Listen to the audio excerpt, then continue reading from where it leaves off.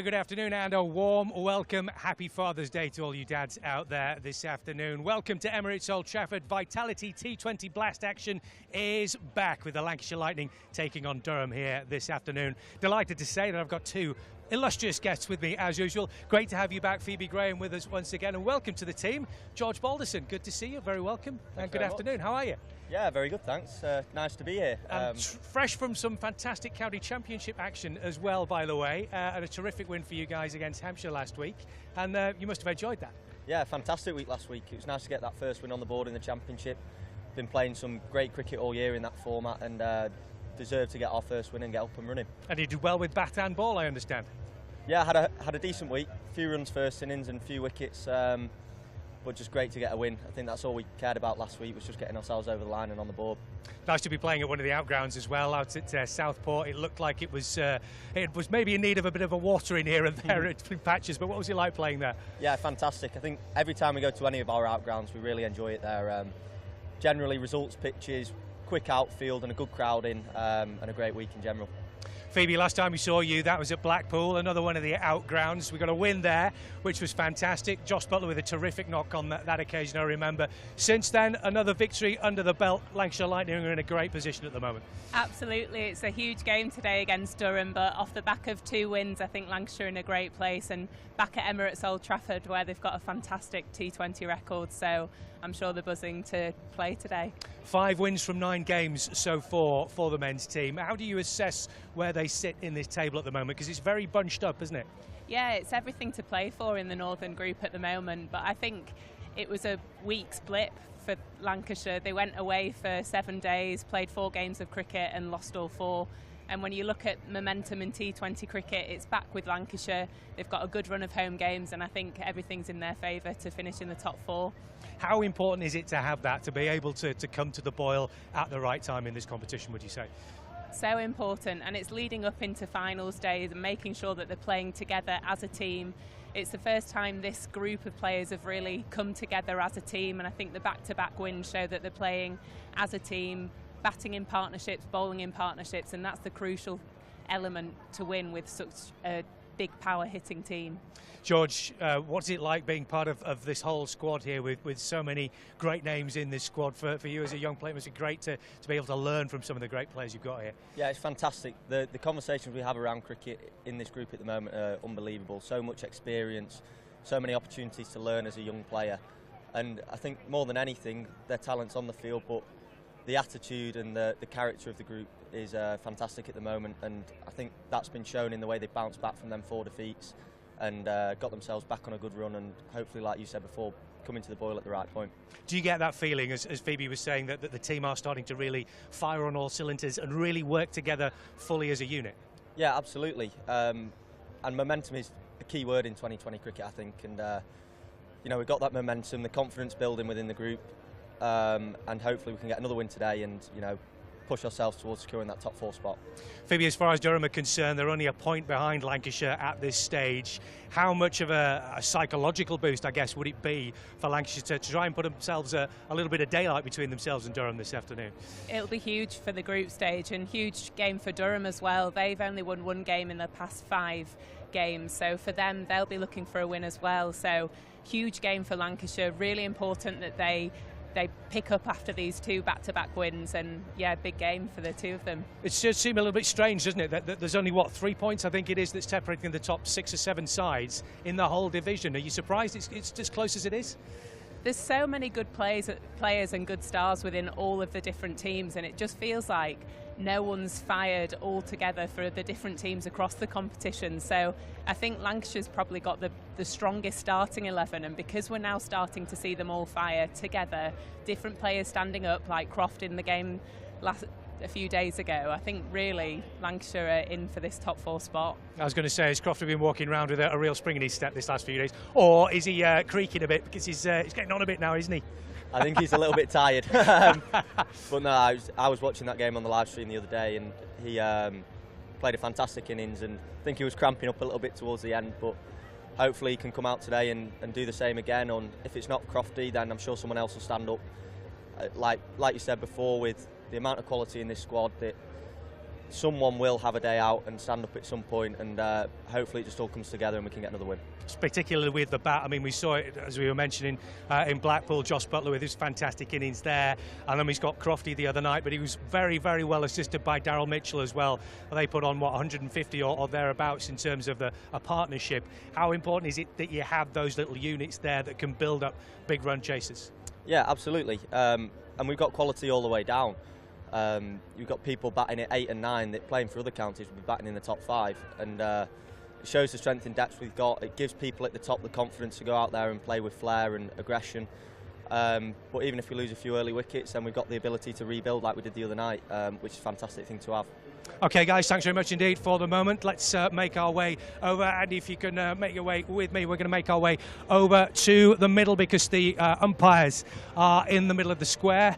As we make our way over there, the two captains will be making the toss, and will be deciding who bats and who bowls.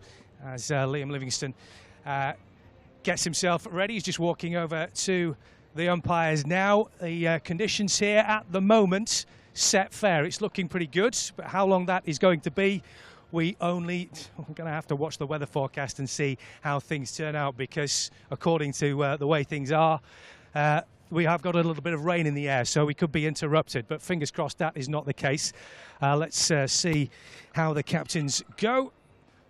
Alex Lees of Durham, and also Liam Livingstone, of course, of Lancashire, as our umpires this afternoon, Messrs Lloyd and O'Shaughnessy.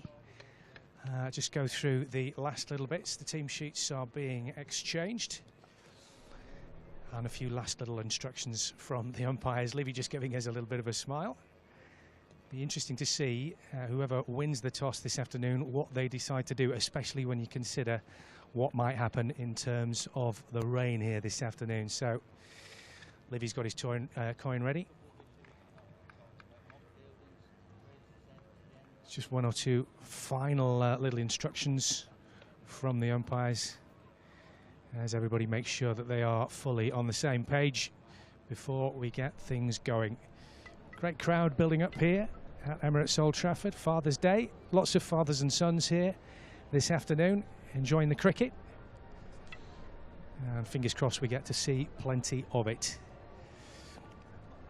So interesting. This is unusual to see quite such a discussion going on before a game. Usually it's all fairly straightforward, but clearly these umpires want to make sure that everybody is fully on the same page. Anyway, after all that, here we go. Coin is tossed, and hands are being shaken, and as per usual, I think we might just get a picture beforehand, or are we going to go straight to Liam? There we go. Livy, you've done the toss. What's the verdict? Yeah, we lost it and we're batting. So how do you feel about that, given the fact that we are expecting maybe a little bit of rain around this afternoon? Yeah, it's not something that's going to worry us. Hopefully it doesn't come till later on. So batting first is something we do really well here at Emirates Old Trafford, so hopefully do the same again today. A couple of wins on the bounce going into this game. Things are looking pretty good, aren't they? Yeah, it's been better last couple of games. Obviously we had a bit of a disappointing away trip last week, so yeah, hopefully building momentum at the right time of the tournament. What is it that's changed, do you think? Is it just that you seem to be putting more complete all-round performances together? Not much, to be honest. I think we're just winning instead of losing. But yeah, I don't think we've changed too much. Just keep believing in our ability. We've got a lot of talent in that dressing room, and making sure everybody knows that. That's the way it is, though, in T20 cricket. The margins are so fine, aren't they? It's difficult to be able to put your finger on sometimes if things are not going fully right. Yeah, it is, and I think you're better off building momentum at the end of the tournament rather than the start. So that's certainly the usual trait for teams that go on to win tournaments, is they build momentum at the right time. So hopefully we're doing that. Another big game today, and yeah, everybody's looking forward to it. Durham only a point behind you. It'd be nice to be able to put a bit of distance between the two sides, wouldn't it, this afternoon? Yeah, I think the whole league's quite tight at the moment. So yeah, whatever. Hopefully get another 2 points today, and it'll put us in a really strong position. And as far as your team's concerned today, any changes? Yeah, we've got 2 niggles, so Dane's out and Crofty's out. George Bell comes in and Colin de Grandhomme comes in. So yeah, unfortunate for them, especially Crofty having get 100 the other day. So yeah, he did his calf during that, so hopefully it won't be too long for him. It's got to be expected at his age, hasn't it? Yeah, I know he's getting on a bit now.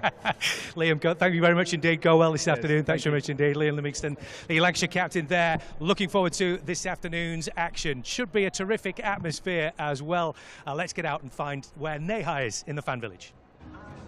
Hello, we are here in the fan village, and I mean there's a lot of people here today. It's a Father's Day special as well, so I'm going to take you along. We want to see how many dads we can find.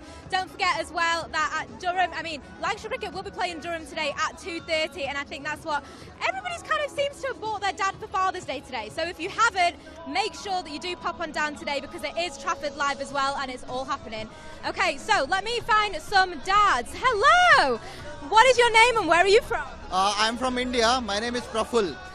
Is it your first time here today? So this is my second time, but my wife is coming for the first time. Oh, amazing. And is it a Father's Day special today? Yeah. Have you brought your dad to the cricket for Father's Day?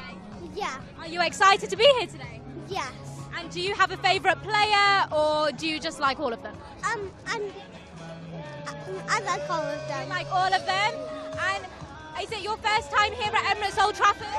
No. You've been here before, Yeah. but it's Mum's first time today. Yeah. How does it feel, Mum? First time here today? Yes, it is, and I'm very excited to see it. Excited. Do you like cricket, or are you just here for the boys today? I'm here for the boys. Yeah, Father's Day special. Yes. Okay, amazing. We hope you have the best time, guys. Okay, let's see who else we can find. Let's have a little look. As you can see, the atmosphere is building. There's so much going on. And I just want to steal someone's chip. I'm not going to lie. Let's have a little look. There's a lot of good food going on. Hello. We are live on Lancs TV. Is it a dad and his lads day out today? Yeah, it is. Yeah. Are you excited to be here? We are very excited to be Who here. are you most excited to see? Oh, who are we excited to see, Lucas? I'm excited to see if Butler can do well today. I think hopefully it should be a good game, and Luke Wood as well bowling. I hope he does well. You know what? I can't stop looking at that gyros. Do you recommend it? Really awkward. No, I love it. It looks really nice. Do you recommend it? I absolutely recommend it, from the Greek Grill. From the Greek Grill. Okay, well, I'm going to head over there now. Thanks, guys. Hello. We are live on Lancs TV. How are you? Is it a little dad and his lads day out today? Yeah, I think it is, isn't it? Yeah, a bit of Father's Day out. Father's Day special. Absolutely, yeah. Are you excited to be here today? Yeah. Who are you most excited to see? Yeah. Josh Butler. Is it your first time here today? No. What was that? It's my first time. Are you excited to be here?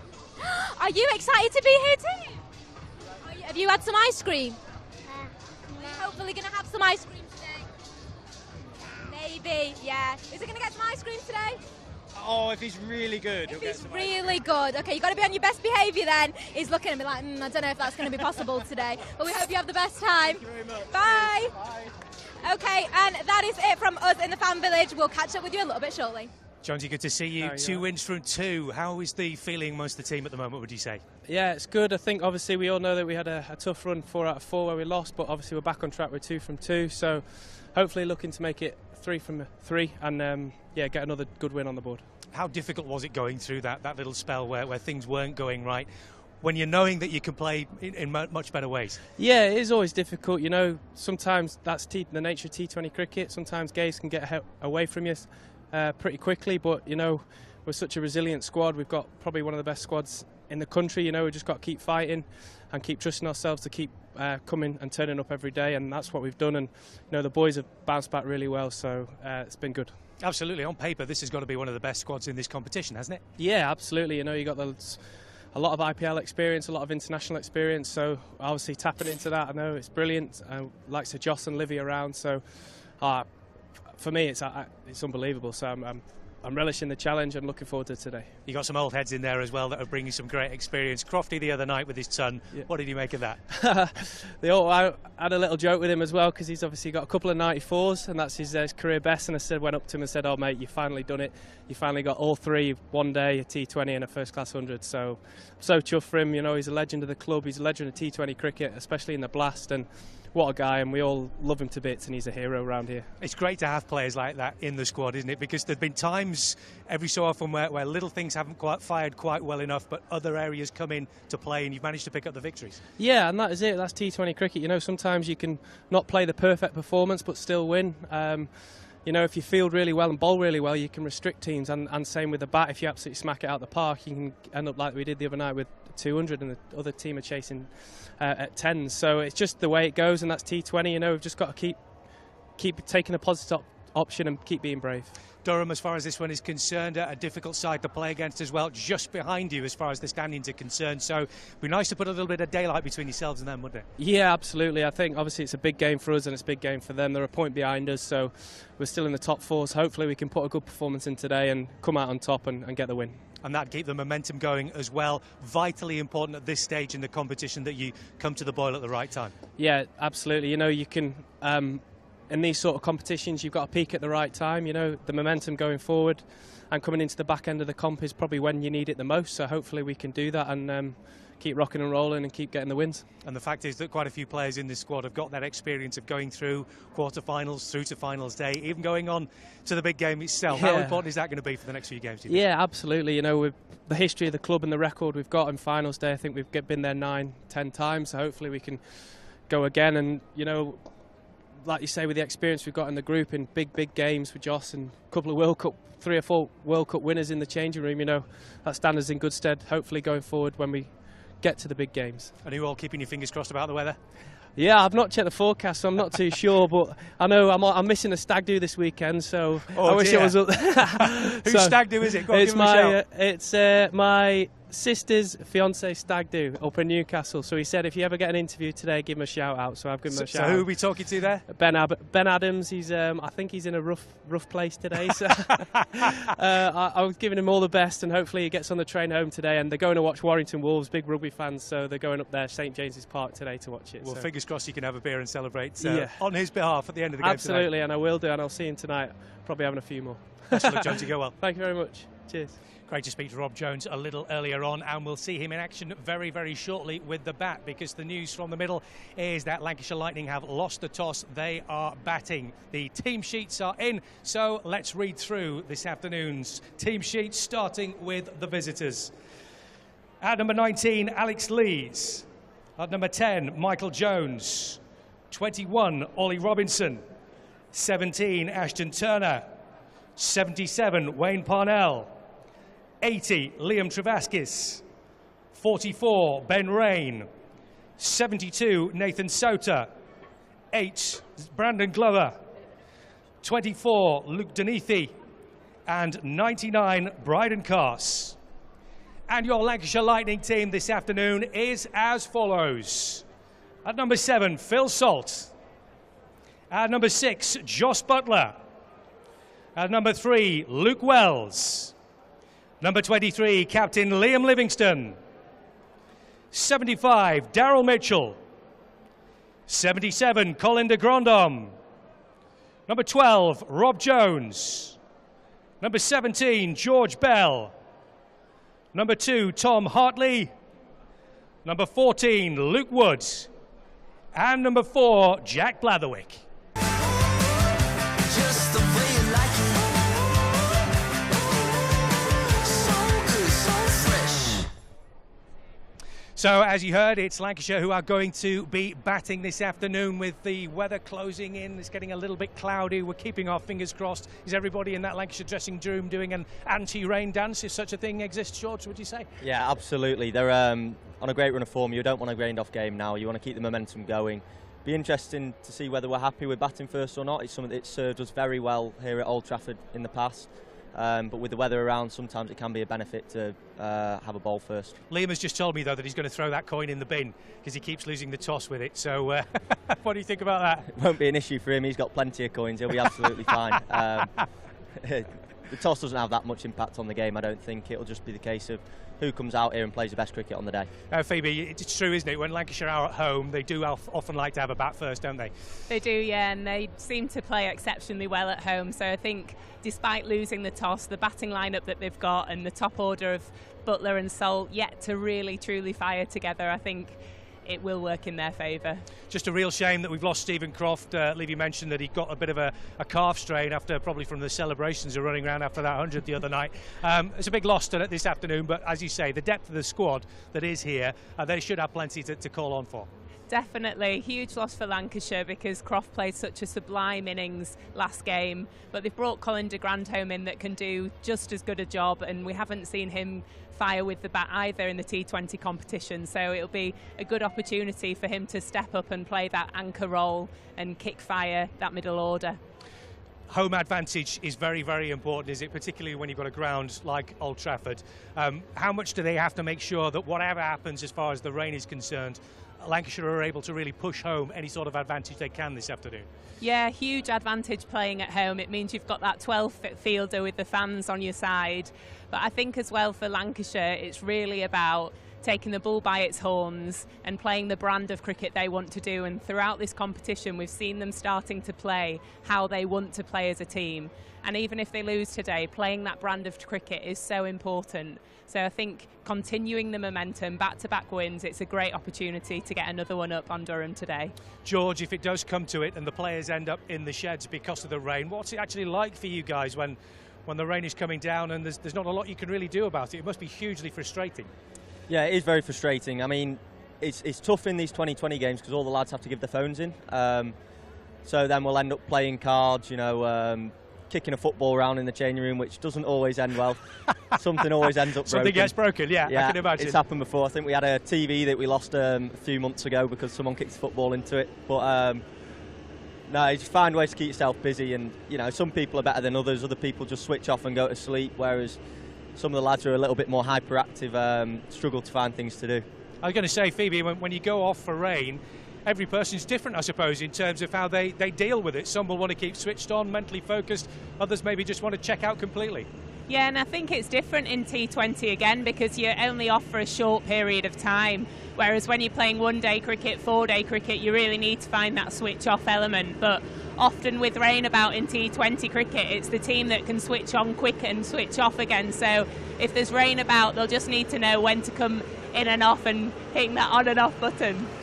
OK, well, as you can probably hear in the background, the hover covers are coming off, which is a great sign because, fingers crossed, that means we're going to be starting on time and the game will be getting underway very, very soon. And just in case you need a reminder, here's how the game is played. Each match is played by two teams of 11 players. Some are batters, some are bowlers, and there's one wicketkeeper. Both teams have a chance to bat and bowl. Look out for the coin toss. That's how they decide which team bats or bowls first. Each team has 20 overs to score as many runs as possible. The team with the most runs wins the game. One over is made up of 6 good deliveries from the bowler. To score runs, batters hit the ball and run between the stumps. If the ball reaches the boundary, it's 4 runs, and if it gets there without bouncing, that's a 6. While the batting team are scoring runs, the bowling team are trying to stop them and get the batters out by taking wickets. A few ways batters can be out are bowled, caught, run out, stumped, and LBW. Watch out for signals from the umpires, 4s, 6s, wickets, and these when a bad delivery has been bowled. Bad deliveries add runs to the batting team's score, and the bowler must bowl an extra ball. If you see the umpire doing this, the next ball is a free hit, and the batter cannot be out, bowled, caught, LBW, or stumped. And those are all the basics you need to know to get behind your team in this year's Vitality Blast competition.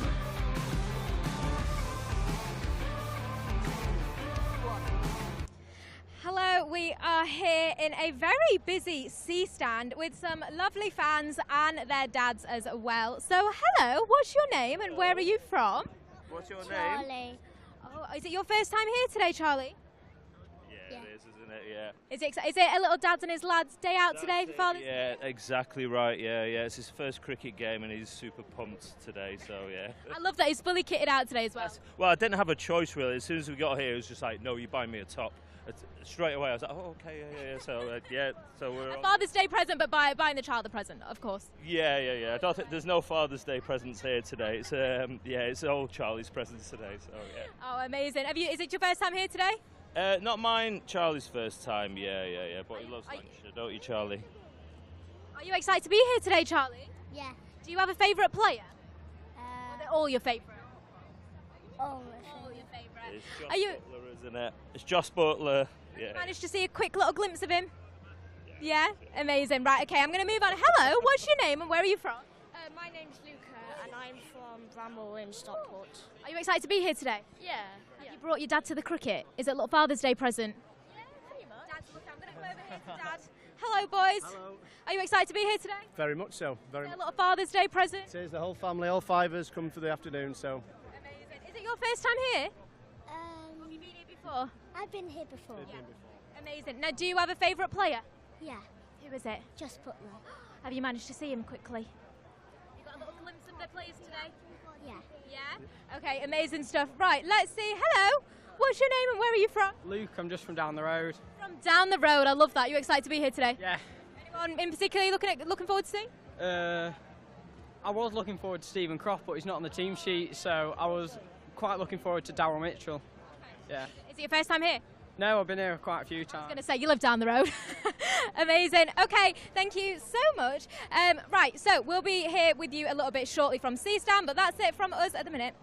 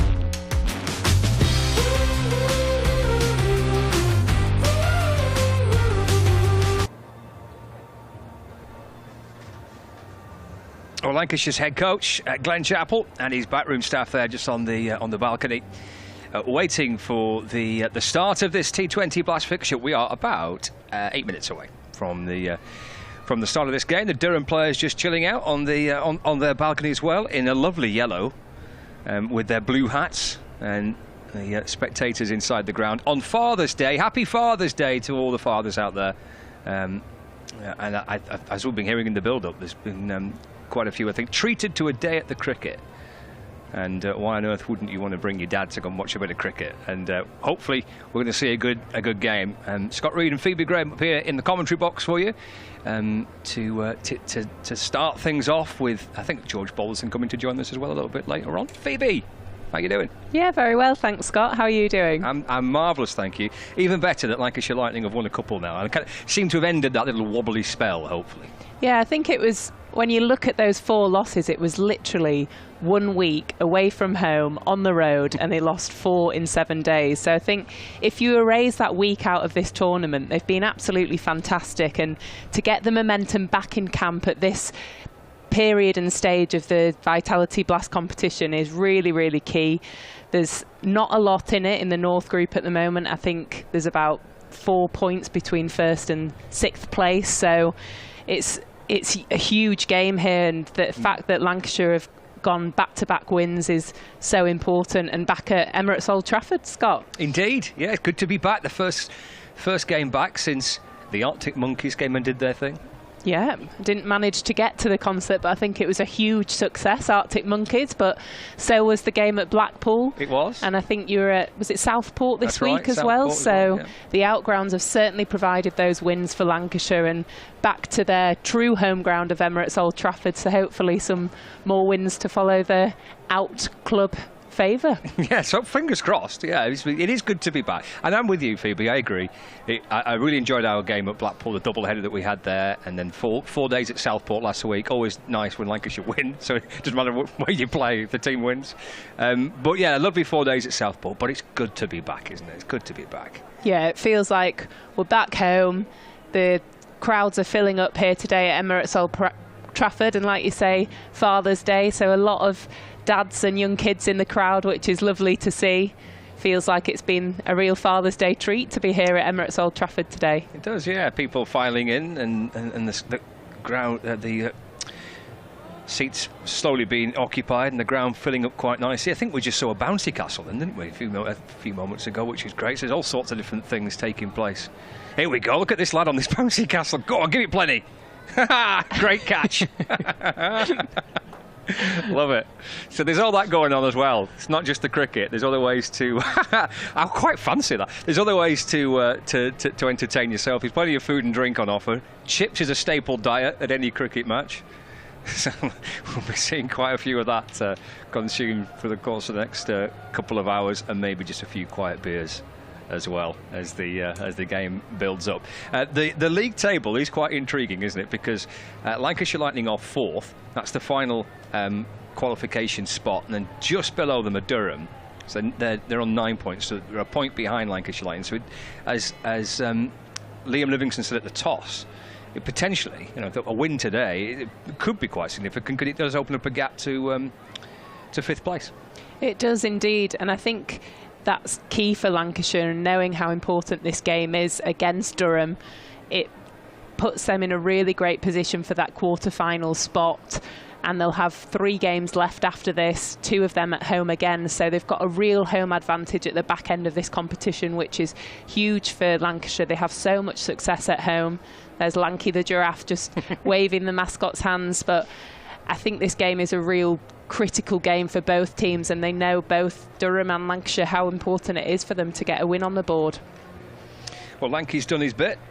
The 2 opening batters are creeping down the stairs as well. Josh Butler and Phil Salt. We've seen the umpires heading out. Steve O'Shaughnessy and Graham Lloyd were just a few minutes away from the start of play. Ladies and gentlemen, with the guard of honour from Holme Cricket Club, please welcome this afternoon's umpires, Graham Lloyd and Steve O'Shaughnessy.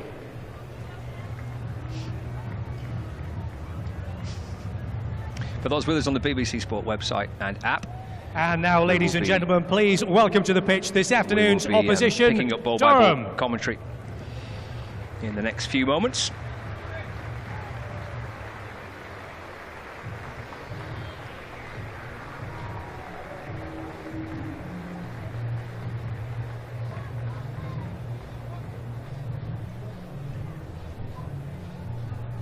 Emirates Old Trafford, are you ready? 10, 9, 8, 7, 6, 5, 4, 3, 2. Whoa! Please welcome to the pitch, Lancashire Lightning!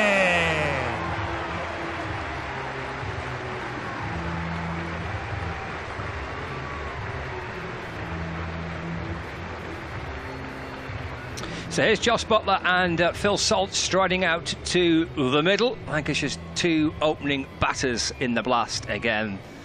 And hopefully for the first time to EOT, wearing his Lancashire shirt.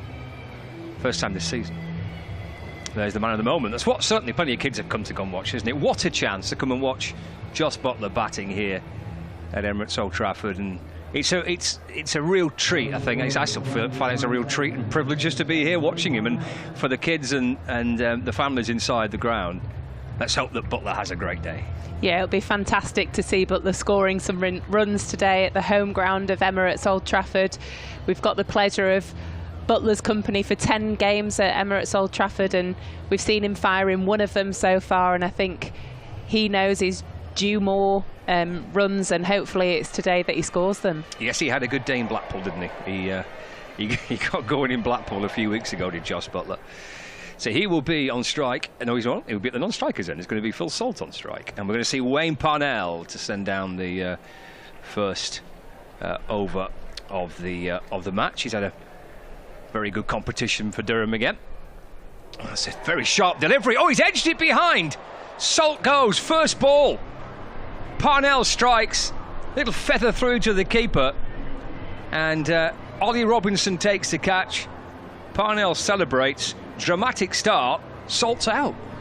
Well, Parnell has had an excellent campaign this T20 competition. Left arm nips away from Salt. Just moves off the seam late, and Salt plays at it. Really fine feather of an edge. But an edge it was, and Robinson caught. Salt dismissed for no runs. There was just that, and it was beautifully described for me, just that little bit of movement, wasn't it, that perhaps just did for Salt. And that's what sometimes you can get with these white balls early on. If you're going to see the ball move a bit, it tends to be in the first couple of overs, I think. It does. That's where you'll see the greatest movement off the ball, and off the pitch there was just that little bit of nip away, and that's what the white ball can bring early on, and that's the danger of these strike bowlers like Parnell, coming in at an angle, left arm over the wicket, and caused big problems there for Salt. So I don't think de Grandhomme would have thought he'd be in this early. No, de Grandhomme batting at 3 for Lancashire Lightning. Is out there in the middle now. Parnell with his 12th wicket of the Blast this season. He's got 11 wickets at 22, an average of 22 coming into it. Slip in place, here's Parnell, left arm over balls, hammered away over backward points and towards the boundary for 4 runs. No messing from de Grandhomme there. And Lancashire are up and running 4 for 1. No, de Grandhomme saw that slightly wider and just threw his hands through it, straight over point, and ran away for 4. The beauty of the power play is only 2 fielders allowed out. Currently, Parnell has 3rd and square, so de Grandhomme made hay there. He did. Balls again. It's worked off the legs out towards the leg side this time. And he'll shuffle back for a couple. Nathan Souter scooping the ball up on the mid-wicket boundary, and de Grandhomme moves on to 6, having come back into the Lancashire side. Didn't play on Friday at Wantage Road in the victory against Northamptonshire, but back into the side tonight. Lancashire having to make a couple of changes. If you missed that news at the toss about half an hour ago, the 2 changes from the Friday night win. Wraps the pad. He's gone. Parnell picks up another. Swinging in towards de Grandhomme, shaping to work it to the leg side. Thumps into the pad. The umpire says that's out. Well, this is a huge wicket and a great shout from Parnell. It's just hit middle line and straightened as that delivery. Not much movement off the seam and hitting top of middle. Great shout from the umpire. De Grandhomme, who was striking the ball so fantastically, gone for just 6 off 3, and what a fantastic first over from Parnell, causing Lanc some serious trouble. There's going to have to be a serious rebuild here as well as enter the crease. Hit him on the knee roll, that, didn't it? Looking to work it to the leg side. I suppose if there's an element of doubt, we might be able to get a chance to see that again maybe in the not too distant future. If there's an element of doubt, it might be, well, firstly, I think we can see it now, whether that's pitched in line. It has. And that's a decent call, isn't it, for me? It is really. It's straightened up as that delivery, and I think it firmly is out. 6 for 2. 2 slips in place. Wells on strike. And that swings away from Wells and taken by Ollie Robinson, the Durham keeper. He's had a great start to his time at Durham. He joined the club from Kent. He's had a wonderful season in the Blast and in the county championship. He's made a really excellent start to his time with his new county. And there's plenty of smiles there. What a lively first over. 6 off it so far, but 2 wickets. The final ball of the over. And it's defended by Wells out into the offside for no run. Well, 6 for 2. We've had 6 balls of the match, Phoebe, and it's been a pretty busy start to the match. Hasn't it just? An excellent first over from Parnell there, causing the Lancashire openers some serious trouble. He just managed to get that little bit of movement that you can get off the new ball, and with that got the dismissal of Salt caught behind. The ball straightened up to de Grandhomme. LBW, brilliant shout, great call. And so Parnell's had a fantastic over there, and we've got Wells and Butler at the crease. Wells, who has played a brilliant role in the power play before the arrival of Salt and Butler, so knows that he can play this role really well, but not the start that Lancashire will have wanted. No, and watching it at the other end has been Josh Butler, who's yet to face a delivery, but he will now, because Ben Rain is coming into the attack to start the second over of the match. He's bowling from the James Anderson end, and Butler, he's on strike for the first time, just nudges this ball away for the leg side, just jogs through for a quick single. As Liam Travaskis picks up and throws in towards the keeper, and Butler gets his first run. 7 for 2 then. Second over of the game. Wells, he'll take guard from umpire Graham Lloyd. It's not quite as threatening and as quick as Ben Rain. You've got this, our keeper's just standing back now. He stood up for Butler, but the field is third and fine up, and then he's got a square leg and a backward point for Luke Wells out on the boundary. Yeah, 2 allowed outside the circle in this power play. Both square of the wicket, leg side and onside. Oh, that's a wide ball that Wells goes after, just swings away from Luke Wells and into the gloves of Ollie Robinson. Looks to have great carry, does the pitch today. Yeah. It's been such hot weather here in England that a lot of the pitches are dry, they're fast, they're quick. There was that rain this morning, which will probably have helped the wicket, if anything. And we're hoping the forecast, as Rain comes in and bowls to Wells, has pushed it away. He's actually come off the inner half of the bat and deflects down toward deep backward square leg. Quite where he was aiming, but he'll take 2 nonetheless. His first runs for Luke Wells, 9 for 2. There has been these suggestions that we're going to see some thunderstorms, which the Schaffernacker, the great Thomas Schaffernacker on the BBC Weather Channel, said that we're going to get some rain at some point, and it could be quite heavy, but he said, I don't know when. I mean, he wasn't saying this directly to me. He was saying it to the greater public. But yeah, he said you're going to get some rain, but no idea when. This is Wells just trying to nudge the ball away to the leg side. It's picked up its short, fine leg.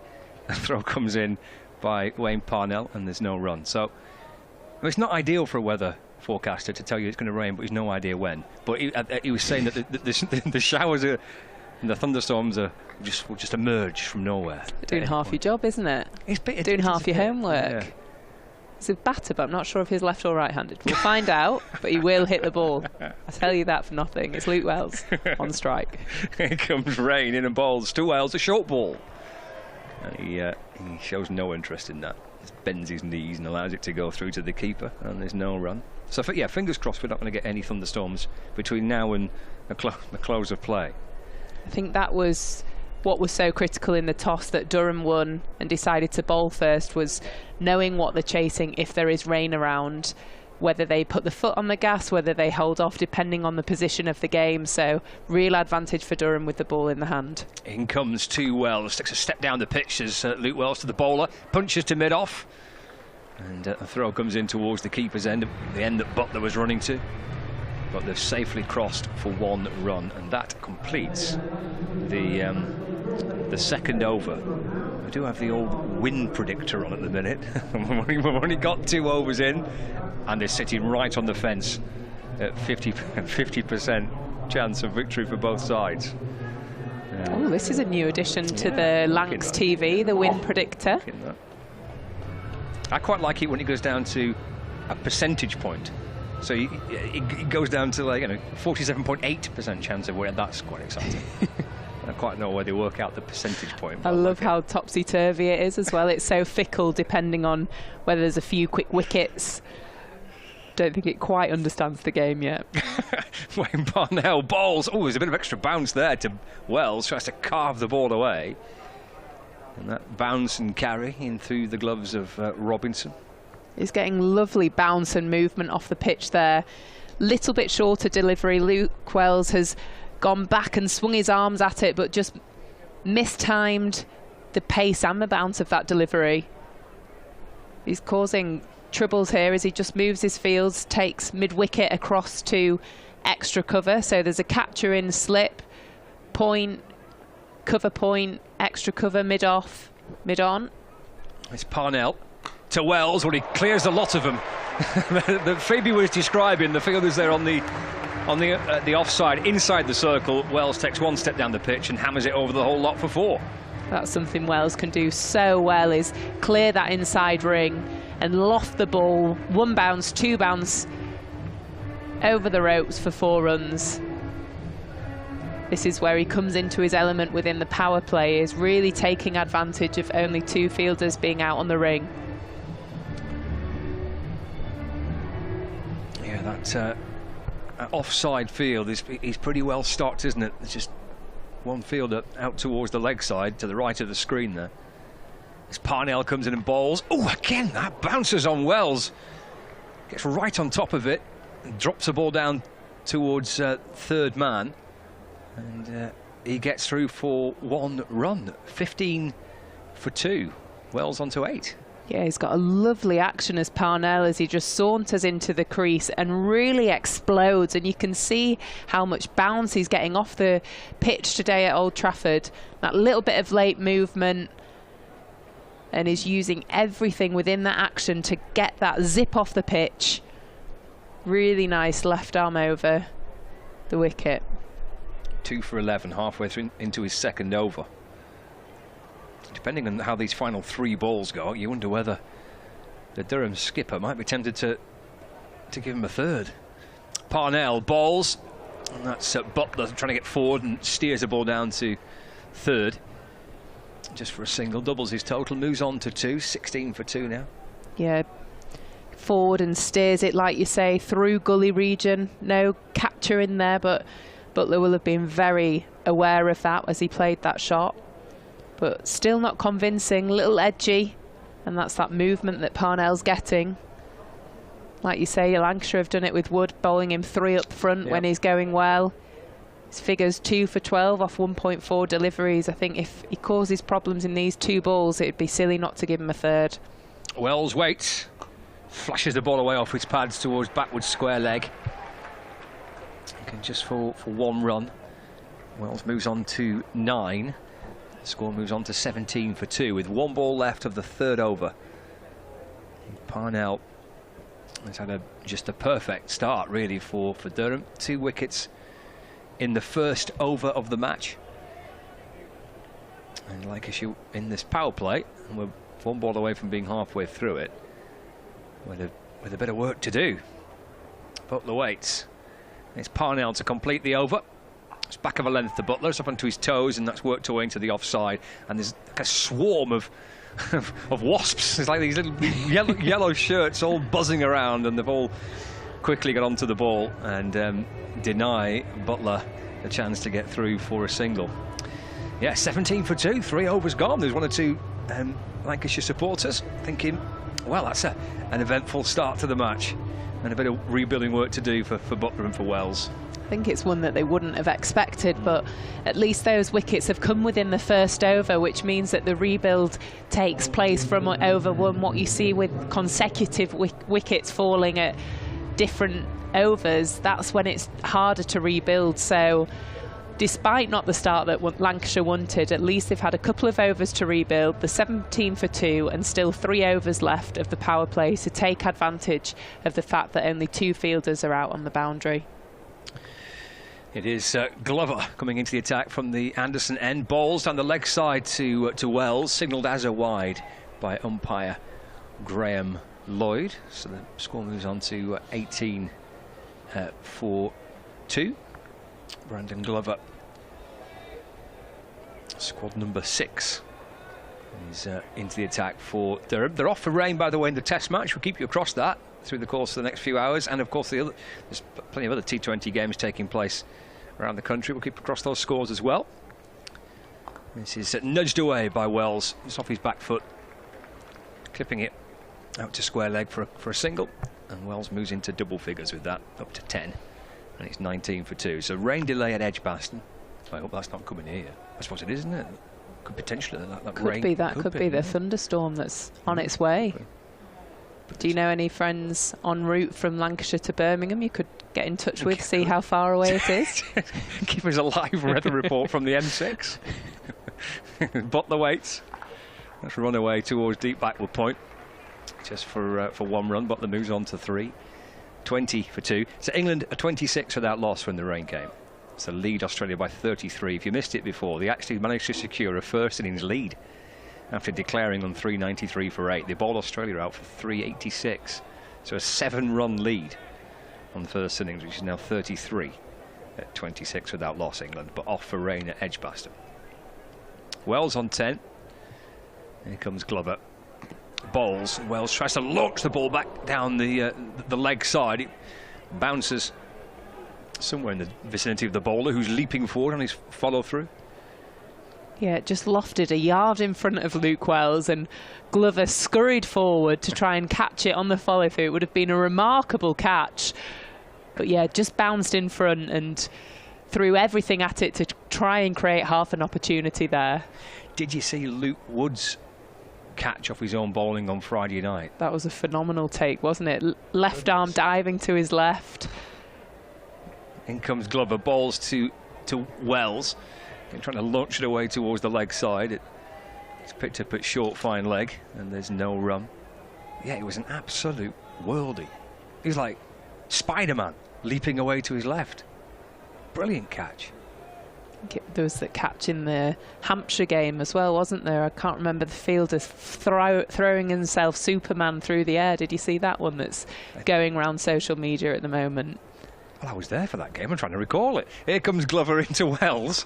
Oh, that's a lovely shot. That's back over the bowler's head. Beautiful straight on drive by Wells to get him a boundary to move the score up to 24 for 2. Held the post too, didn't he? Yeah, lovely from Wells. No real foot movement, and just driven that straight down the ground over the bowler's head, and with real elegance and class. Takes him on to 14.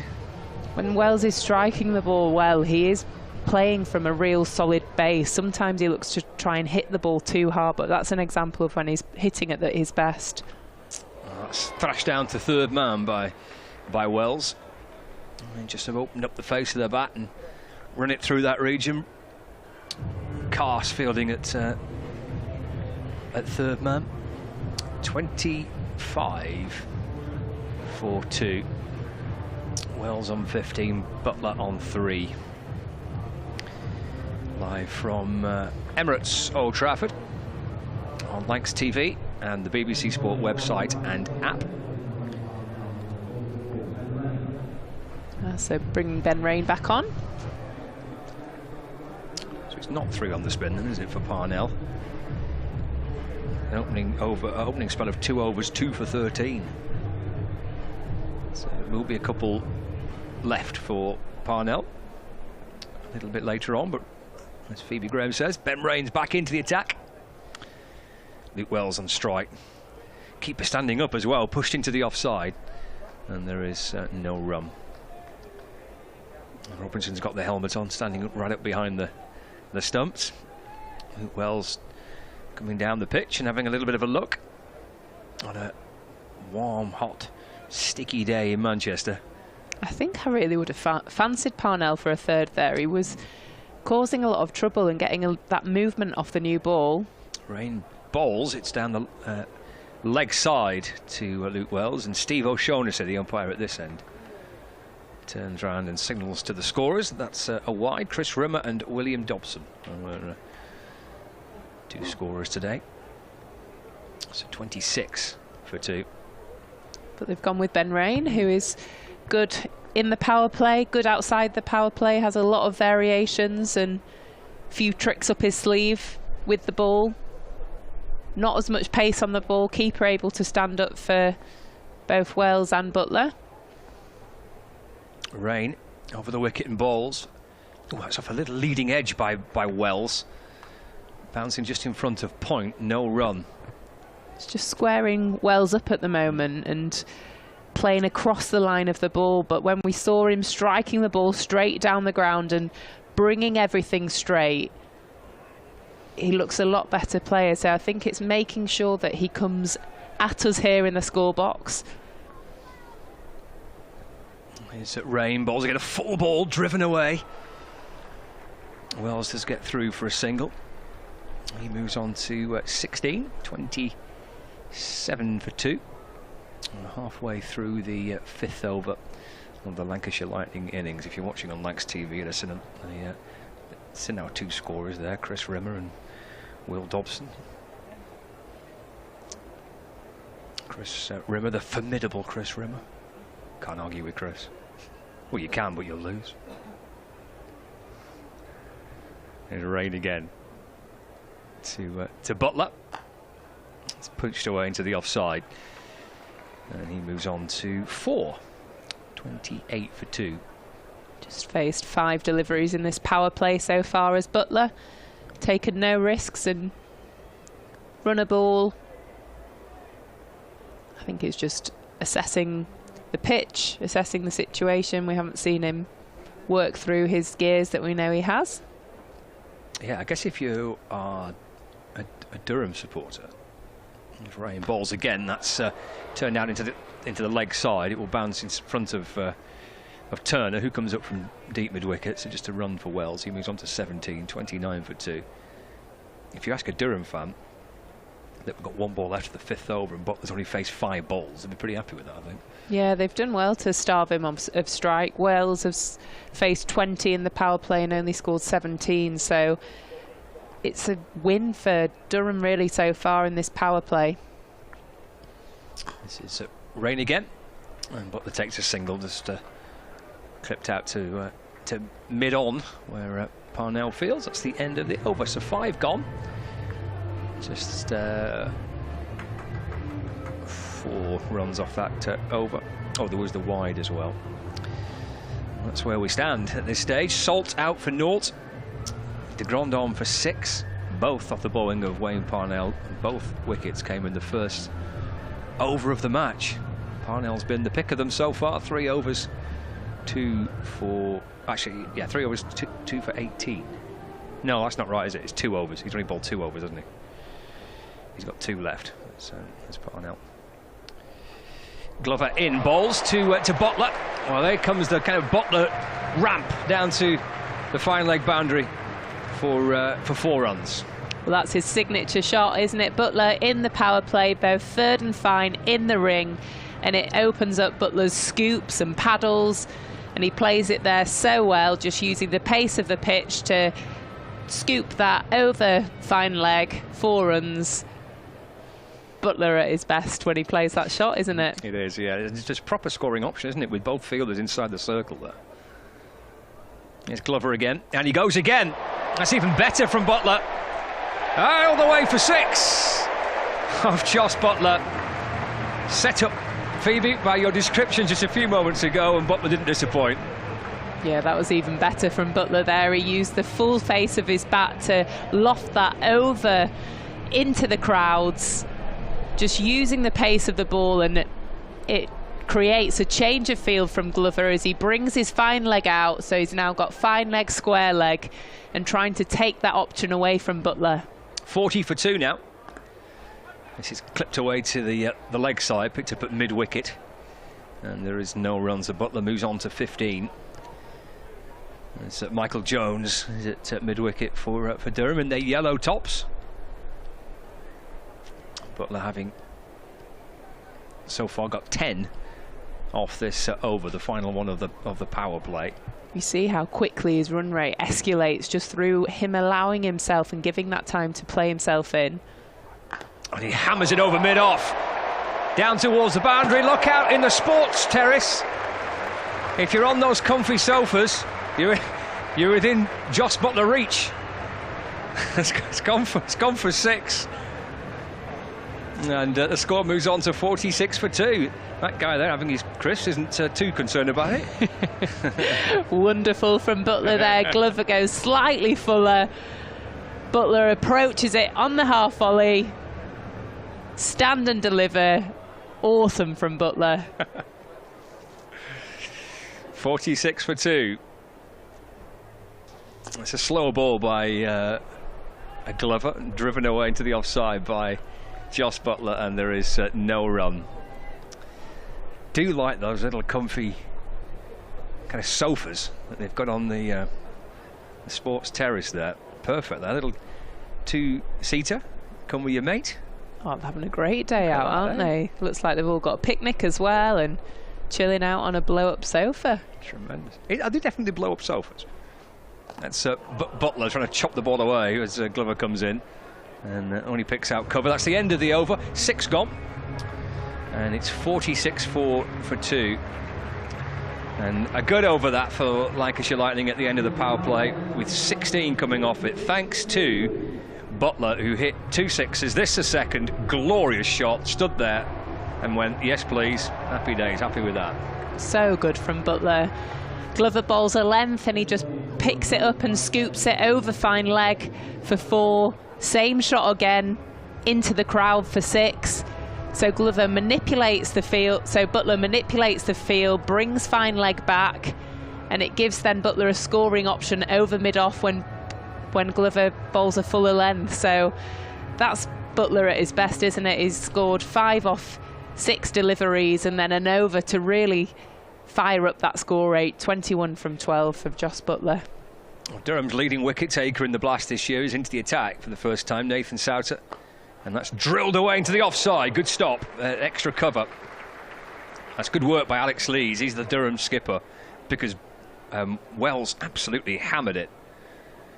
And it was good work away to his right. Stop the ball. In comes Souter. Balls again to Wells. Swept off the pads down towards short fine leg. They dart through for a quick single as Glover picks up and throws in towards the keeper. The score moves on to 47 for 2. Comfortably made it there, did Josh Butler. Yeah, Souter has been the leading wicket taker for Durham, taking 18 wickets in this competition so far. Leg spin and spinning. Spinners tend to be successful at Emirates Old Trafford. You do, yeah. Just dropped short here, actually, and Butler rocks back and muscles the ball out towards the new stand in front of the new hotel. It's the 3rd 6 for Butler, brings up the Lancashire 50. His eyes lit up, I reckon, when he dropped short there. Excellent from Butler, punishes the short ball. Very, very short from Souter, and it gets what it's deserved and pummeled into the crowds by Butler. You've got to get your length right to Butler. Fuller ball this time, and he drives away into the offside. It might be 4 more. He's timed it beautifully. Oh, what a shot! Brilliant from Butler again. It'll bend the knees and then punches the ball through the offside for 4. Well, the crowd has certainly woken up here at Emirates Old Trafford as Butler starts to really fire and take advantage of every delivery coming down to him. That was a wonderful shot from Butler. Fuller by Souter, trying to get that right length to him, and punished again by Butler. Just an excellent shot through extra cover for 4. Takes him to 31. Goes again down the ground towards long on. Gone though this time. Caught by Wayne Parnell right on the edge of the boundary. Clutching the ball just a few inches away from the boundary rope. Frustration for Butler. He entertained the crowd while it lasted, but at the end, Souter gets the wicket. Down towards Parnell at long on. Takes a solid looking catch. Lancashire lose their 3rd wicket, 57 for 3. Such a shame for Butler there. It looked like Souter might have taken a little bit of pace off the ball there, so Butler went to clear long on, which was a huge, huge boundary. They're big boundaries here at Old Trafford, and that's probably the biggest pocket for Butler to clear. And he was looking so destructive there, but really well played by Souter. He's got his fielders in the right position and he's taken a little bit of pace off the ball there, knowing how big the boundaries are to clear for Butler. So Butler departs Lancashire 57 for 3. And I make that wicket number 100 for Nathan Souter in his T20 career. So congratulations to Souter. His 100th T20 wicket for the Australian bone leg spinner from New South Wales. From a Middlesex man, he signed actually for Durham last year. I think his debut for Durham came against Lancashire at Chesterley Street. He's got rid of the danger man, Butler. Yeah, not a bad wicket to have in your back pocket, is it? No, not a pretty decent one to celebrate your 100th T20 wicket. There's a run here for Daryl Mitchell, who's the new batter. Just easing the ball away off the pads out to square leg for a single. And that is the end of the over. So 58 for 3. 7 overs gone with Wells on 18 and Mitchell on 1. I think that's where spinners have to be persistent, be brave and courageous, particularly playing against players such as Butler, who are going to take you on, going to look for the boundary option. But to take pace off, to float the ball is a brave option, and that's really well bowled by Souter. And he gets his man in the end. But Mitchell, who's also had a great campaign, I think he's leading run scorer for Lancashire, scoring 323 runs in this campaign so far. So a great candidate to join Wells at the crease. 58 for 3. There's Turner coming into the attack from the Anderson end. That's a nice shot by Mitchell, just leans into it. And that's pushed up towards mid-on for a quick signal. He moves on to 2 now, 59 for 3. Against Wells. This is where we need to see a big partnership for Lancashire, and Wells and Mitchell gelling together as a unit. Nice turn up to Wells. Wells drives through wide mid-off. Oh, not picked up cleanly, so they've come back for a second actually. It's a bonus run that. Michael Jones unable just to scoop the ball up cleanly enough. Wells moves on to 20 now. Yeah, well run by Mitchell and Wells there. Yeah, they were alert to the mistake, weren't they? Turner bowls. And that's driven away for a single. 62 for 3. Such big pockets at Emirates Old Trafford. You see the fielders around 10-15 yards off the boundary trying to stop those ones turning into twos, because you've got to run hard here because there's always opportunity for running twos. Yes, Mitchell comes a little step down the pitch with the idea perhaps to come back for a second, just nudged to mid-wicket, and Turner actually has to go chasing after it after his own bowling. It's a ground that you'll cover a lot of yards on as a fielding unit, because you're constantly anticipating that, walking in, sprinting in to save that 2, or tracking back. Turner bowls, driven down to the bowler again by Wells, hits it firmly down the pitch for no run. So you're basically getting your steps up if you're fielding at Emirates Old Trafford, aren't you? Yeah, ideally you want your step count on so that you can make sure you're doing your 10,000 steps. Turner around the wicket. And Wells with a beautiful shot over square leg. It's gone for 6, it's in the crowd. Wells times it so beautifully again. He moves on to 27, it's 69 for 3. Where's the ball gone? It disappeared somewhere. It's a classic Wells shot. Picks that wonderfully off one knee, scooping round the corner, and bounces a few times into the crowd, and it looks like... Oh, let's hope he's okay. Young lad there. I think he may have just been caught. Let's hope he's okay. With his mum and dad. And they just have been caught with the ball there. Let's hope he's all right. 69 for 3. And Mitchell's on strike. He's 3 not out. And Nathan Souter with his second over. In and bowls. Mitchell down the pitch, hits it down the ground on the bounce to Wayne Parnell. cries of catch, but Parnell couldn't get up from the boundary to attempt a catch at all. No, so just a single. Didn't quite get hold of that, did Mitchell, and probably a good job in the end, because he would have hit that directly into Parnell's hands and fell about 15 yards short in the end. Wells off the back foot, drives away into the offside. Alex Lees fields, and there's no run. Dot ball, 70 for 3. We're into the 9th. And Luke Wells looking in menacing form, 27 from 27 balls faced. That was his first 6. Dancing down towards the bowler this time is Wells, and it's played up towards mid-on. And through he goes for 1 run. Moves on to 28.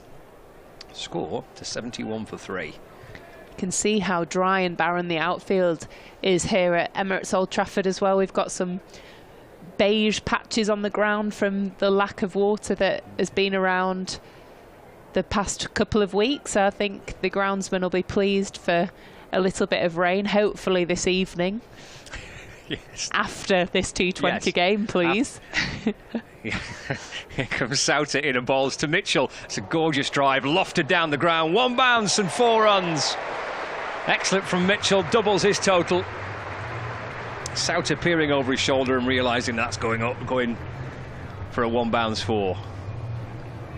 Yeah, brilliant shot from Mitchell there. Aiming for the side screen and executing fantastically. Stand and shoot. Mitchell to 8. 75 for 3. Souter balls. And his runs here. He's just pushed it away through cover. Now he's come back for a second. Travascus has got plenty of ground to make up to get to the ball. And in the end, a comfortable 2. Mitchell moves on to 10. 77 for 3 with a delivery to go of the 9th over. Nathan Souter bowling his leg spin from the Brian Statham end. Mitchell goes back into the crease and drops it into the offside, just pushes it away through cover. Travascus comes up again. Not seen him have a ball yet, have we? Liam Travascus. He's had wickets and success here in the past for Durham. Won a very dramatic match here a few years ago, did Liam Travascus. 78 for 3, 9 overs gone. It's time to lob a few t-shirts into the crowd. What a treat. Happy days. Yeah. It's a bit like getting the wedding bouquet, isn't it, this? It's a bit, yeah. If you forgot to have bought your dad a Father's Day gift and you can snap for one of these, happy days. Happy days indeed. There you go, Father. Happy Father's Day. 78 for 3. And we're about to start the 10th over of the innings. Mitchell on strike. Here comes Turner to Mitchell. And Mitchell off the back foot. Punches up towards mid-on. Nathan Souter comes up to complete the fielding. Score moves on to 79 for 3. I think what's been nice about Mitchell throughout this campaign is he's really start to come into his own within his role within the team. Turner in. Oh, Wells again. Blimey, that's a big hit. That's beyond the sports terrace. Down between the gap between the hotel and the pavilion. It's a big blow by Wells. It's a gorgeous shot over long on. It's a terrific piece of hitting by Luke Wells to take him to 34. The ball's gone missing again. That's bouncing around the back of the pavilion. It's 85 for 3. Yeah, fantastic strike by Wells there. Moves down the ground and hits that so straight. Wonderful, and clears the crowds. I think it's bounced on through to the car park. Looks like it's coming back through from the bouncy castle. I think it was. He was heading in that direction, wasn't it? Goodness. Well, they've found it. Wherever it was rattling around, they've found it. Yeah, it's come back reasonably quickly, is that? Not sure what condition it's in, Phoebe, but it's going. It's been bouncing around the concrete. Turner to Wells. It's chopped away into the offside. Oh, he's gone through for a quick single. The throw comes in from Alex Lees, who's the captain of Durham, trying to run Wells out.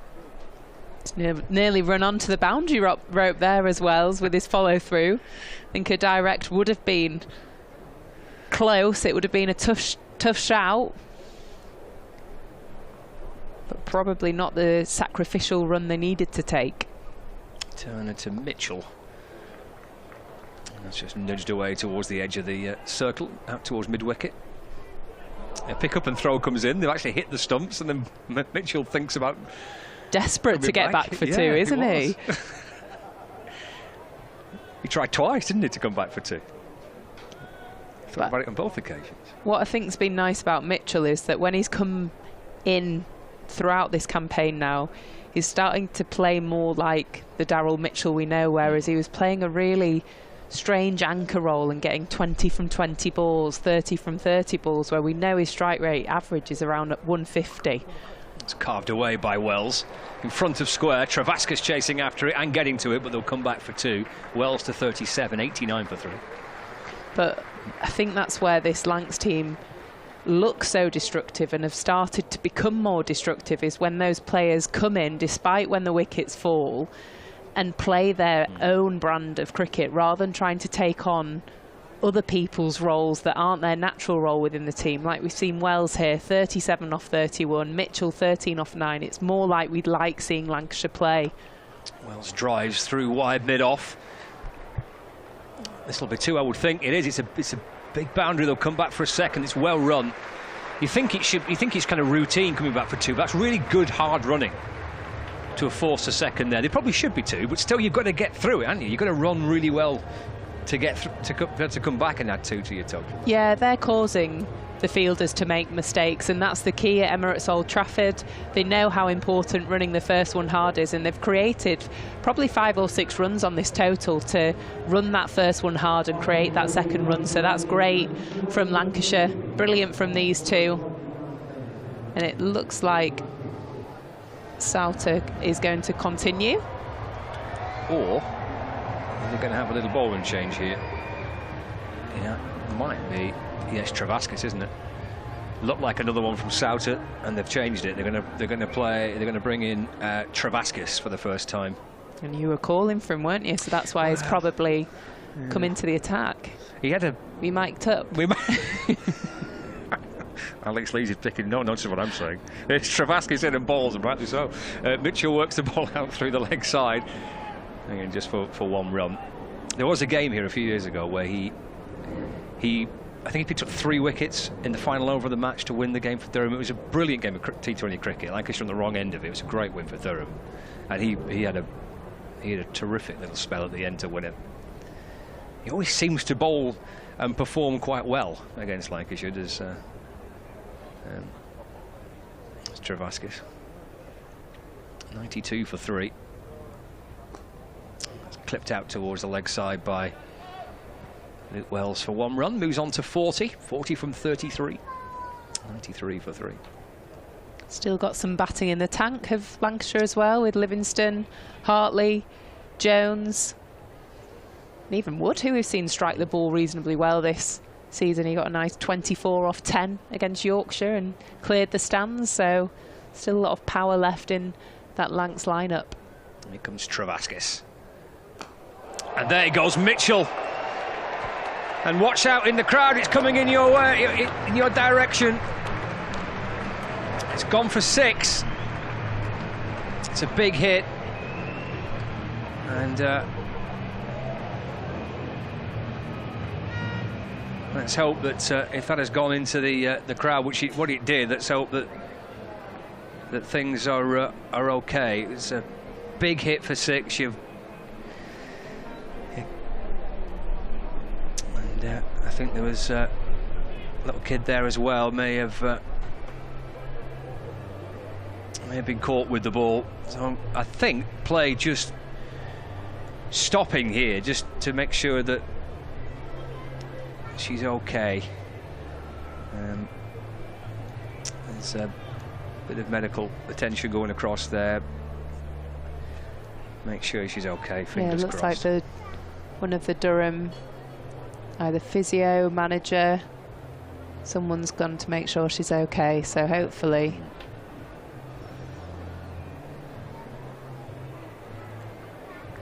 I think an ice pack was being sent over as well.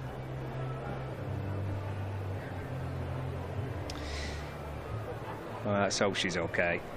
I mean, it obviously shakes you up. The ball coming, bouncing around the seats or somewhere near you, it can certainly shake you up. Let's hope she's all right.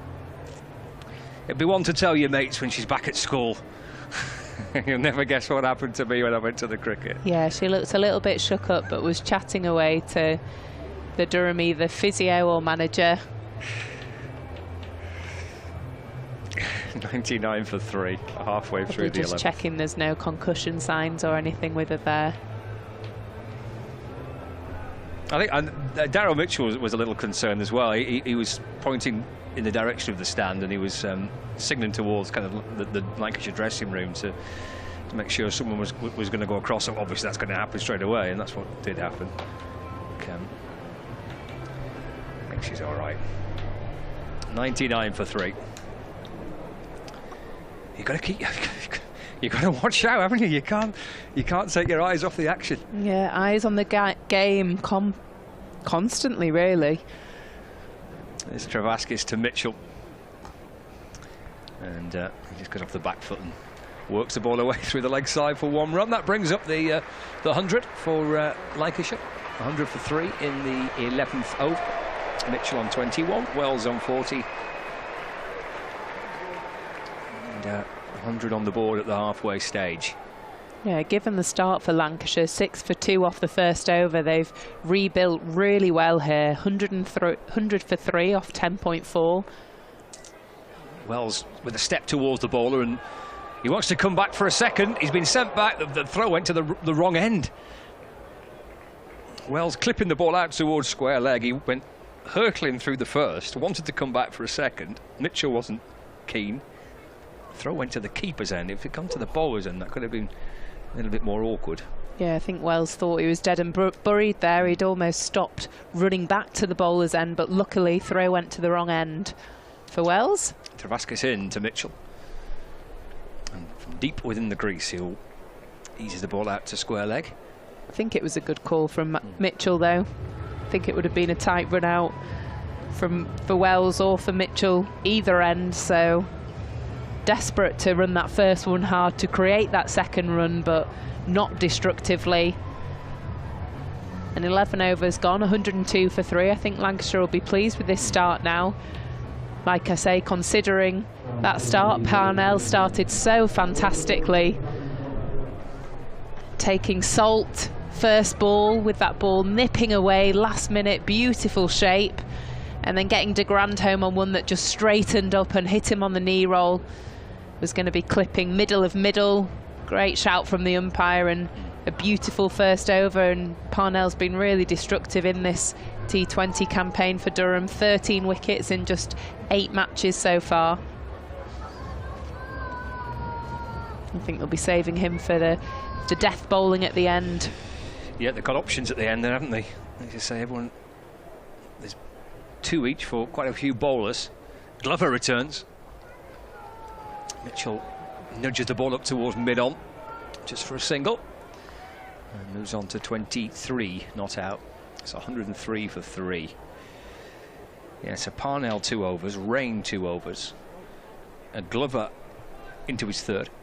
Souter 2 overs, Turner 2 overs, and Travaskis with 1 over bowled. So Alex Lees, the Durham skipper, he's got plenty of options heading into these final 8 overs. Let's run down towards third man. That's a really nice shot by Wells. Will it reach the rope? Is it going to have enough? It does. To the agony of the Durham fielder chasing after it. It trickles over the rope for 4. It did, and a beautiful shot by Wells, guided through third man. And third is up on the ring, so just had to beat him by a yard either side, which he did to the left. And the ball trickled away to the boundary. Only just, I think they would have almost run 4 then, if not. Excellent from Wells. Really clear of his options and his boundary options. Third and fine, both up into the ring. So leaving the opportunity for those guides down to third or a little scoop. Sam, it's swatted out through the leg side. There's a fielder on the mid-wicket boundary. underneath it. It's just a single. I mean, we've seen so much kind of power. There's been some outstanding shots by both these two batters. But that just shows you it's not all about the power, is it? I mean, that was just beautiful kind of touch play, wasn't it? Yeah, and with these fast outfields at the moment, the amount of sun that's been around and how dry and quick they are, you can guide the ball, you can just punch it through gaps. Clever balls to Mitchell, glorious over mid-off, one bounce towards the hotel for 4 runs for Mitchell. Beautiful follow-through. Or you can punish the bowling like that, like Mitchell did, and punch the ball through mid-off. 1 bounce for a different type of stroke play, but to that, a beautiful shot. He's some player to watch when he's in full flow. He's an outstanding player to watch. Here's Mitchell. Little nudge up to mid-on this time, just off his hip. Easing the ball through for 1 run. And coming into this game, actually this might be up to date, these stats now, 323 runs in the Blast for Lancashire this season, but it's the strike rate, 167. Oh wow, because I bet in the first 3 or 4 games his strike rate would have been 100, 110, but he's really playing his own brand of cricket, which is fitting into the wider brand of the Lancashire brand. That's edged. Oh, it's beyond the reach of the keeper. It's gone for 4 runs. Robinson, the keeper for Durham, trying to get a glove on that. It's 4 for Wells that gets him to 50. Here at Emirates Old Trafford, there was a nervous glance over the shoulder, but it flashed past the keeper down to the boundary for 4. It's a half century for Luke Wells off 37 deliveries. And that was his 4th 4. Is it 2 sixes as well? Excellent from Wells. He's played a brilliant role today. Almost an opener's role, coming in the first over with those 2 dismissals of both Salt and de Grandhomme. And he's anchored the innings. He's played his shots. He's 50 from 37 balls, and he's playing a fantastic role here for Lancashire. And there's a lovely partnership being built by Wells and Mitchell here in the middle. Yeah, that partnership between these two is worth 60 runs now. Wells having got to a half century. There's Liam Travaskis. Bowls to Mitchell. It's a full ball, which he tries to swat away. The ball actually just trickles off the bottom edge of the bat. I'm not quite sure how that didn't trickle back onto the stumps. Looked like it could have hit the stumps and not taken the bails off. Oh, well, Liam Travaskis is maybe just saying that same thing. How on earth that bowled it? Travaskis in, and Mitchell comes down the pitch and hits it back towards the bowler, who stops it and then throws it to the keeper. Let's take a look at this again. This effort. It's a 4-ball speared in by Travaskis. He tries to swat it, hits his back boot. Oh, it just bounces back. It may just have grazed the stump. See the Harry Brook dismissal yesterday. This is driven down the ground towards long on. Parnell Fields get through for a single, 118 for 3. Yeah, that was a bizarre dismissal. It was, wasn't it? Where the ball's spinning and you don't know which way it's going to turn, off your back. I think it did, off Harry Brook. But there, Mitchell didn't quite get the full face of the bat and it just spun around the stumps, thankfully. 118 for 3. So it brings Luke Wells back on strike. We've got 2 leg side fielders, deep backward square leg, deep mid wicket. There's a deep point as well. Reverse sweep attempted by Wells. Reverse sweep for 6. Crashing into the wheelie bin in front of the new hotel. 6 for Wells. It's 124 for 3. And he moves on to 56 not out. Well, that's a wonderful shot from Wells. Plays that so magnificently. Reverse sweep for 6.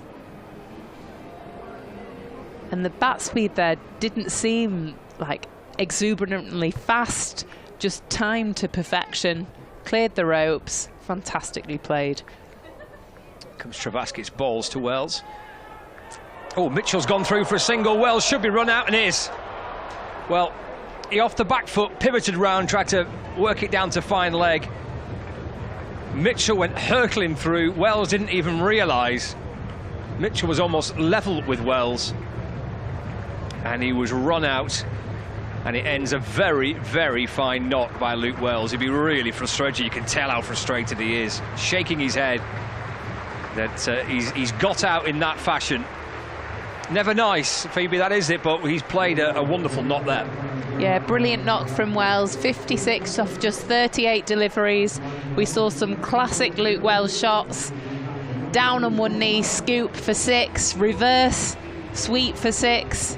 But there has been a bit of confusion in the middle between Daryl Mitchell and Luke Wells. There's been 2 or 3 times where the communication hasn't been great and it's been a little bit jittery. I'm not surprised we've seen a run out with the 2 of them in the middle. Hopefully there's better communication now between Hartley and Mitchell. And interesting that Hartley's come in to join the crease rather than Livingston. Yeah, it is. That's really intriguing.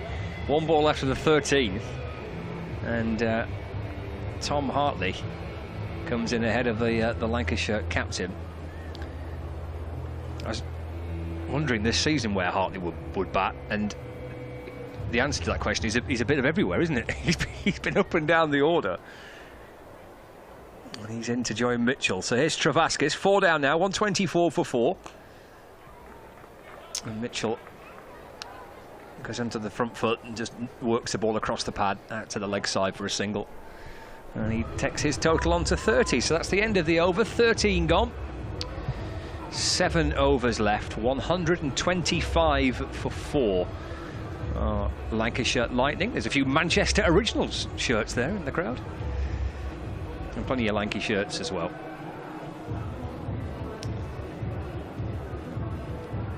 There's Liam Livingston on the in the dugout, just holding himself back a little bit. Yeah, batting at 7. It looks like Livingston today. Can't quite understand it. I mean, Hartley is a destructive batter, can hit the ropes, clear the ropes even. But so can Livingston. You want your best players facing the most amount of balls in T20 cricket, and it seems a shame to only give him 4 overs at the end to let loose, particularly as he takes a while to get going. Does Livingston traditionally needs 5 or 6 balls? He'll be at... Mitchell facing Souter. That's worked to mid-wicket for a single, 126 for 4. Yeah, the first 5 or 6 balls he'll be going at 1 a ball, if not less, and then that's when he goes through his gears and you'll see him score 20 off 12. A bit like Butler did today. He was 5 off 6 and then 21 from 12. That's exactly how Livingston plays, but you need balls to do that. You need overs left to play that sort of innings, which is why I'm surprised that Tom Hartley's come in now. Souter to Hartley. He gets his first run from the first ball he faces. Guides the ball out to the leg side. 127 for 4. Brings Mitchell back on strike. That's 56 for Luke Wells. That was his second 50 of the blast this year for Lancashire. Down comes Mitchell. Almost kind of crab-like there as he was working his way down the pitch. He works it past the ball. They're going to come back for a quick second. Needs Tom Hartley to put the dive in, which he did. Gives Daryl Mitchell the thumbs up. Never in doubt. It would have been close again if he'd hit, but yeah.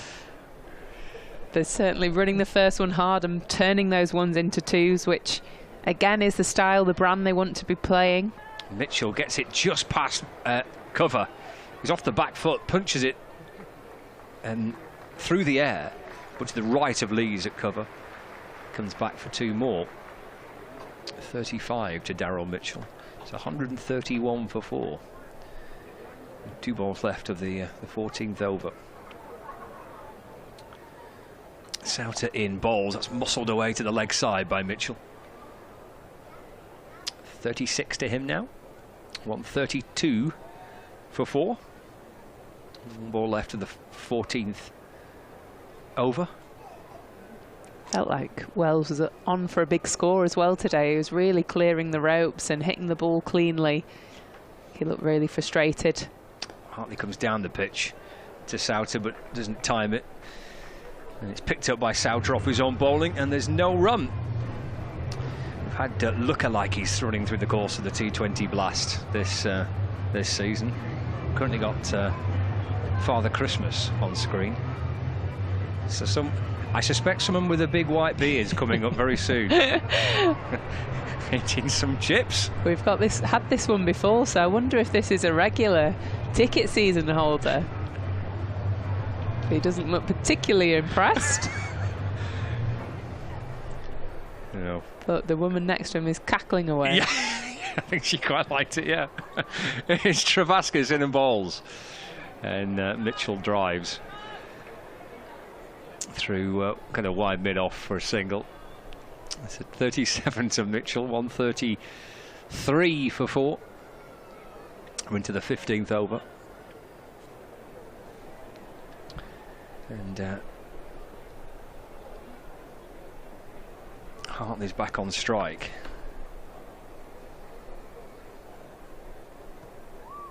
Travascus around the wicket, hammered down the ground to long on, caught by Karst. Really good catch.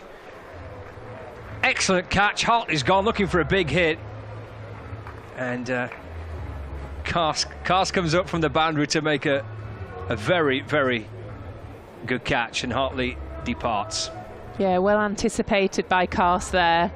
A flat catch that was dipping, and Karst, who was on the boundary, took that maybe 10-15 yards off the boundary, running in very low, and Hartley departs for just 1 run from 3 balls. Wonder if Hartley was given that role to just play the ball with freedom, continue with that momentum that Wells and Mitchell had created.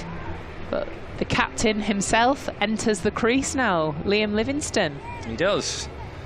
The skipper's heading out in the 15th over to join Daryl Mitchell. 133 for 5. Lancashire Lightning will be kind of hoping that Mitchell bats through the bulk of these final 5 overs. He's in, the man that's in, nicely set. Yeah, I think after this they don't have as much power hitting batting. Jones is a worker of the crease and scurries round and gets a good runner ball. Wood can strike the ball, Blatherwaite can hold his own, but it's these two you want at the crease towards the end of the game. Travascus in to Livingstone off the front foot and just punches back down the ground, and there's no run. Yeah, Lancashire Lightning be kind of hoping that these two bat through. At least the bulk of it.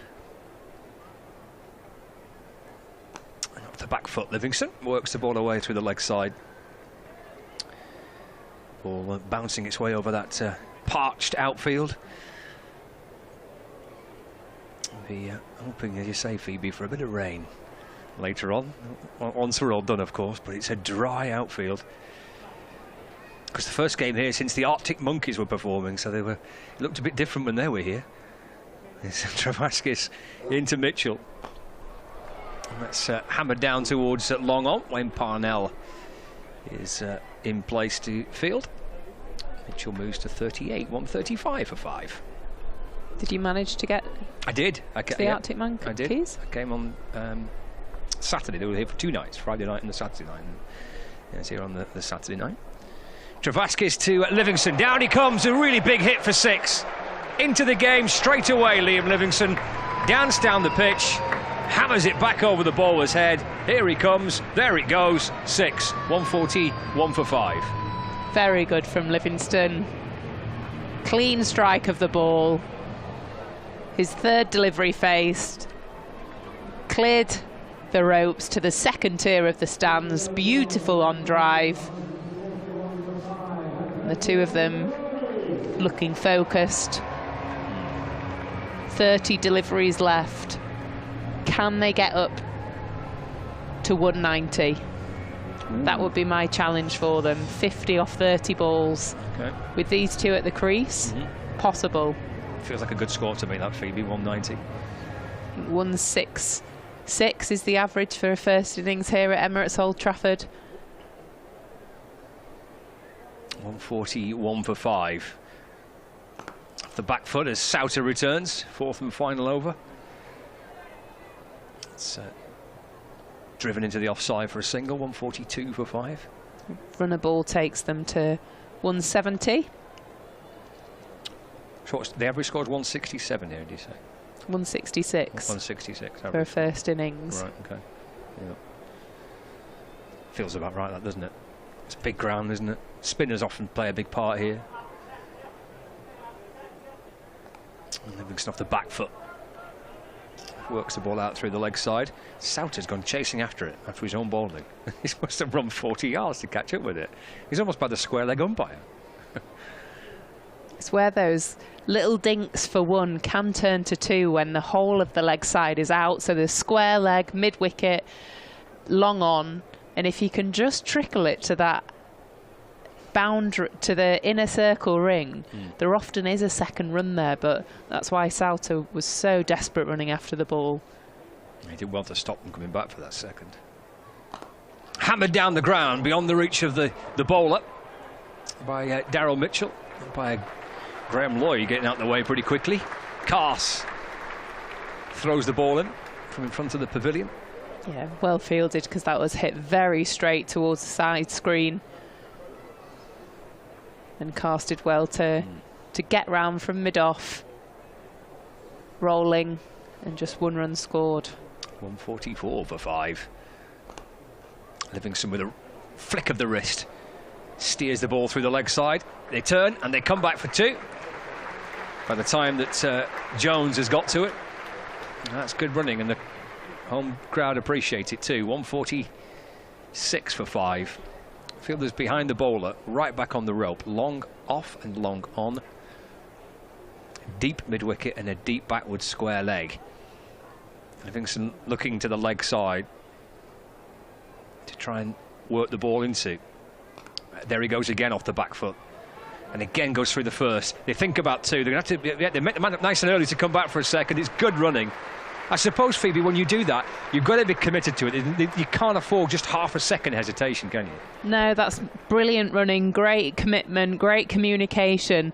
And they'll be talking to each other as they run through to know whether to really turn into the crease and accelerate off. And that's what Livingston did really, really well there, was turn and turn quick, because it's not just about running hard, it's making that turn quick as well. Takes a little leading edge by Livingston and loops away into the offside for a single, and he keeps the strike. That's the end of the over. It's 149 for 5 with 4 overs remaining. Latest look like he on screen. He's happy. He's a happy man.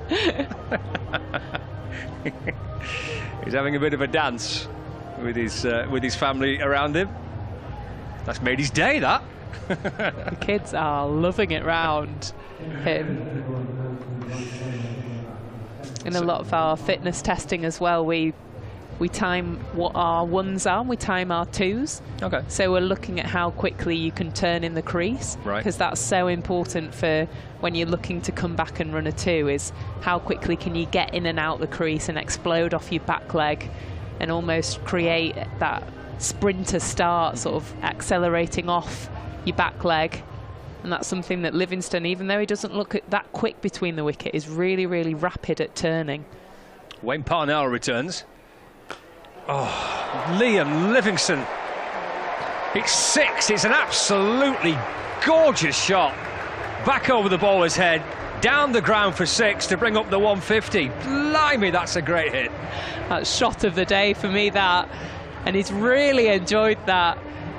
Laughing in a fist pump to Mitchell down the other end.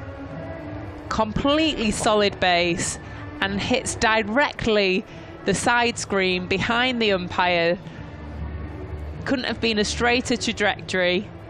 Fantastic shot. Oh, you could watch that all day, couldn't you? What a hit. It's great from square on as well. You can see his setup, actually. As Parnell comes in and swings one in towards Livingston. That's flashed away through the onside.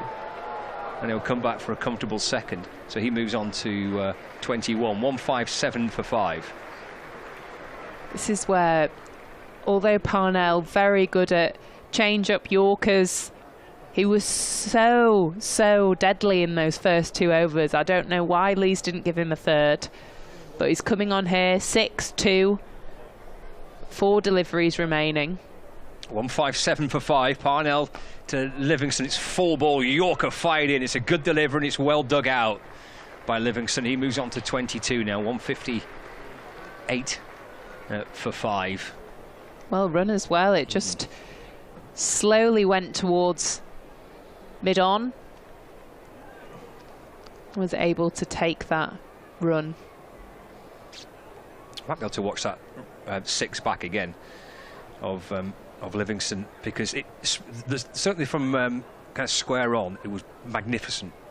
You just see the complete setup of Livingston, that little step back into the crease, and the gorgeous power to hit it back over the bowler's head. 158 for 5. Goes again.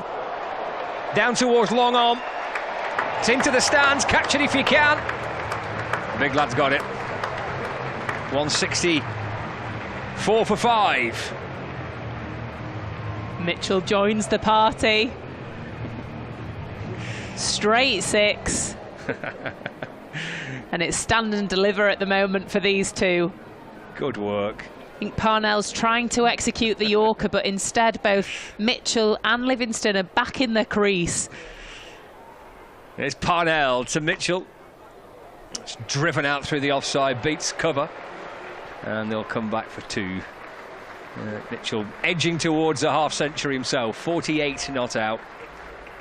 166 for 5. Turned into a very, very good 17th over this, doesn't it? With a 6 off the first ball. A gorgeous hit by Livingston. And then Mitchell joins the party. He gets another 6.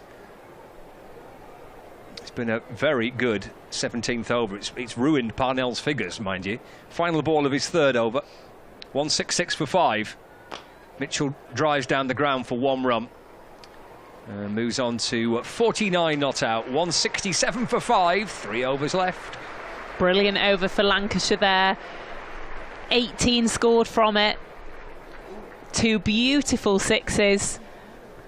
Livingston straight down the ground, shot of the day. Then Mitchell joins the parties, plays a similar shot, not quite as nice, but still up there in the top shots of the day. 167 for 5 with 3 overs left. It puts Lancashire in a brilliant position to set a fantastic total here today at Emirates Old Trafford. We remind ourselves of the start of the day. Parnell opened up with a fabulous over, 6 for 2, dismissing Salt caught behind, de Grandhomme LBW, but they've built back strong of Lancashire. Wells played a fabulous inning before being run out. Mitchell has played a beautiful role, 49 from 31, and we're seeing a lovely cameo from Livingston here, 22 from just 10. He's run away from a 50, Mitchell. Here comes rain. And that will be 1 run for a half century for Daryl Mitchell. 168 for 5. He's been some addition for Lancashire in both formats this year. The New Zealander, understated, quiet man. He's quite reserved. But clearly has made a fantastic contribution with both bat and ball for Lancashire. And he gets himself a little 50 not out here from 32 balls, 2 4s and 2 6s. Yeah, it's certainly been the pick of the Kiwis, has Mitchell. Here's rain to Livingston. Livingston flashes the ball away with plenty of bottom hand out toward deep mid-wicket. Travascus scoops the ball up. Livingston comes back for 2. The score moves on to 170 for 5. It feels a bit dark, doesn't it? Clouds have just started to gather a little bit, but it just feels like it's got a little bit darker over the last 10 minutes or so. As rain comes into bowl to Livingston, and that's again with bottom hand whipped away to the leg side for a single. Not particularly great with the Duckworth-Lewis or the DRS system, so we'll have to keep everyone updated throughout the second innings, because that might come into play here at Manchester. Yeah, we'll get that. We will get that information in the second innings. That DLS target. Slow ball pulled away by Mitchell out towards deep square leg for one run. That's a good option from Rain as the slower ball bouncer. He's got his deep square, deep mid-wicket, long on and cover out. And I think this change-up is key, really. Parnell tried with the Yorkers, but got punished when he got it wrong. And I actually think that taking pace off for Rain is a brilliant option, particularly that slow ball bouncer. In he comes and bowls to Livingston, and he hammers it over the offside out towards extra cover. One bounce, it might plug, it does. Doesn't reach the rope. And Livingston comes back for 2 instead, when he was probably eyeing up 4, maybe even 6 at one stage when he hit it. He was, wasn't he? But Rain took the pace off again. But Livingston knew his line over extra. There's no one out on the boundary there, whereas cover and mid-off into a fielder's hand. And I think that's, again, the class that Livingston's showing in this knock, is knowing where his options are. Rain just changes his field here, brings mid-off into the ring and puts his fine leg back, which says to me he's going to be bowling at Liam's toes or into his hip. No width allowed. In and bowls exactly just like that. Foolish ball, which is worked out to the leg side. And just takes a single. And that's the end of the over, I think, is it? Yes, it is. Yeah, so 2 left. 175 for 7. Good over from Rain there.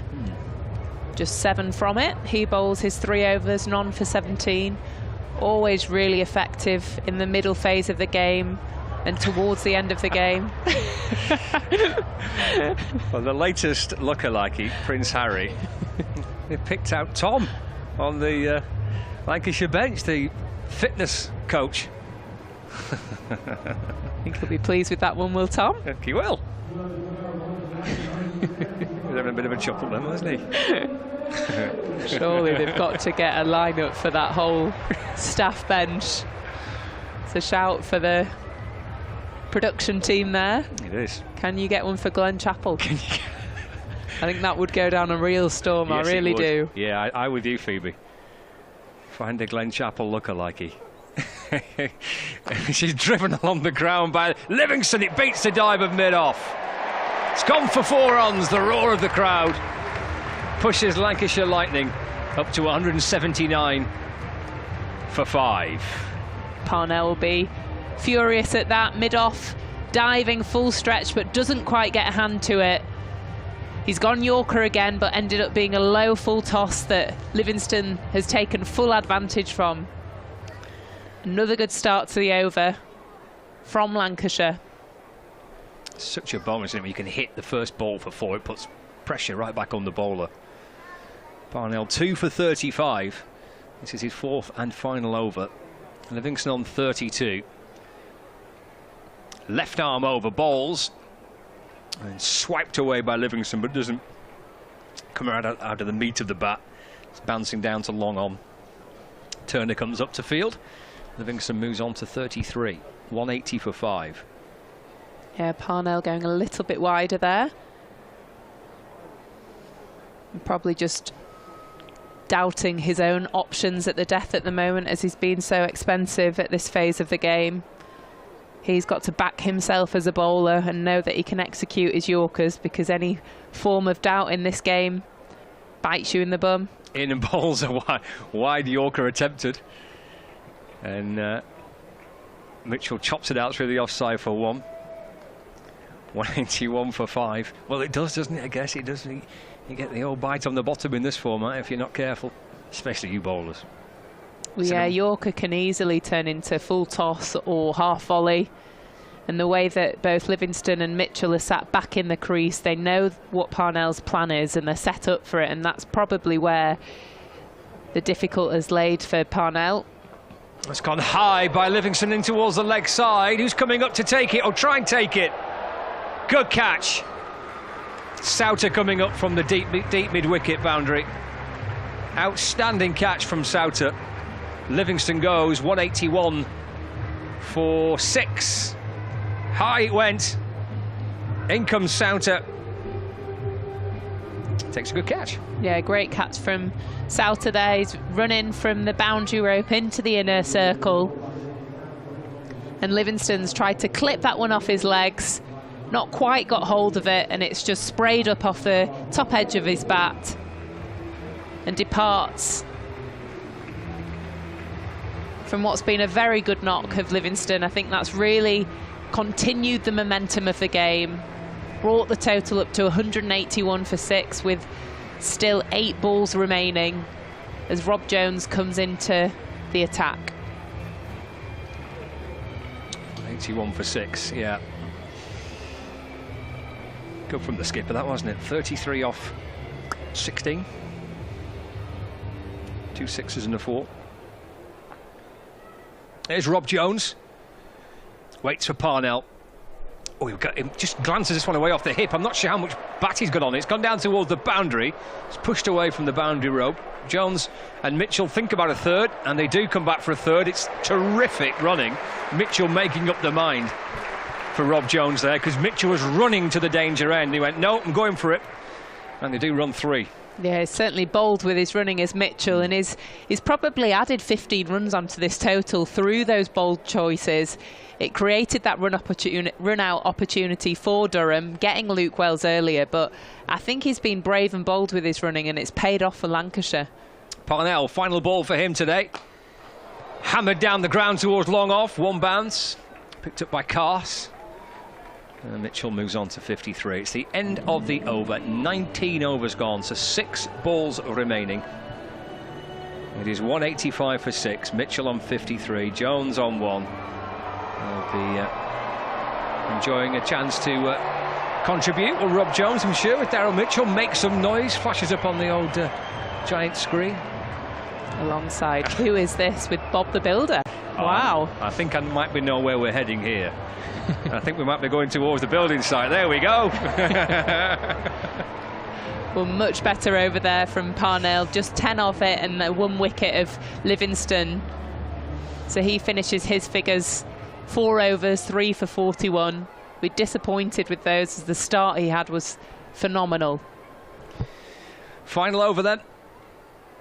And that's pumped down towards wide long on by Mitchell. And they come back for 2. Mitchell moves on to 55.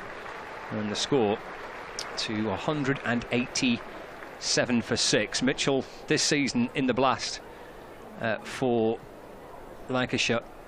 Top score of 85 not out. Well, he's not going to get to that, but this is his second 50 of the blast. He's Lancashire's leading run scorer in this format. His strike rate is north of 170 now.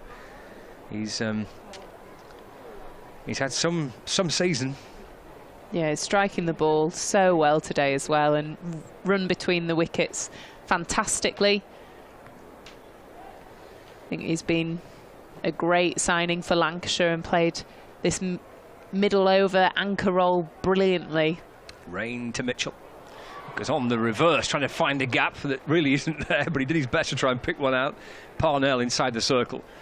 That's short fine. Saw Tim David do that for Lancashire last year, but probably didn't bat for as longer phases as Mitchell has. So we've seen Mitchell go on and score more 50s, 60s, 70s. And since Lancashire has been winning, he's played a really, really critical role with the bat. It was good fun to watch, wasn't he, Tim David, last year? Oh, it was so fun, wasn't he? Could make something out of nothing, could Tim David. Yeah. So Jones on strike. There's rain. Feels like it might rain in a minute. It's all kind of a bit gloomy. In and balls to Jones. Oh, Jones, that's clever, it's cute. And he gets a single for it. Just trying to flick it behind the keeper. Short fine and short third inside the circle. It is cut off, but he's going to create a scoring shot there, Rob Jones. Yeah, typical field for Ben Rain. He often takes the pace off at this stage of the game and has both third and fine up. And Rob Jones has a few of those tricks in his armoury and got hold of the scoop there, but was denied a boundary. Rain to Mitchell. It's hammered out through the onside. 1 bounce, 4 runs. Boundary for Lancashire Lightning in the final over. Mitchell stepping deep in the crease and muscling the ball out through mid-wicket for 4. 193 for 6. They've got to that 190, Phoebe. Can they get 200? Ooh. It never stops, does it? The demands of cricket. Yeah, but true. Mitchell, brilliant there. He's used the depth of his crease to create space. Not a bad ball from Rain, but what Mitchell has done is sit back deep in his crease and allowed that space to free his arms and hit through mid-on, found the pocket well. 4 more runs scored. 193 for 6. Mitchell on 60. Flashed it again out towards the leg side. Caught. Good catch. Doesn't look best pleased, is he? It's a sigh of relief, isn't it? Yeah, maybe. He's stood on the boundary about 15 yards in, had to track back some distance there and takes the ball going over his head. But brilliant knock from Mitchell. 60 runs scored off just 38 deliveries. Was trying to take Lancashire to that 200 mark, but has done a brilliant job to get them to 193. And Luke Wood comes in with 2 balls remaining. Lancashire 193 for 6. It's an outstanding effort, that, isn't it, by Mitchell. 60 to him. As Wood comes out. 1 ball for Wood. Free hit, isn't it, basically, this? To come and give it a bit of a thrash with a delivery left. That's brilliant by Mitchell. Travaskis with the catch. So Phoebe mentioned maybe just a sense of relief having seen the end of Mitchell. Final ball of the innings. Rain to Wood. Wood hits it down towards long on, and he's put down. Cast coming up from the boundary. Takes a bit of turf with him. They come back for 2. Went for the big hit. Cast comes up from long on. Awkward height for him. Knees into the turf. Takes a bit of grass with him. It's the end of the innings. Luke Wood gets a couple to sign it off. Jones on 4, Wood on 2. 20 overs gone. It is a little gloomy in Manchester at the minute. The floodlights are on as the clouds kind of gather, and we're hoping that we're going to dodge any showers that certainly are bubbling around the country through the course of the afternoon. 195 for 7, 196 to win. That is going to be some run chase, Phoebe, for Durham. It is. It's a brilliant total posted by Lancashire, and I think there's been some outstanding knocks there throughout the order. Thought Butler set the tone of how Lancashire wanted to bat. 31 scored up front. We saw Wells playing a fantastic innings.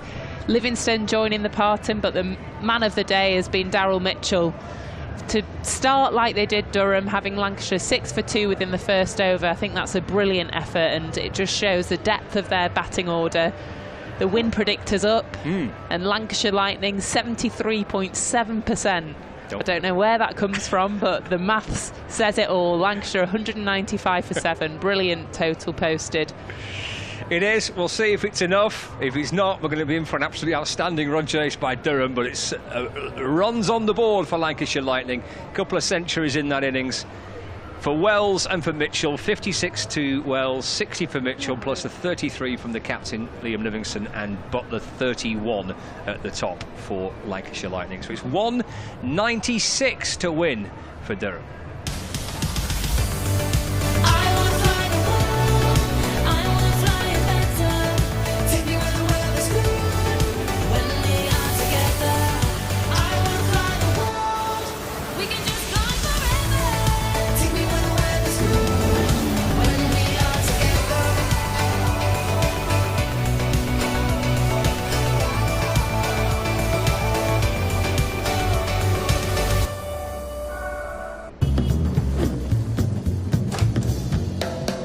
Room. How's that? How's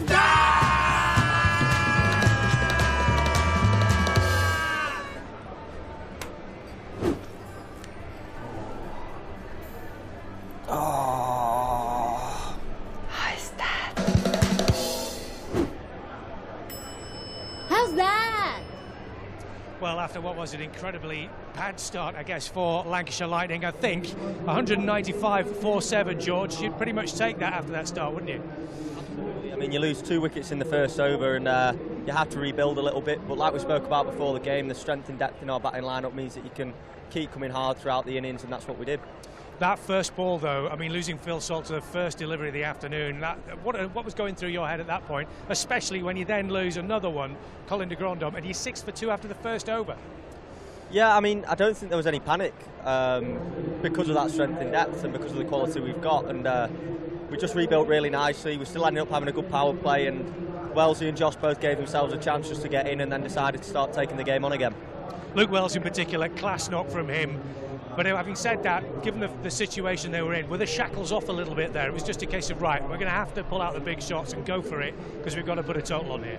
Yeah, absolutely. There is freedom to 2020 batting in general, and the confidence that everyone has in each other's abilities is fantastic.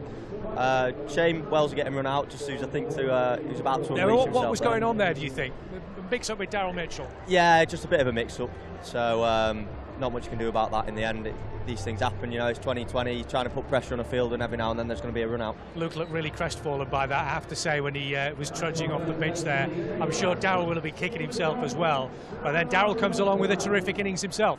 Yeah, he's a class act, isn't he? We've seen him all season for us, whatever the colour of the ball, whichever kit he's in, he's been fantastic for us.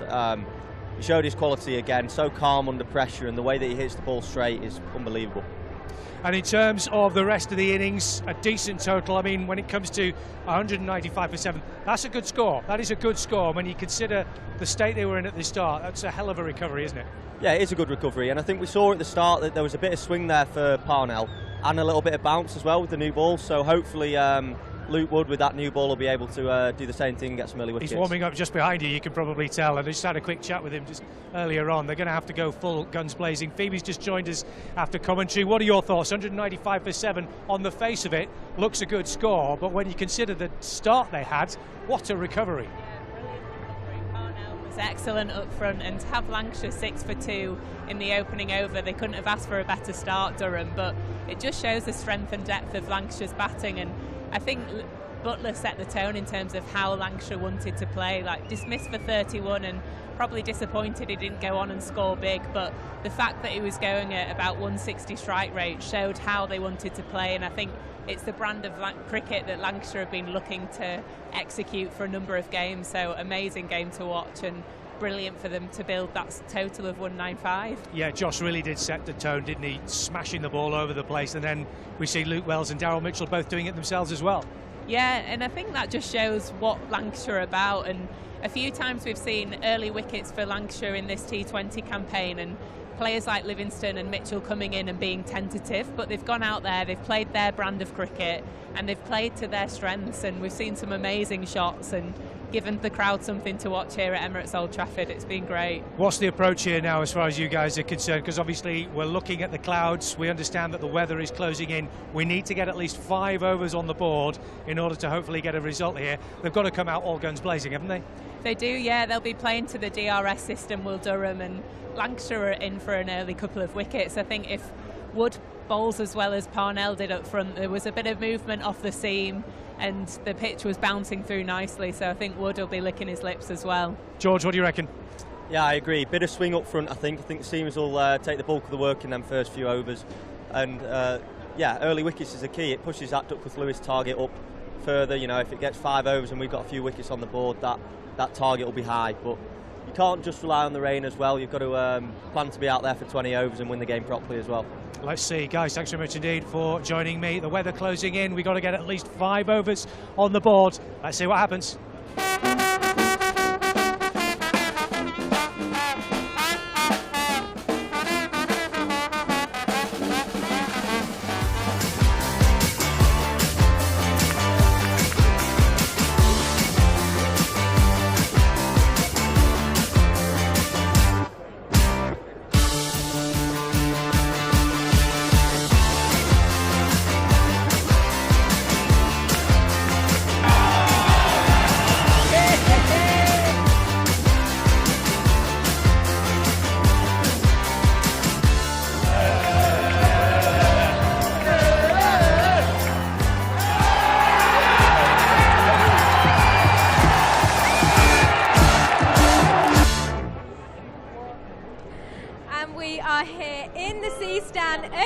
With some lovely fans, and I mean, I couldn't miss them. Look at them. Hello guys, how are you?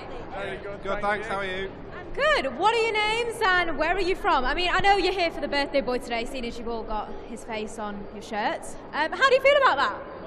I'm very surprised, but very pleased by it, though. Yeah. Bit of a shock. Oh no. Okay. Right. The sun's gone. But how are you feeling today? Yeah, good. Enjoying it. Yeah, good. We've been to the local spoons, had a few beers, so we're having a great day.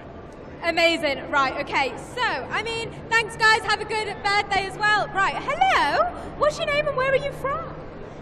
My name's Uvi and I'm from England in Yorkshire. Are you excited to be here today? Yeah, very. You've come very well prepared. You've got your waterproof, you've got your hat, unlike me. Are you excited to be here today, and who are you most excited to see? Probably Liam Livingstone and his Sixers. Have you managed to see him today? Yes. Got a little quick glimpse. Is it your first time as well here at Old Trafford? No. Yeah. Is it a little father and son day today? Oh yes, yeah. Cricket in the morning for his game, and now watching this as well. Amazing. So you play cricket yourself as well? Love that. Okay, I feel like everybody's starting to dash a little bit because, I mean, it is a little bit rainy here back in Manchester. At least we got a little bit of sun earlier today, but that's it from us, and back over to you.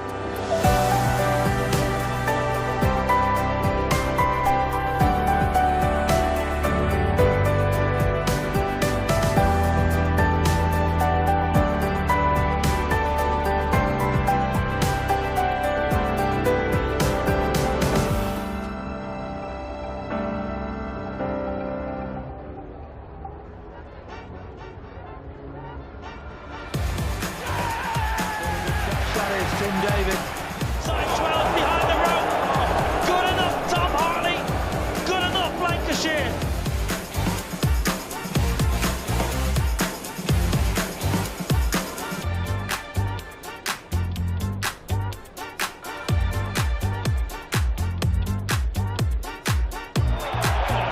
That has gone a long way. Salters held that one away. Boy, what a striker of a ball he is.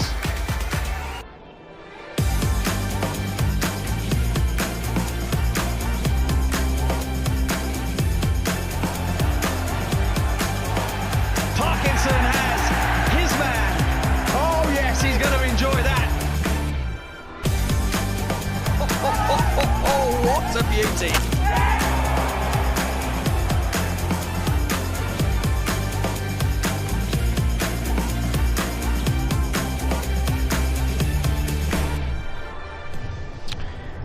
And unfortunately, there's a few brollies up, and rain is starting to trickle down. It's not at the minute too heavy, but it's heavy enough for the brollies to be up. It's heavy enough for the ground staff to be out there in the middle, and for the cover to be pushed out and protect the pitch. So it's not absolutely bouncing it down, but it's heavy enough that we've got a delay to the start of the Durham innings.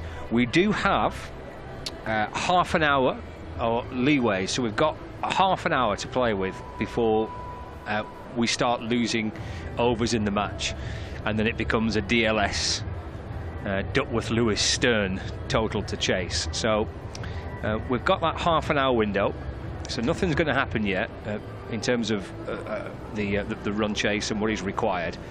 At the minute it's 196 to win, and we do have that little window to operate in. Actually, I can just hear the sound of the hover cover now. There it is, on its way. So greeted with a few cheers, I think, as well, making its way off the pitch. But I wonder if we're going to be a little bit lucky to completely avoid it, because there are showers bubbling up around the country, and hopefully we do miss them. But I think there's a possibility we might get some rain. So the possibility at the minute still 196 to win. There is the old DLS sheet as well, where we've got what the score would need to be after a certain number of overs to win the game. For it to constitute a match, we've got to have 5 overs of the Durham innings. So we've got to have 5 overs of the Durham innings to constitute a game. As soon as we get to that, then we have a match. So, for example, after 5 overs, if Durham have less than 38 runs on the board for the loss of no wicket, this alters if you lose wickets, but if it gets to 5 overs and Durham do not get to 39 without loss, or 44 for 1, or 51 for 2, or 59 for 3, then Lancashire will win via DLS. But we'll keep across that. Hopefully we won't need it, but we've got the chart there just in case. Phoebe Graham's back alongside me in the commentary box. The players are heading out. The most important thing is that it's not raining at the minute, Phoebe, and fingers crossed we get a proper run chase and a full game. Yeah, I think we will get a full game of cricket. I'm very optimistic. There's signs of grey, but also brightness here at Emirates Old Trafford. The weather forecast up to 7 o'clock says 60%, 70%, and then 60% chance of rain. So I think it could be a little bit of on-off. But yeah, I think Luke Wood will be excited to take the new ball. The way that Parnell opened up for Durham, having Lancashire 6 for 2, but more that Luke Wood will be excited about was the bounce he was having off the pitch, the movement with the new ball, and no sort of shock to us. It looks like he'll be taking the new ball from the Jimmy Anderson end. Well, he's had some competition, hasn't he, Luke Wood, with the new ball. He was at his best again on Friday at Northampton for the Blast game at Wanties Road. Picked up wickets in that power play again. He's bowled beautifully through the course of the summer. Luke Wood, 13 wickets. He's Lancashire's leading wicket taker in the Blast this year. 13 wickets at an average of 20 in T20 cricket this season for Lancashire Lightning. He's been brilliant, hasn't he? Yeah. Set the tone from the first game, the blast off, took a wicket in his second ball, and that's where he's been so destructive, is taking wickets in his first couple of overs. I think he's only had one game where he was unsuccessful, and that was Yorkshire away at Headingley, but apart from that he's been outstanding in this competition. He has, yeah, and he's had some kind of really sensational moments, hasn't he? The dismissal of Hales here, the catch off his own bowling on Friday at Northampton. He's not shy of a bit of a headline act, is he really? Here comes Luke Wood then, bowls, edged over the top of Mitchell. Down towards the boundary for 4 runs by Michael Jones. It looked like Mitchell was kind of leaping in mid-air. Watch him, feet off the ground, up he went. Could he get to it? No, couldn't quite hold on. Down towards the boundary for 4. And he wasn't far away, was he? It looked like it might have even clipped the end of his finger there. At second slip, diving through the air.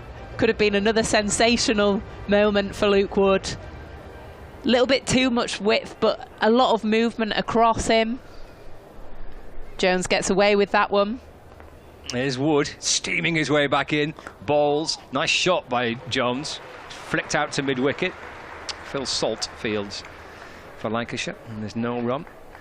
Like Mitchell was kind of levitating at one point, wasn't he? He was kind of both feet off the ground. He seemed to hang in the air. Like some kind of magical trick from Mitchell. It was almost in slow motion. It was, wasn't it? Yeah. Rather than looking explosive, it felt like he was in the air for about 5 seconds. 4 without loss. Wood bowls again. It's punched away through the offside. He's got it in between the gap, mid-off and cover. And there it goes. Rattles its way out towards the boundary rope. It's gone past the wheelie bin. It's gone for 4. Past the security man that's just let that roll past him and hasn't moved an inch, has he? It's saying someone else get it. Sat on the ground, hands wrapped around his knees. It's not his job. It's not his job at the end of the day, and he doesn't need to do it. So he's going to stay there as Luke Wood gets the ball back in his hands. 8 without loss. Wood bowls, and out it goes again towards that hotel side boundary, out towards deep point. Rob Jones comes up to complete the fielding. Score ticks along to 9 without loss. Jones, having got all 9 runs, having faced the first 4 balls, and now it's a chance for Alex Lees to take guard from the umpire.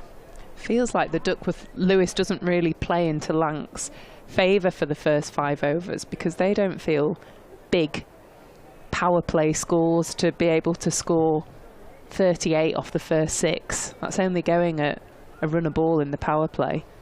There's Wood, bowls pushed away by Lees, and there's no run. Given they've got the total of 195, so I never know how that DRS system works, but that's what it is, and hopefully it does stay dry. I think that there is the advantage of bowling first, isn't there? That's one of the reasons perhaps why they put Lancashire into bat, because there is a chance of some rain around, so you do have the DLS kind of gauge to go off. And that's pushed it into the offside by Lees, and there's no run. It's the end of the over. 9 without loss. One over gone. I'm being told it's raining. In fact, I'm being told that Frankie's getting wet, so I don't know where Frankie's. Where is Frankie? Frankie's somewhere on one of the cameras around the ground. Oh, Frankie. She's getting sunburnt in Southport last week, and now she's getting wet in Manchester this week. Hat on for all occasions. 9 without loss, 1 over gone. So Jack Blatherwick to open up the bowling for Lancashire Lightning from the Brian Statham, and he might need that little towel with its slippery, greasy outfield if there is a bit of rain falling. Who needs Thomas Schaffenacker when you've got Frankie on camera that can keep us across the weather forecast? Well, he's right though, isn't he? He said rain would come. He is right, he's the Schaffenacker. He always is, isn't he? Looks reasonably heavy now. Whether they'll stay on for a couple of balls or try and get through this over. Yeah, it does, doesn't it? Rain tumbling. I mean, they will try and... It's one of the wonderful quirks of cricket is that we wouldn't be playing in this if the players were off. We wouldn't start a match in this. But because we're on, we just crack on with it anyway, at least for the time being, if it gets any heavier. Blatherwick balls, it's down the leg side to Jones and taken by Butler. Score moves on to 10 without loss. But for it to constitute a match and for us to get to the point where Duckworth Lewis Stern potentially comes into it, Durham need to bat 5 overs. It is a psychological battle as well for the batters, because they're playing a game within a game, so they're in their heads now mentally playing a 5 over game, but that can work into Lancashire's favour to take early wickets. Blatherwick balls down the pitch, comes Jones. Well, he went for the big yahoo there, didn't he? Swing and a miss from Jones and through to the keeper. Did Blatherwick got some nice bounce off the pitch there. It's quite an up and down bowler is Blatherwick. He doesn't seem to get a lot of movement, but just generated that extra bit of bounce there that Jones went to hit that to the moon and completely missed. The moon is within reach for some of these batters. Here's Blatherwick to Jones. It's a good response, isn't it, by Blatherwick, just pushing it into the onside is Jones. George Bell comes up from mid-wicket to field. And there's no run, 10 without loss. Back in the side, George Bell with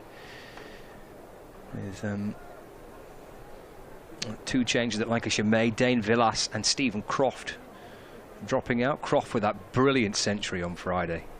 First T20 for Lancashire. But injured, I'm afraid.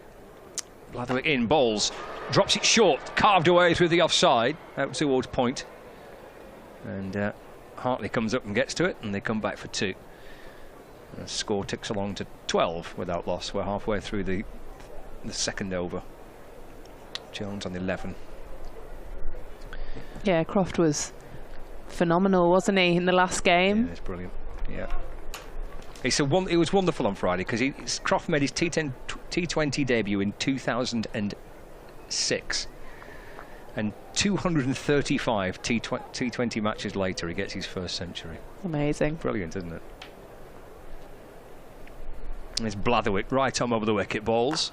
It's hammered over mid-off, down towards the boundary. One bounce, heading towards the rope. Can Wood catch up to it? He can. And he flicks the ball back. And they have to settle for 2. John's probably thinking there that there's every chance of a 4.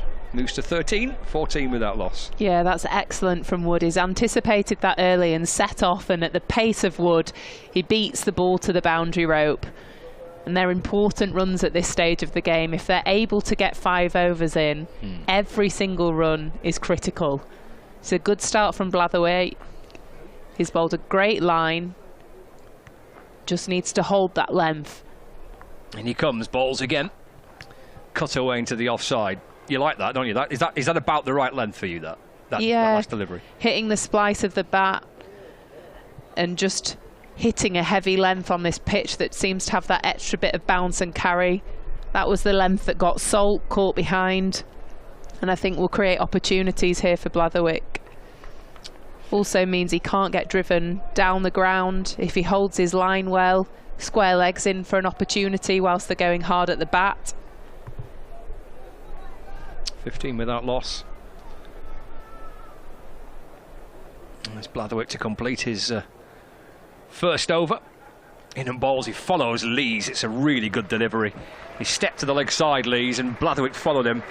Having centre wide down with the first ball. Again, that's a top over, that, isn't it? In the power play by Blatherwick. He's backing up the work that Wood's doing at the other end. He's chuffed with himself, I think, there, Phoebe. Yeah, really good over there from Blatherwick. Not as threatening as Wood with the new ball, but he's bowled an excellent line, an excellent length there. And that final delivery was brilliant to Lees, because Lees has dragged himself to the leg side to open up a scoring opportunity, and Blatherwick has just followed him and I think almost crunched him in the elbow there, not giving him any opportunity to score. So brilliant start from Blatherwick. First over, none for 6, and Durham are 15 for none after 2. Just a reminder that in terms of where they would need to be after 5 overs, without any wickets down, they'd need to have 39 runs on the board after 5 overs, Durham, to be ahead of the Duckworth-Lewis Stern. Slashed away down towards wide third, and it's a no ball as well, signalled by umpire Graham Lloyd. It's gone for 4, so a good start to the third over. So it'll be a free hit as well. Scores moved on to 21 without loss. Yeah, short and wide there by Wood, and Jones just guides that through to third man.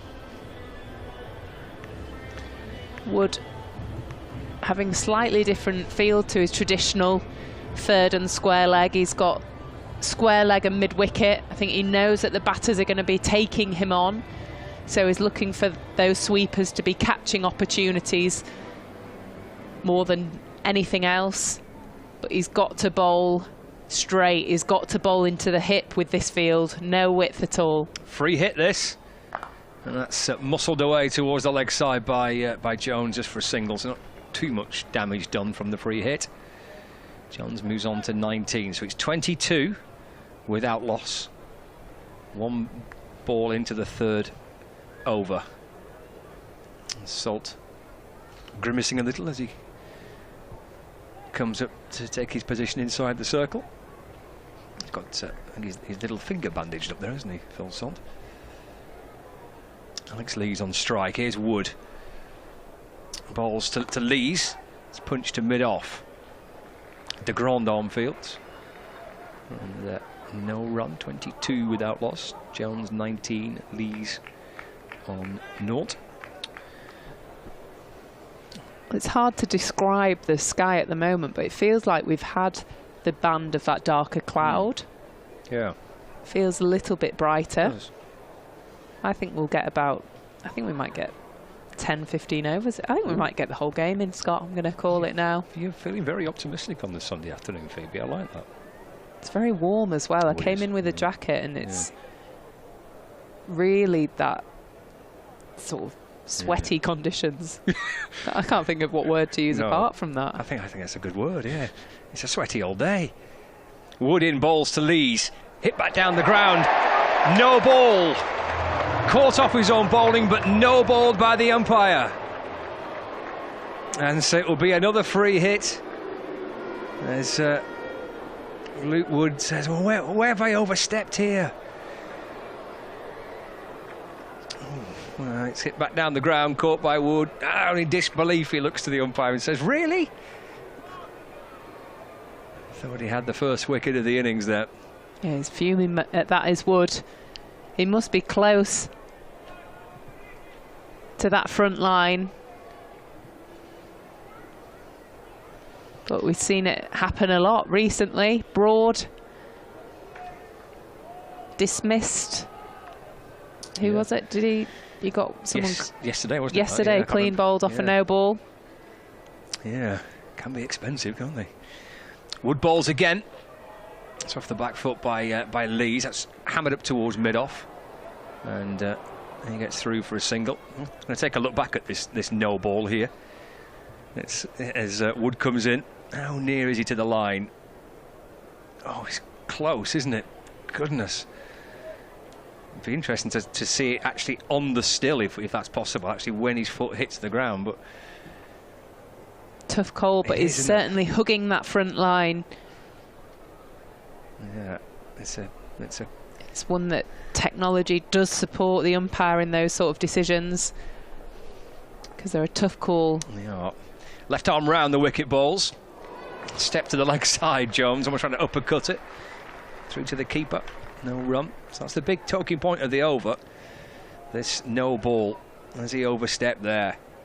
Any part of that foot over the line.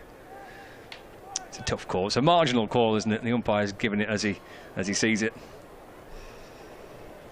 25 without loss. Yeah, it's hard to call that one.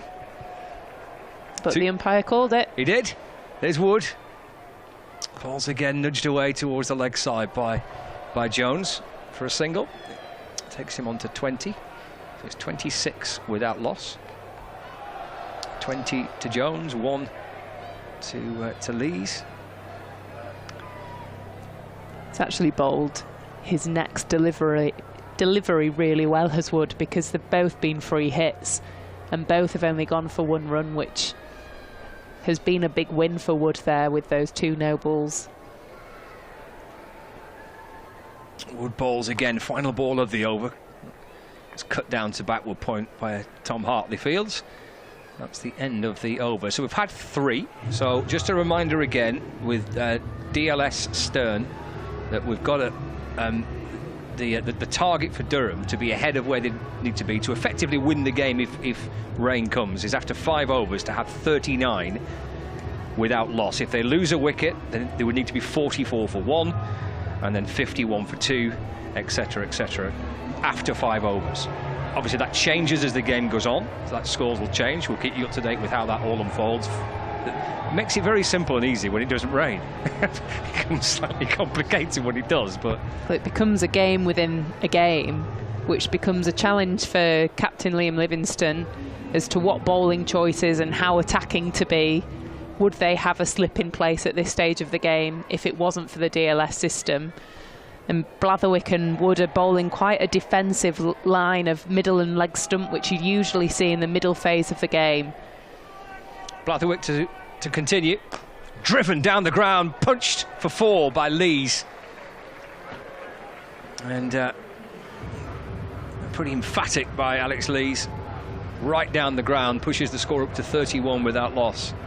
Lees moves on to 6. Yeah, lovely shot by Lees there. Driven on the up, but cleanly along the floor for 4 runs. 31 without loss. Blatherwick from around the wicket balls. It's run down to third man by Lees. That's a really cute shot. Third man inside the circle there. And just dabs the ball down through that gap between Butler and short third. Successive boundaries. 35 now without loss. Yeah, he's got his square leg and mid-wicket out on the boundary as Blatherwick. So third and fine are both in the ring. And so he's got to bowl middle and leg stump line. That one was 4th stump. Not a terrible delivery, but wide enough for Lees to guide that down to 3rd. Bang's running short and wide. And it's no ball by the umpire. Steve O'Shaughnessy there telling Jack Blatherwick that that's a no ball. Overhead height, not overstepped. It's banged in short, but no ball by the umpire. He is committed to that bouncer, but almost with that overcommitment, he's almost bounced it by his toes. He's now changing his angle into the left-hander. It's not a free hit, this. Yep, Blatherwick's going to come over the wicket. And that's given us a no ball. He's no balled it, so he must have overstepped this time. So this will be a free hit. It's a lot of extras here from Lancashire in the first 3.2 overs. We've had 2 no balls from Blatherwick. I think a couple of wides in his first over. Luke Wood joining the no balls party as well. And the runs that Lancashire can't afford, given the conditions, given the DLS system creeping upon them. They look to have already won the power play, Durham, at the moment, if they continue without losing a wicket. This is a free hit. Oh, and that wraps Alex Lees up. Gets him on his backside. The ball just falls back down the pitch. And there is no run, a dot ball. It's well bowled by Blatherwick. That's the length he needs to hit. Just getting that extra bit of bounce off the pitch. And Lee's unable to drive that. 39 without loss. Good response this by Blatherwick. It's hit him in the shoulder, hasn't it? Yes. Went down like he was shot. He did a bit, didn't he? Did a bit, yeah. Hit the deck.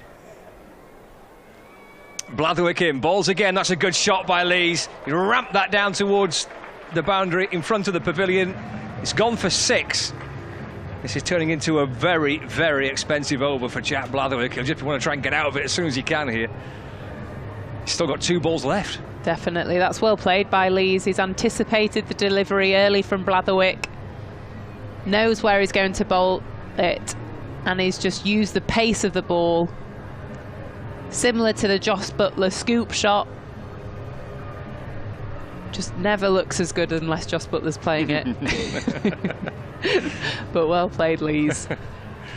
So 2 boundaries off the first 2 balls. Then there was the no ball. Well, there was 2 no balls. One for height and one for front foot. Then a dot. And then a 6. They've still got 2 left. Jack Blatherwick. And he comes and balls again. That's swatted towards the leg side, but stopped by Jack Blatherwick off his own bowling. And there's no run. Lees remains on 16. It can be tough for bowlers, can't it, T20 cricket, Phoebe? Oh, it's not easy. You can be a hero or a villain within moments. I mean, look at Parnell. First few overs, couldn't have been a better bowler to have taken the new ball, and then changes his destiny at the end. Shuffled away through the leg side by Lees. Scooped up by Phil Salt. And they come back for 2, and that's the end of the over. I think 20, off that over in the end. And it's pushed Durham way above where they would need to be on the Duckworth-Lewis Stern. And they've made a very, very good start to this run chase. They are ahead of Lancashire by a decent margin too at this stage. I thought that they'd have brought Mitchell into the attack there after Blatherwaite, if I'm completely honest, because I think given the power play, given the nature of having to win the power play within 6 overs, it would have been a great ask of some of the internationals, Mitchell, de Grandhomme, to bring in their change up, to bring their expertise in at this stage of the game. But 47 for none, off 4, de Grandhomme into the attack. Here he comes. And ball, slower ball, which he pushed out towards the offside by Jones. It's almost kind of shaping to try and maybe pull it. Maybe just the lack of pace on the ball, he had to readjust. Yeah, he bowls that ball so well, does de Grandhomme. Slower ball bouncer, and it took Jones by surprise.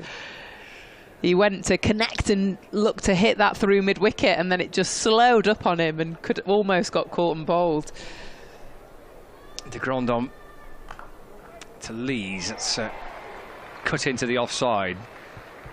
Fielded by George Bell, and there's no run. I find George Bell quite an interesting pick in this 11, because he's almost your specialist number 9, 10 batter today, as Wood went in front of him in the batting order. De Grandhomme balls, wide ball, and there he is, Bell again, stopping runs, saving a couple. They did get through for a single, but if it beats Bell, it's quite possibly 4, certainly at least 2. He's busy, isn't he? He's a live wire. He's George. Yeah, he's certainly a talented cricketer. I just wonder whether they can use that pick for someone that has that specialist skill within this format. 49 without loss. De Grandhomme balls. That's down the leg side. It's wider by the umpire. That's going to bring up the 50 for Durham. Yeah, it's quite a sloppy start from Lancashire, really. It's not felt like they're in tune. It's not felt threatening. It's felt rushed and a little bit disappointing so far for Lancashire. De Grandhomme to Jones. It's eased away through the leg side out to square leg where Hartley comes up. Jones moves on to 22. 51 without loss. Well, we're basically almost there in terms of a game. In 2 balls' time, we will have a result of some description. After 5 overs, it constitutes a match. Again, that's defended by Lees. That's picked up by de Grandhomme off his own bowling, and there's no run. At the minute, one thing Lancashire do not want is rain, because they are behind. They've looked like they've been defending the scoreboard rather than taking wickets. De Grandhomme to Lees. That's driven. Oh, it's a good shot.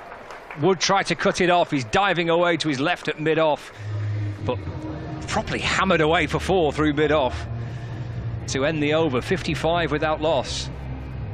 Yeah, excellent from Lees again. Taking full advantage of any wayward delivery and able to put his hands through that and punishes it through mid-on for 4. Looks like Daryl Mitchell to come into the attack for the 6th over. But Durham comfortably winning this power play, 55 for none. I think Lancashire will be disappointed with how they've started with the ball here. I think that's a psychological battle of the DLS system though. Both the fielding side and the batting unit. Batting unit, you're almost playing a 6-over game. Bowling unit, they've been less attackive. They've played a very defensive line, and it's gone against them. Here's Daryl Mitchell. And that's punched by Jones out through the offside. Hartley comes up from the deep point boundary to field. And score moves on to 56 without loss. Brings Lees back on strike. 23 to Lees. It's a really strong start by Durham with the bat. It's a big run chase. 196 is their target to win, but they've made a very, very solid start. This is the final over of the power play. Mitchell from around the wicket bowls. Lees early in position to try and ramp it through to the keeper. No run. He was. That ended up looking very ugly from Lees. Bit, didn't it? But I think Mitchell might have seen him coming and just followed him wide. Took the pace off the ball as well. He's been excellent, hasn't he? He's been excellent with the bat and with the ball. He's probably the pick of the bowlers in the Roses match, wasn't he, the other week? It's off the back foot, driven away into the offside. Well, that beats the infield. It's gone for 4 more. He's got it through that ring of fielders inside the circle, Alex Lees. Hammers it away, all along the ground to move the score to 60 without loss. Well, he's batting well at the moment, is Lees. Taken full advantage of every delivery, and that's just a beautiful punch through the covers for 4. Any width is being punished here today. Here's Mitchell around the wicket balls. Short, off the back foot, Lees. Plenty of height on it. Has he cleared Livingston? He has. He'll come back for 2. Lancashire's skipper running to try and catch up with the ball. Just had enough on it to clear Livingston at mid-off. 2 more to the total, 62 without loss. Well, it's been a wicket-taking ball throughout this campaign for Mitchell, the slower ball bouncer. I think it seems to take every batter by surprise. Only just cleared the ring. Livingston was in for a slight chance, but ended up being 3 or 4 yards away from it. Mitchell bowls again. Oh, Butler gets a dive on that, gets something on that. The ball deflects the ball down towards the boundary. De Grandon flicks the ball back. Lees comes back and adds a couple to his total. And Steve O'Shaughnessy is trying to work out exactly what's going on. And you're not on your own with that. Well, Mitchell's followed Lees, who went very wide. And then Butler did incredible to get a hand on that. It was nearly an outrageous take from Butler, diving to his left. But it just was chaos to watch. What's chaos? It was. It was T20 cricket at its best. De Grandome ended up putting the yards down at 3rd man. He did. Final ball of the over. Short again by Mitchell. And Lees stepping to the leg side. Mitchell followed him. And he couldn't quite get bat on that, trying to uppercut it through to the keeper. That is the end of the power play. It's been a bizarre start to the run chase. We've had 6 overs, 64 without loss. And George Balderson's joined me. Afternoon, mate. Hello, Scott. How are you? I'm very well, thank you. What do you make of this crazy stuff? There's been a bit of all sorts in these 6 overs so far. Yeah, it's been a little bit chaotic to watch, and not always from a good point of view for our lads. It's been a really tough 6 overs so far, and you know, we have had big intentions to go out there early and take some wickets and get ourselves ahead in case this rain comes in. That looks like it's staying clear at the moment, but yeah, we're going to need to take some wickets here to make sure we get back in this game. Yeah, that's right. We've got the old charts in front of us with the DLS scores and what both teams need to be at. This is Livingston to the attack, worked away towards backward square leg. Through they go for a quick single, 65 without loss. Brings Alex Lees back on strike. Halfway stage, Lancs, I'm sure, would have been pretty happy with it. Yeah, I'd have thought so. Good total on the board, and it's what we do well here at Old Trafford is we defend them scores, but These waits, Livingston doesn't release the ball. He did this 3 times on the spin on Friday night. Yeah, I was watching that. Oh, here we go again. He jogs up and turns and goes back to his mark, and in he comes and bowls. It's Lees sweeping. out in front of square on the leg side. George Bell put in the dive in, just trying to flick the ball back, couldn't quite get to it. It's a valiant effort at deep square leg by Bell. It's gone for 4 more runs, and Lancashire's search for a breakthrough continues. 69 without loss. Just got to stay in the game here, Lancashire, at the moment. You know, it's slightly getting away from him, but it's nothing that a couple of wickets can't change. Livingston from around the wicket bowls. It's play back to him by Alex Lees, and there's no run. Wickets are the key, aren't they? It changes the whole feel of it. Lees looks to sweep. Doesn't get that one away. Picked up by Butler, who hands it back to Livingston. He's got 2 balls left of his first over. It's off the back foot. It's a gorgeous shot by Lees, up and over extra cover. Chase on for Salt. He can't get to it. 4 more to Lees. Durham skipper has made a really, really good start here, and that's a lovely shot. That's a fantastic shot. Could be up there for shot of the day, that, for me. Just back of a length from Livingston, and he's just punched it over extra cover. Takes him to 39, 73 without loss. It's chopped away into the offside, and there is no run. So that's the end of the 7th over. 73 on the board. Lees 39 and Jones on 24. These games can change so quickly, can't they, George? I don't suspect there'll be an enormous amount of panic out there just yet for Lancashire, but might not be far off. No, I think the panic will be around this rain that is forecast to come in, and the fact that we're so far behind at the moment on Duckworth Lewis. I think if we had the confidence that this game was going to go the full 20 overs, then we'd really back ourselves to get back into the game with our spinners through these middle overs. Might just be a little bit tough out there at the moment with the drizzle that did fall before. Ball might be a little bit slippy, maybe just sliding on a little bit better to the bat on this pitch, which by all accounts was fairly dry at the start of the day. The moisture might just be helping it a little bit to bat at the moment, but it's just got to be a wicket focus here at the moment. Wellesley's been excellent this year as well, so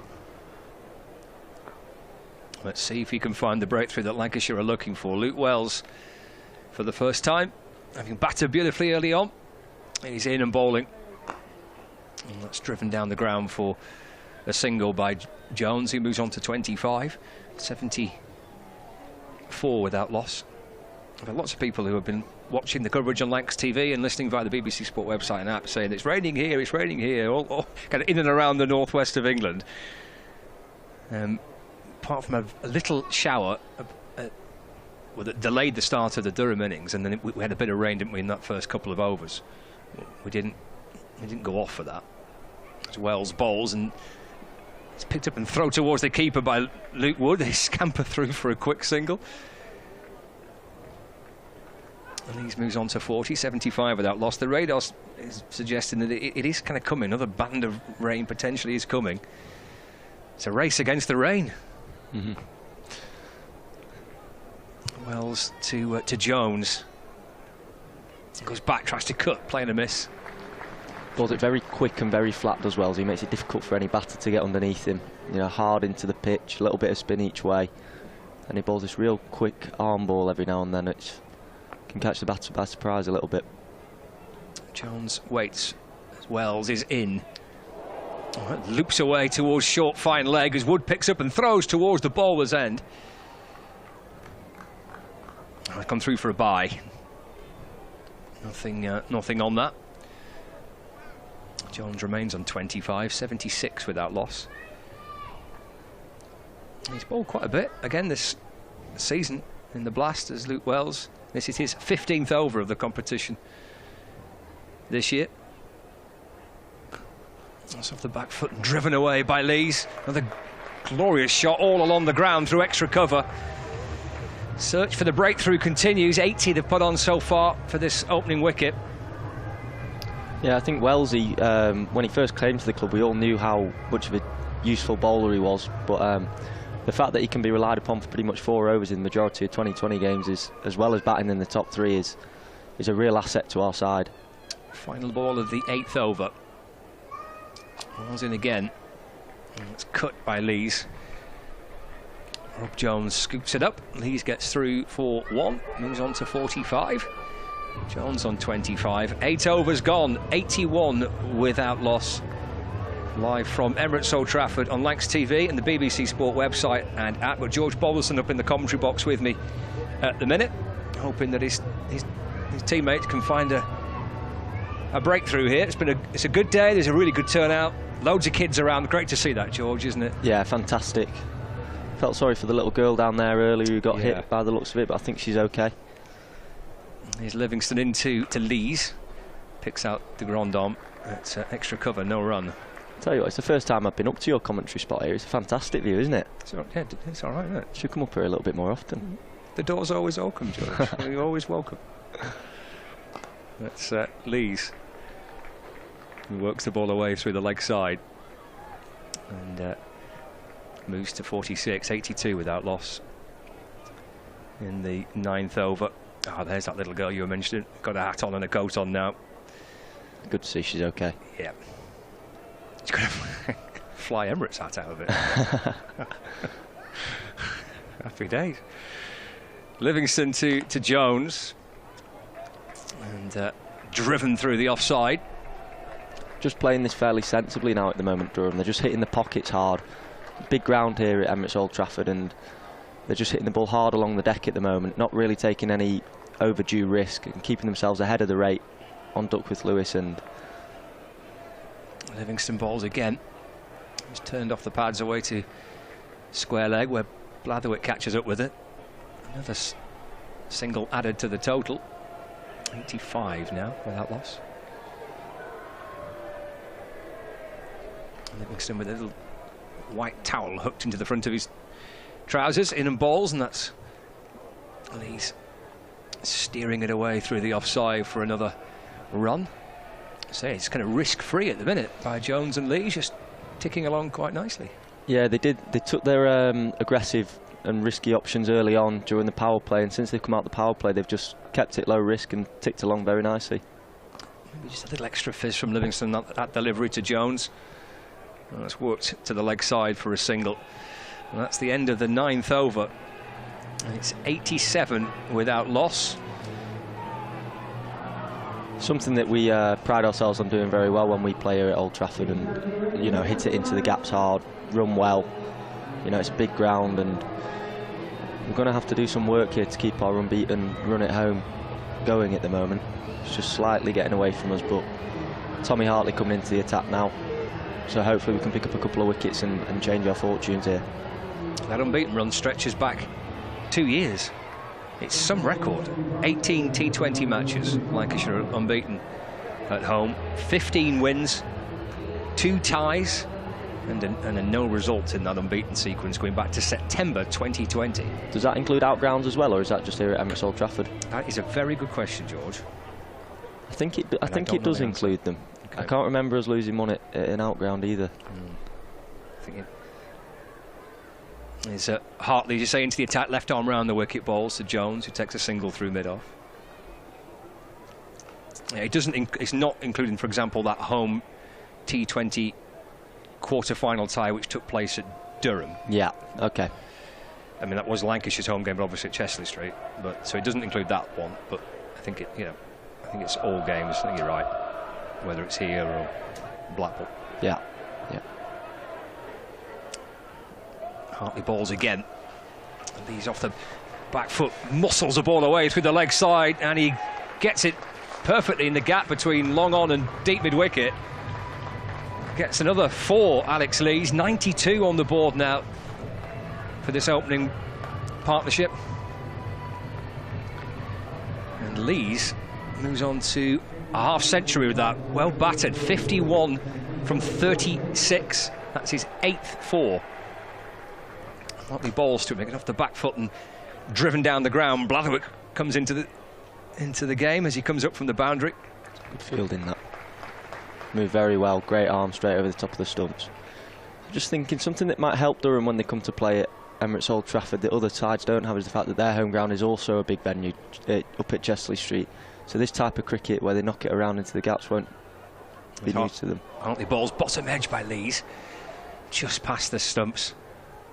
It's a bit of good fortune there. He's on to 54, 95 without loss. It probably actually accounts that as well, George, for Lancashire's really good record at Durham. Up until recently, I think they'd won 8 games on the spin at Durham. It's pretty tight on the win predictor at the minute. 44.8%, don't forget the 0.8. Durham 55.2%.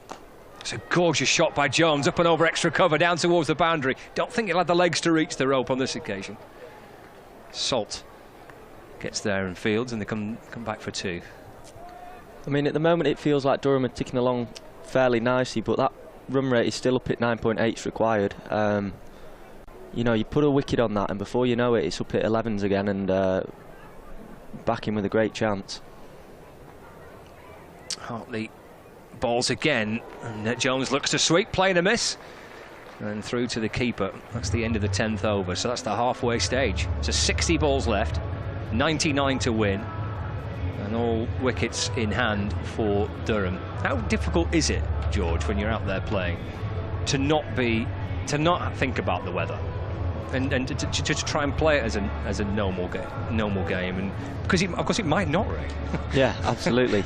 I mean, at the end of the day, you've just got to play the game in front of you. You know, you can't predict the weather, and even the people who are paid to predict the weather get it wrong half the time. So just got to play what's in front of us, try and stay focused on the next ball, the next chance, and make sure we take it. I think Livy's just come a little bit tighter at extra cover there, just trying to cut off a single for Lees. Just try and put a squeeze on. Here's Wells, starts the 11th over. Lees off the back foot, picks out the man that George just mentioned there, Liam Livingston. At extra cover, no run. Remains on 54. Wells into his second over. First one from the Jimmy Anderson end, though. It's punched up towards long off for a single. Look quick that from Wellsy. Quicker than eyeball anyway. He's constantly telling me that. 98 without loss. Well, we've got the speed gun today. We had the speed gun the other day for the game. It's always an interesting watch, that. Just gone above 10 and over the required run rate for now. Just want to keep pushing that up gently. Jones on 32. Here is Wells. Let's run down to third man. Fielded by de Grandon. Through they go for a single. 99 without loss. In terms of what a wicket would do, we'll assess it at the end of this over. I mean, it does make quite a sizable change in what is required. It's dragged away to the leg side by Lees. Bell comes up from mid-wicket to field. That brings up the 100, so 3 figures on the board. Century partnership for the opening wicket between Alex Lees and Michael Jones. Jones back on strike. Wells with a long off, long on. There's a deep mid-wicket, a deep backward square leg and deep point. Wells in. Down the pitch comes Jones. That's worked up to long on where Rob Jones fields. 101 without loss. Been a good over this so far from Wells. He'll be desperate to get out of it without going for a boundary. Even better if you can take a wicket. A dot ball with his first ball and 4 singles taken since. In and balls, and he does finish it with a dot ball fizzed in by Wells. He'll be pretty chuffed with that. Luke Wells, excellent over for Lancashire Lightning. Still searching for the breakthrough, but Wells doing his part certainly. It's 101 without loss. That's after 11 overs. So at the end of the next over, to be ahead, so after 12 overs, they need to have 101. But if they lose a wicket, then these things do change. So after 12 overs to be ahead, if they're 1 wicket down, need to be 103 for 1, and 105 for 2, and then 108 for 3 at the end of the 12 to be ahead of on Duckworth Lewis. Wickets are the key here to keep them in hand for Durham if it rains, and to get them for Lancashire Lightning. I think we're getting to that stage now with 9 overs left that you've got to be thinking about the game going 20 overs for sure. I mean, that over from Wellesley pushed the rate up from I think 9.7 to 10.5. So be looking for another good over here from Darrell and hopefully push it to 11s and then put a couple of wickets on top of that. Jones on strikes. Here's Mitchell into the attack. Balls hammered away out towards the offside for a single. He's coming up there. Salt on the cover boundary to field.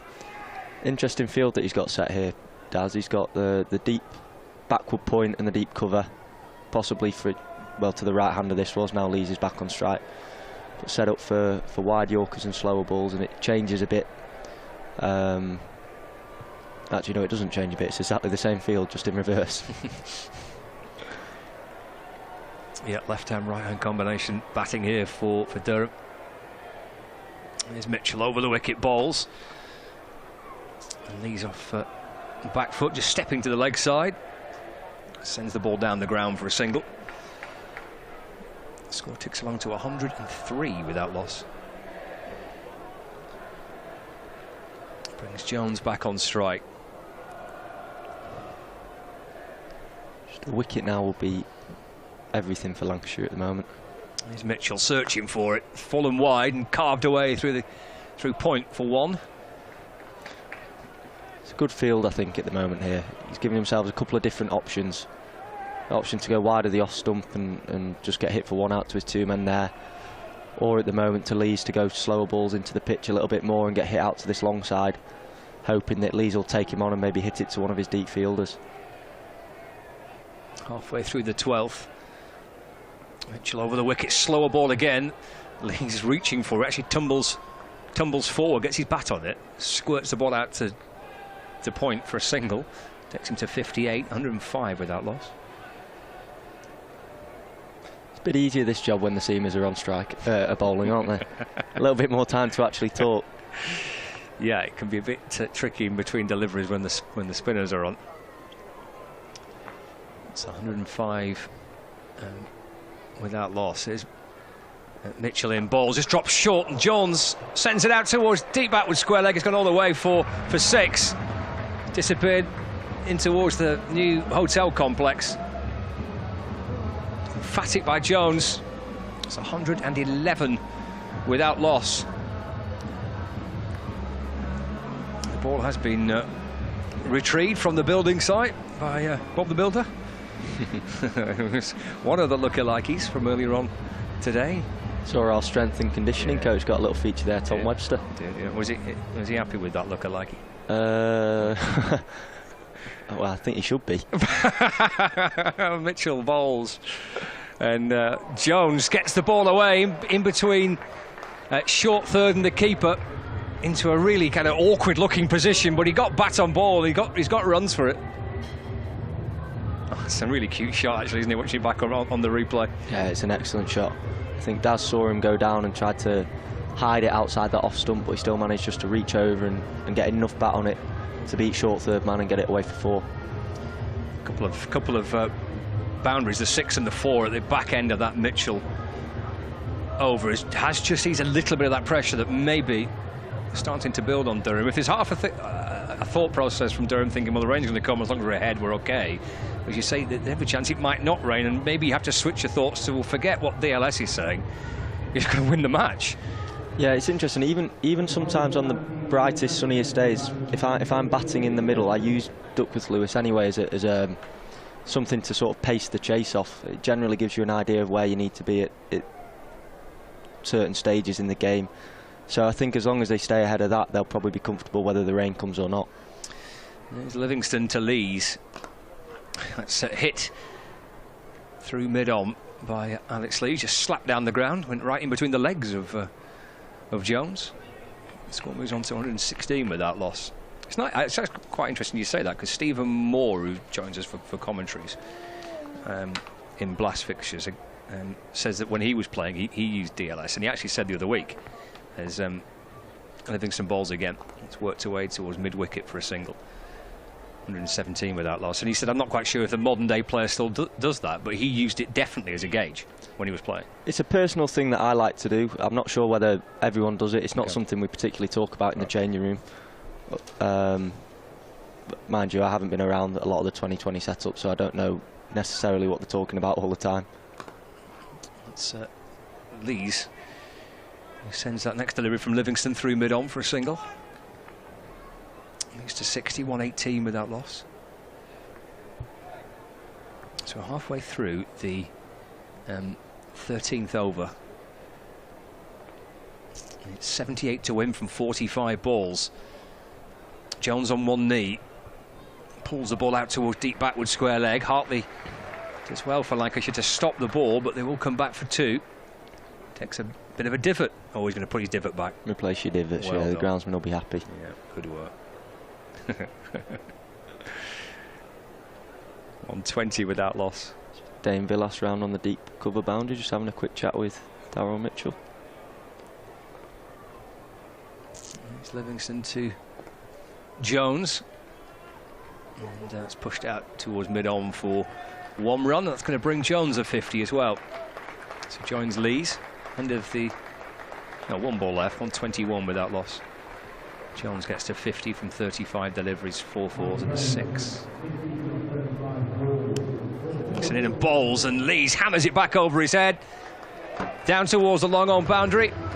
Wood can't cut it off. 1 bounce and 4 runs to complete the 13th over. And the runs keep coming. The search for the wicket continues. And Lancashire's unbeaten home record, 2 years unbeaten here in blast fixtures, is in danger. 71 needed, 42 balls left.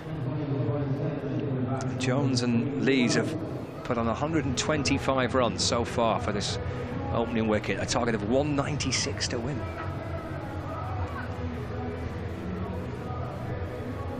So fielders buzzing around all over the place here as Lightning try to find an answer. Yeah, just trying to get our best boundary fielders in the most important positions at the moment, just so if that opportunity does come our way, we're in the best position possible to take it. Well, he's got long on and a long off. There's a deep mid-wicket and deep point outside the circle. There's Wells to Jones. He's asking for an LBW, there's Luke Wells. Not out, says Steve O'Shaughnessy. 25 without loss.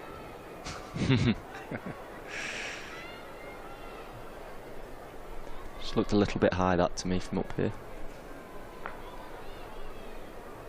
There's Wells. Over the wicket bowls. Catch. Cries of catch. It's out towards deep mid-wicket. George Bell doesn't drop it.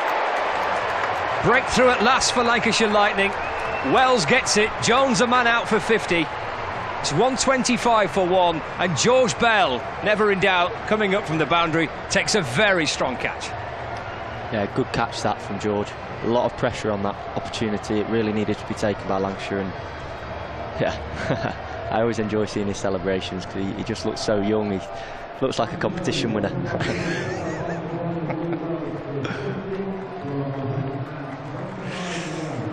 That'll get fed back, won't it? Yeah. Yeah. I'd say it to his face as well, to be fair.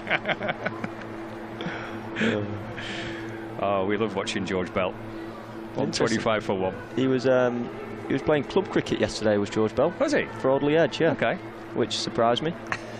I play in the same league as him, and yeah, I had a look at the scorecards last night. It said George Bell, 38. I thought, oh, it's interesting. In between 2 2020s, just go and have a game for your club side. That's good effort. Coming back late from Northampton, and then getting up and having a knock the following day. Yeah. Just loves the game. Right, breakthrough. That's what Lancashire Lightning were desperately searching for, and they've got it. This is Turner, the new batter, goes off the back foot, tries to cut it. Picked up at backward point, no run. So halfway into the 14th over, 1 wicket down. They would need to be, well, they are ahead, but it would change if they lose a couple more. These things can alter pretty quickly when wickets fall. Bottom edge by Turner. They chopped it back onto his stumps. It's actually Picked up by Butler, no run. Oh, we're in danger here of a wicket maiden. I was just thinking it, but I didn't want to say it with 2 balls left to go. I get very excited about wicket maidens in T20. I need to get out more. With 2 balls left. Wells 1 for 11 from 2.4 overs. Bowls. That's spoilt it. You shouldn't have said anything, should you? No, I shouldn't, no. That's ruined it. Turner, not happy with you. 126 for 1. Final ball of the 14th coming up. I think I might jump out at the end of this over, Scott, and leave it back to you 2 professionals to finish it off. Why? Who's coming in? Who've we got? We've got Jonathan Agnew coming in. Here comes Wells in and bowls. It's down the leg side, wider by the umpire. Score ticks along to 127 for 1. It's Wells, final ball of his 3rd. He's got the breakthrough. Just drops short there, leads off the back foot. Drills it down the ground. He'd come back, hurtling back for a second. And that does complete the 14th over, 129 for 1. Well, thanks for joining us, George. Thank you very much, Scott. I'll see you again soon, I'm sure. I'm sure you will. Thank you very much. You'll catch George at the end on Lancs TV as well, with Phoebe Graham, who's going to come in and join me. 129 for 4. With 6 overs left. So it's 36 balls left and 67 to win. Sadly, just myself joining you, Scott. Well, it sounded like there was going to be a celebrity, didn't it, then? I thought you can't possibly be thinking that me and you are professionals. I mean, we wing it every day, don't we? I certainly do, anyway. Absolutely do, yeah. That was a compliment, wasn't it? At 129 for 1.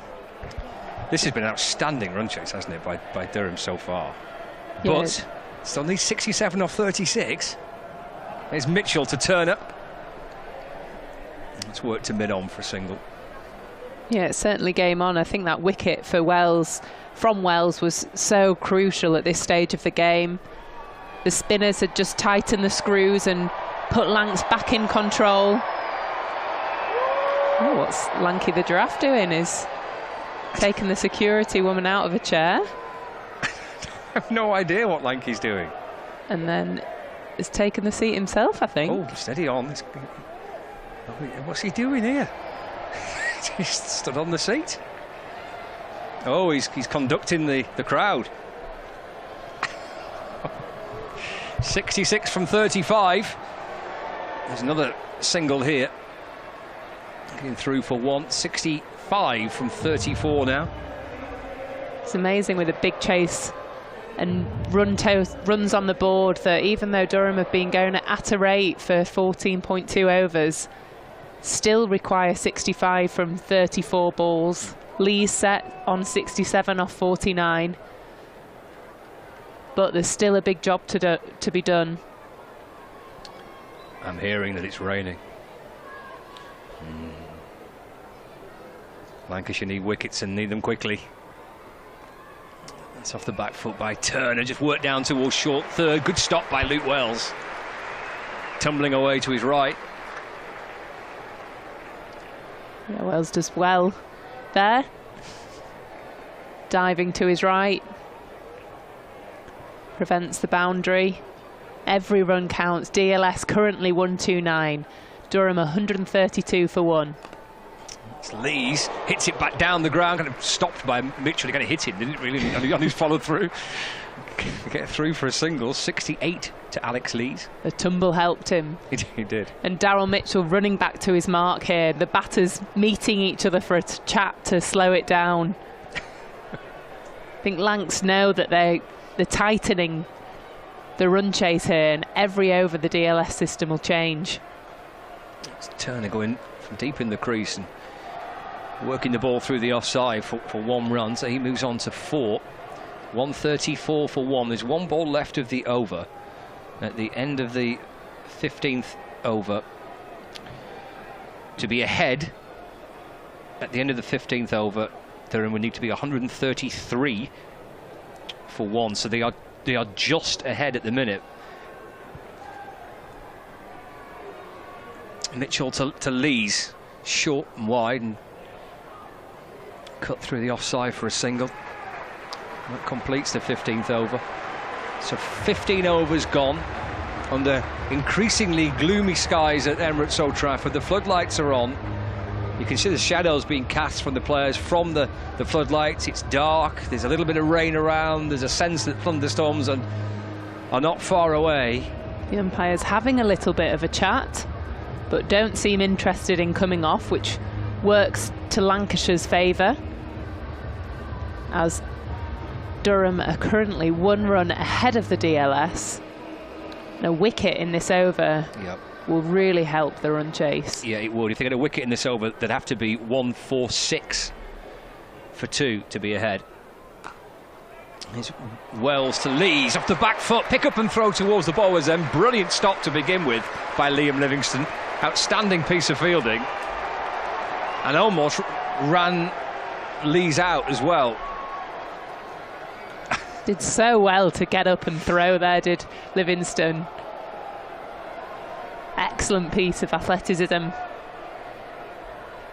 Wells bowls again. Oh, Turner goes high towards the leg side. This could be a big moment.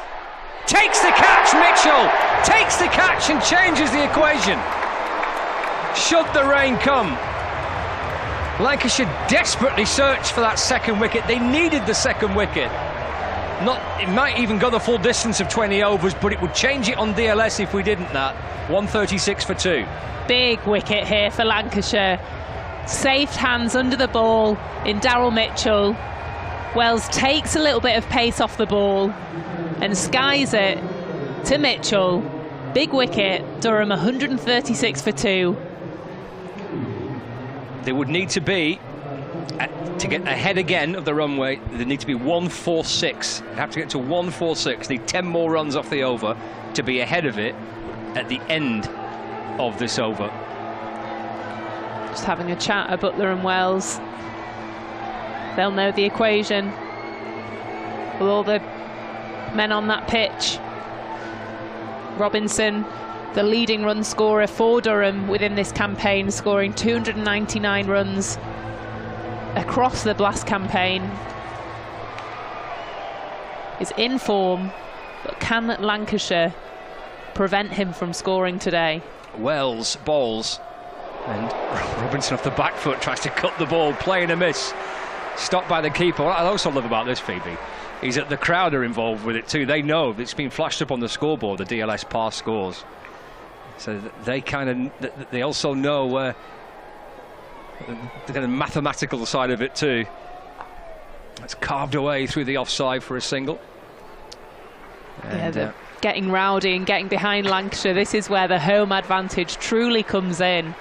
So when you've got the crowd behind you, you've got that extra fielder, the energy comes from the crowd as well as the fielders. It's been the spin attack that's really changed the momentum of the game for Lancashire here. Wells bowling really well today. Here he comes, bowls again, down the pitch comes Lees. Let's work down towards long on, he wants a second, but Hartley's quickly to it. Lancashire Lightning are back in the game here. Just 2 wickets changes the whole feel of the game, and for those watching on the live stream, that DLS par, that's after each ball as well, so should he absolutely tip it down, you have to go off mid-over. You've got an idea there as well, so that's after each delivery what the score needs to be. Again, that's cut through the offside for a single, and that is the end of the over. That's really, really good from Luke Wells. That's a belter of an over, isn't it, from Wells, who's bowled beautifully at Phoebe tonight. He's bowled 4 overs, 2 for 19. Yeah, he's had a huge ripple of applause there from the Lancashire home ground and the fans. He's bowled exceptionally today, taken the 2 key wickets in this attack, and that tight over at the end there changes the run rate, changes what Durham require. And now it's 57 from 24 deliveries. It's becoming quite a big ask despite being such a phenomenal chase, a brilliant opening partnership. Need another couple of good overs from Lancashire here. Yeah, and that does continue to change it. Is on the radar as well. Here's Daryl Mitchell in and balls. And it's a full ball to Robinson. It's chipped down the ground. It'll bounce in front of Luke Wood, who comes up from the boundary. It's just a single. It's a 140 for 2. So the equation now at the end of the over, to be ahead, there need to be 157. And it's 140 for 2, so that to get ahead of the run rate, to get ahead of where they need to be again, Durham, they need to find a big over here. Interesting that Lancs are now slowing the game down, having a few more conversations as DLS is in their favour. This over, it's been topsy-turvy. It has, hasn't it? And there's Mitchell in the balls to Lees. Bounce in front of Blatherwick. It's not where he was aiming for. It's gone down towards short third, and he comes back for a second as the throw comes in towards the bowler's end. Not picked up cleanly. They kind of flirt with the idea of a third and decide against it. 1-4-2 for 2. Mitchell currently taking pace off every delivery and creating opportunities, because both Lees and Robinson are trying to use a solid base to get their hands through the ball, but because there's no pace generated off the ball from Mitchell, there's nowhere to get that momentum to clear the ropes. Mid-off up in the ring, an extra as well, so that's an option for Lees, but Mitchell bowling very well at the moment. And he's back in and bowls again. That's a good looking shot by Lees, hit back over the head. That'll be 4. 1 bounce and 4 runs. Lees with a gem of an innings here, and that's a lovely shot for 4. 146 for 2. Lees knows he needs to go the whole way for Durham to win this game. As soon as the run rate goes above 2 a ball, it feels challenging, but with Lees there, Durham have an opportunity, they have a chance. And that's a strong option over the bowler's head. Mitchell back in, what's his response? Balls again! Oh, it's burst through Mitchell. And Lees gets a single, hit back to the bowler. Kind of went through him, didn't it, really? Lees moves to 78. 147 for 2. The win predictor pushing Lancashire up to 72.4%. Make some noise is flashed up on the replay screen, and those inside the ground follow their instructions and they make a bit of noise. Mitchell bowls again. Oh, that'll be a no ball. He's banged that in short and he's looped up high above the batter, and no ball signalled by the umpire. It's not a free hit. It's a shame the ball's not shot on there. It's just bounced almost like a trampoline up over the batter's head. In again and balls. That's worked out towards the leg side by Robinson. He moves on to 4. Brings up the 150 for Durham. 150 for 2. If they can, if they can find a 6 here, that will bring them level on DLS. For the end of this over, there needs to be 157 to be in front. But at the minute, it's still dry. Albeit it looks like he could hammer it down at any moment. Mitchell stands at the top of his mark. Fielders drop back behind him. Long off and long on. Deep mid-wicket. Deep extra cover. Third man. That's swung high by Lees, who's under it. Butler's under it. With the gloves, takes the catch. Mitchell celebrates. Lancashire well in front now. And as he takes the catch, the heavens open. It absolutely starts to tip it down.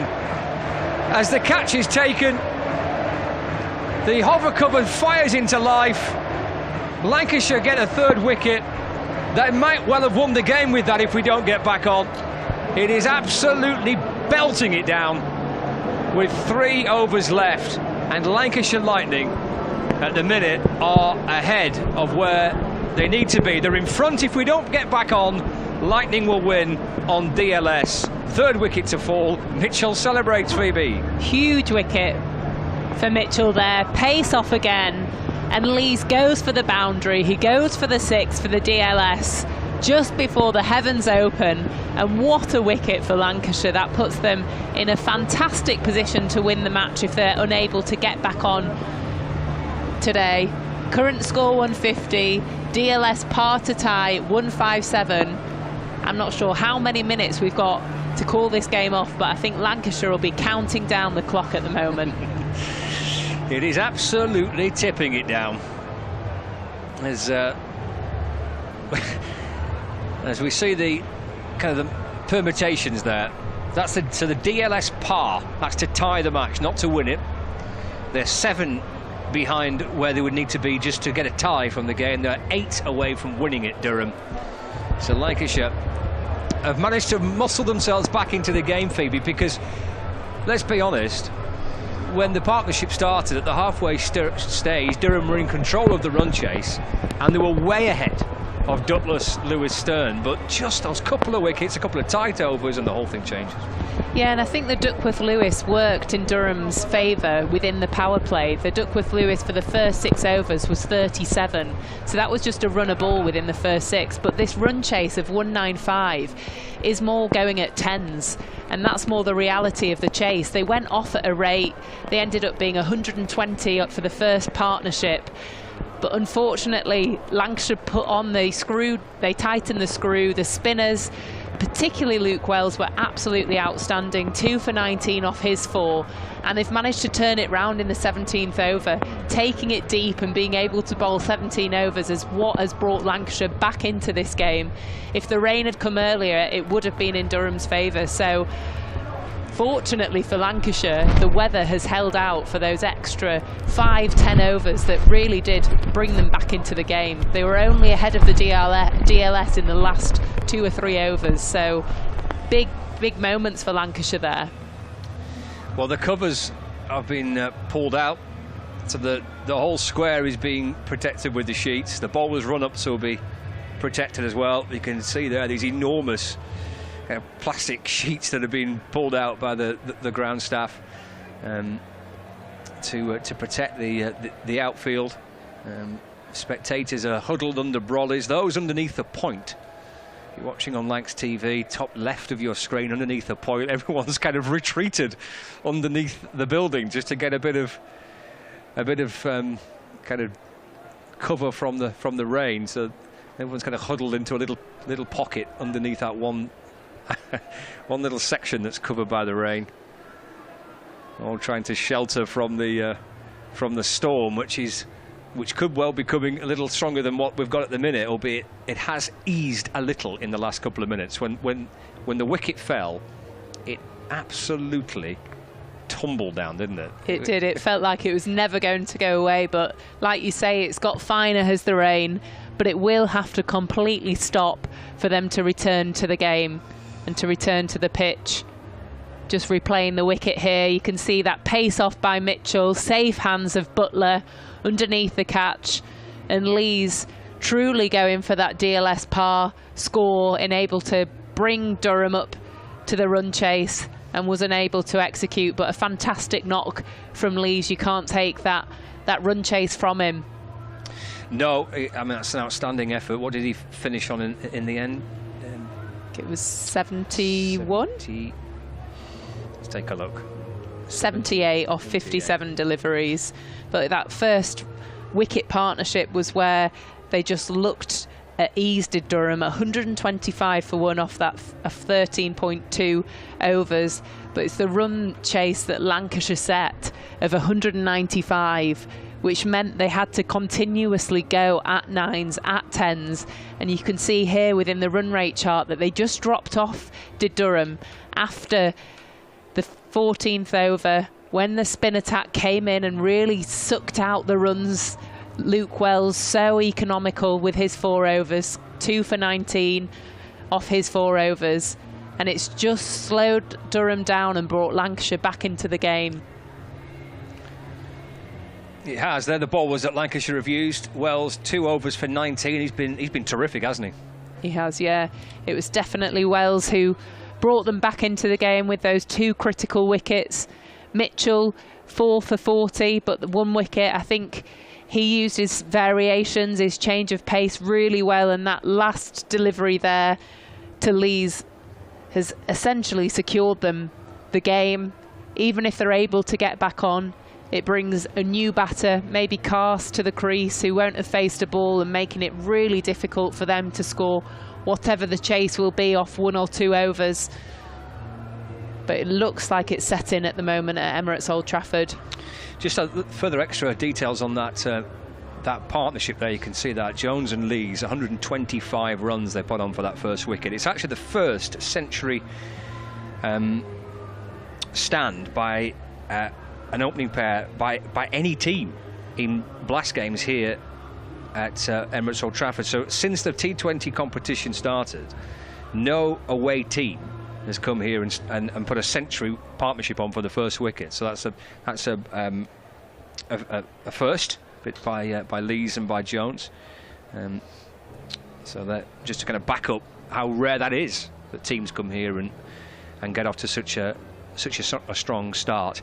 In terms of time and when we might start to lose overs, we've got until 5:45 to be precise, because it's cricket and you've got to be precise. 5:44. Oh wow! So there's 15 minutes. Yeah, to the minute. Yeah, 5:44 is the time where we can absorb, because we had that slight delay before the start of the Durham innings. And you can take in half an hour. You've got half an hour to use before you start losing overs. So with that combined to this delay, we have until 5:44. And if it gets to 5:44 and we've still not started, then overs will be reduced. It becomes a different calculation. And then is it 3 minutes an over? Something like that. Something like that. So you've got 9 minutes after 5:44. You would have thought for the game to be called off. Well, that sounds about right. Sounds good. I don't know if it's right, but I believe you. You said it with confidence, and I completely believe you. Feels like by 5 to 6 we should have a result here at Emirates Old Trafford, and the Lancs players, despite it raining, going out and doing signatures for the kids. That's nice. Which, this is the things you don't really see from the TV screens, but often after we've finished up commentating, we're making our way home, we see the players still out doing signatures to all the fans. They definitely do put more in than the spectator sees. Yeah, it's good from Mitchell as this. He did this actually in the reverse fixture at Durham a few weeks ago. Lancashire lost there and they didn't play massively well. And he still came out and signed all the autographs. The Durham kids and supporters were all there, wanted a picture and an autograph. And Mitchell, even in defeat, came out and did that. Saw them doing it at Headingley as well. I don't know if quite a lot of them were trying to avoid the changing room at that point, because it was the 3rd out of 4 loss. Yeah, and it felt like that day was potentially a day for a telling off. But I think that's where tonight, if Lancashire were to lose, the first innings with the bat, they played unbelievably throughout. Yes, they lost the 2 wickets up front, 6 for 2. That can happen against a very good opening bowler. Parnell, he's got 11 wickets in 7 matches, added 2 today to his collection. But it can happen. You can be a victim of a good ball, which Salt was, de Grandhomme was. But they've gone out there, and despite losing wickets, they've continued with momentum. They've played the brand of cricket that they've talked about, but not always executed. So Butler went off to a great start, 31 off just 16 deliveries. Livingstone scored 30, I think, off 12 deliveries. They were all playing the brand of cricket that fans at Emirates Old Trafford want to see. So I think this is where, although we've seen a change in momentum from those losses we've spoken about, they're actually playing the cricket that we want to see and that we want to be entertained by. Well, the 2 umpires are out there with Lancashire's head groundsman. So the 3 of them are in conversation about, I think, looking at maybe radars there, aren't they? I would suspect. Yeah, I think it's about the rain. Yeah, I think it's about what you're having for dinner, isn't it? It's very fine at the moment, so I'm wondering whether they're saying, can we take the covers off at 40 and see where we're at? But the groundsman's showing some very scientific technology here. Yeah, well, I'm hearing that it's quite a sizable chunk of rain that's coming in our direction, and maybe that's exactly what Matt Merchant there, the head groundsman, is saying to the umpires. Have a look at me. Have a look at my radar. Have a look at my radar, and I'll show you just how much rain is coming. I've been sent an image about about what's coming. There's a big block of. I presume green's not good. There's a lot of green on this image. So I wonder if that has come from. You see that? There's a big block of green. The darker green on the screen is the rain. Is the rain. I'm wondering whether that's come from Edgbaston, because they were off earlier, weren't they? Yes, they Have were. a look to see what the scores are there. I think they're still off, aren't they? I think they are.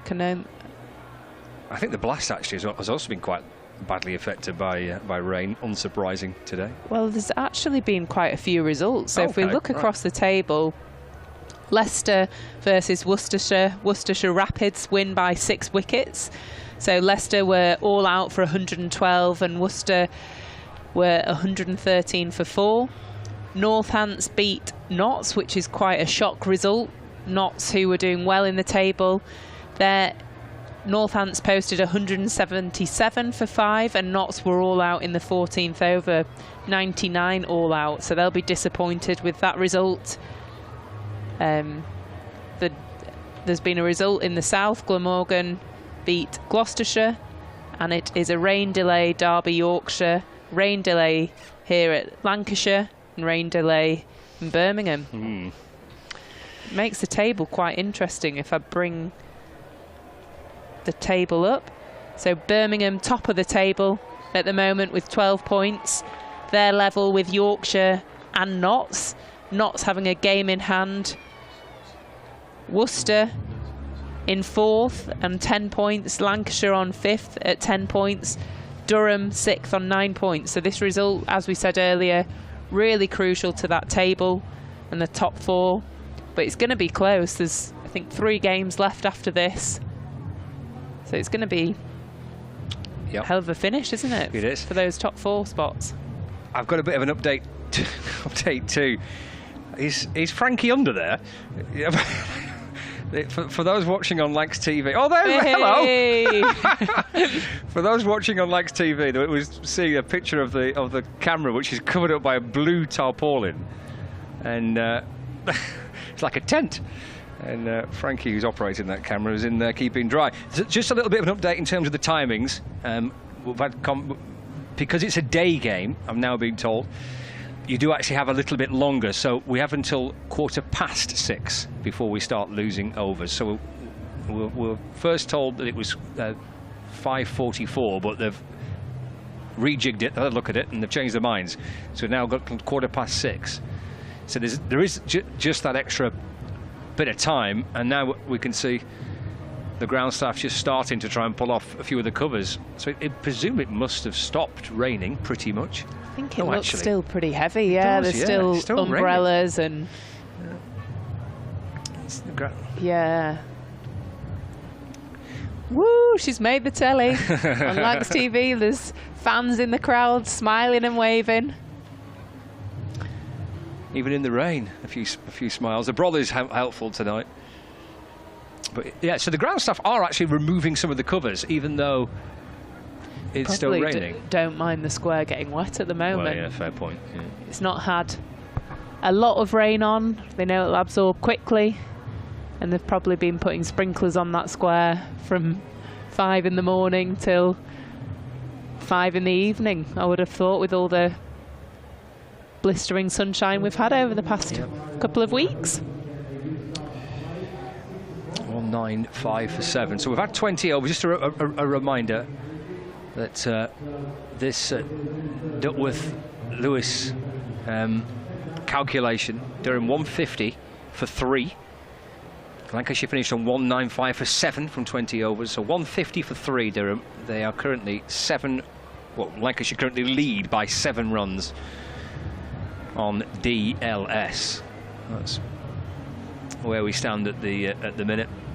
Ground staff are peeling away some of the covers, but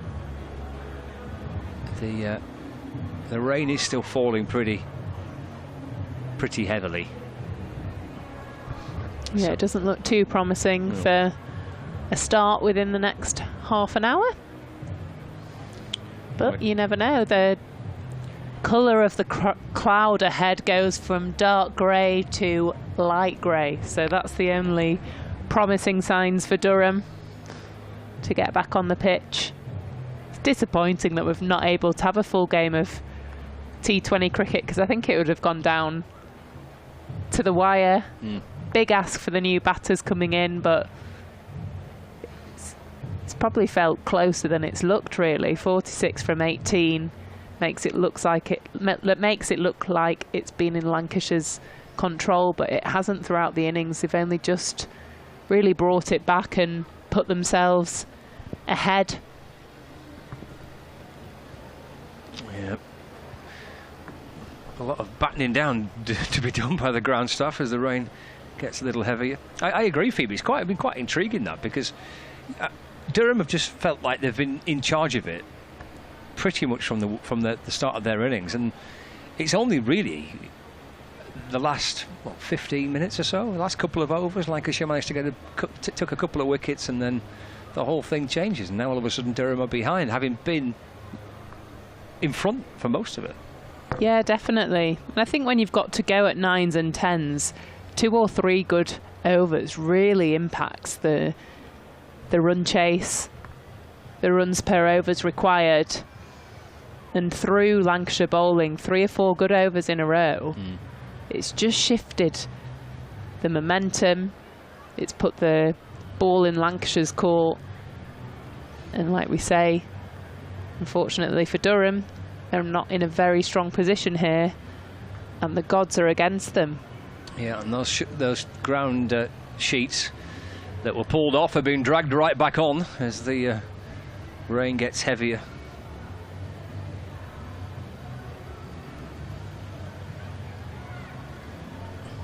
It's not a particularly cheerful sight if you want to be watching some live cricket. I suppose the outcome fundamentally, if nothing improves, is a good one from Lancashire's point of view. It's a win.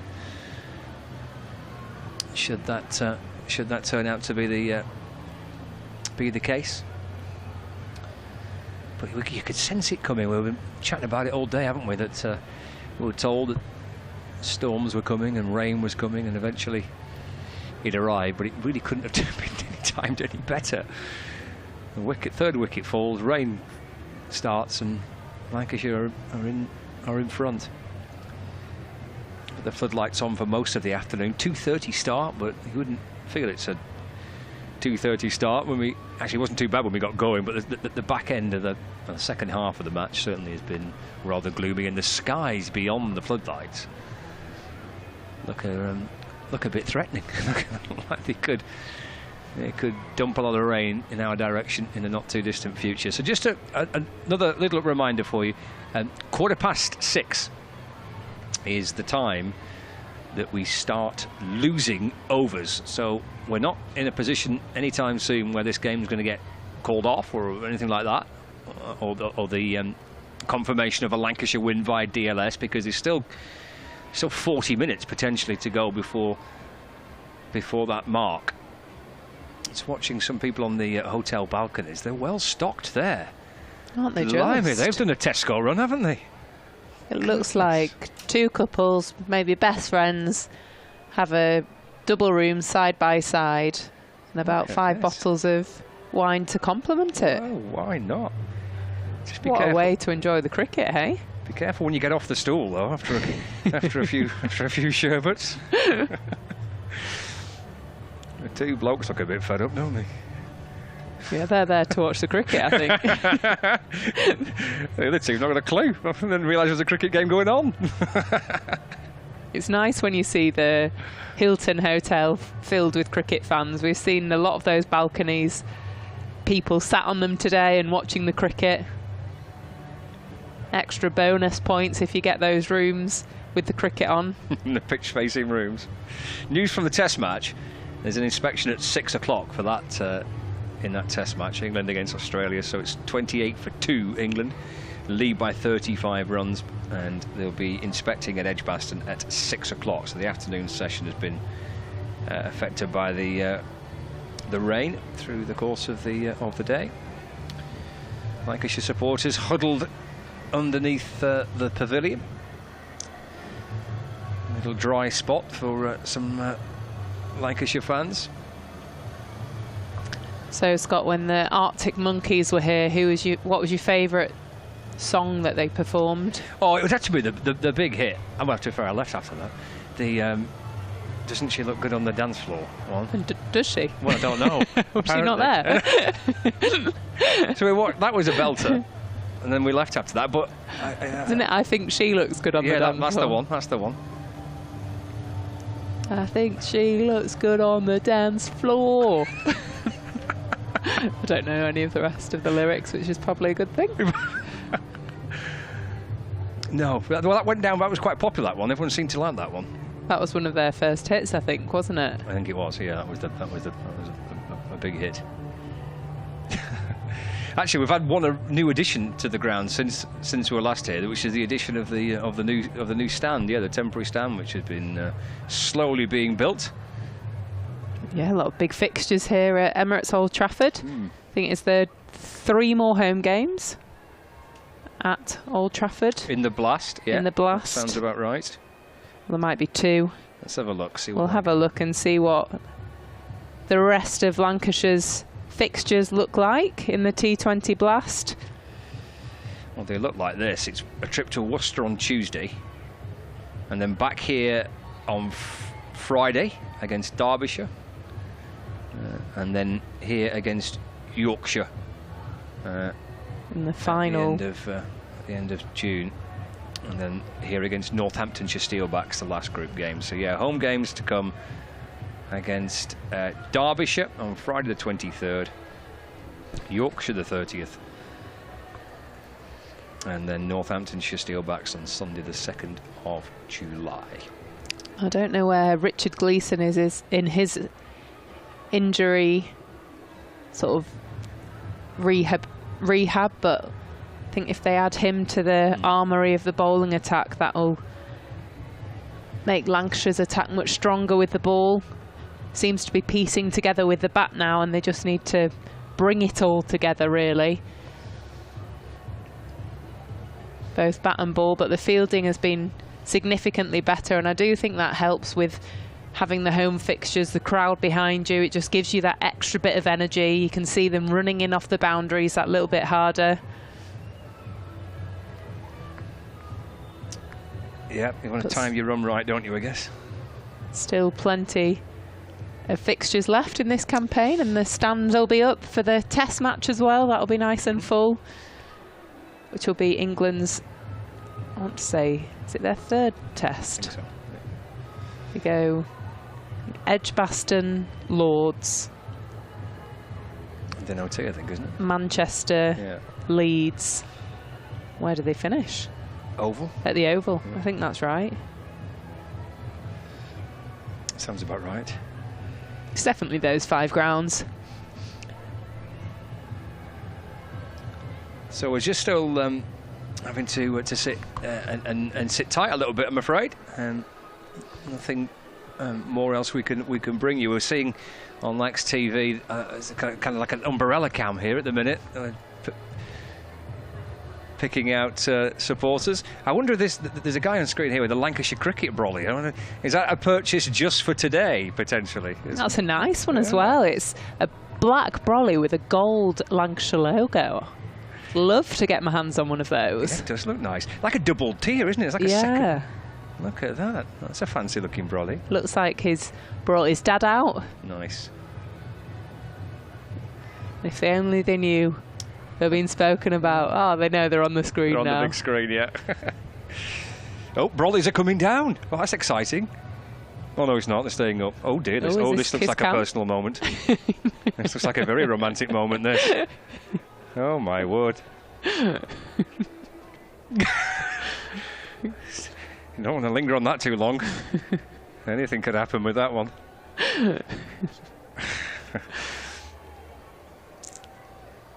Well, the cameras are going around and picking up people with the brollies up, and they're flashing up onto the big screen. No brollies here, but two very sturdy-looking rain jackets. So what have you thought of the Test match so far? Scott, have you been following it, England, Australia? I was driving down to Northampton on the for the first day, so I listened to quite a bit of it on the drive down to Northampton.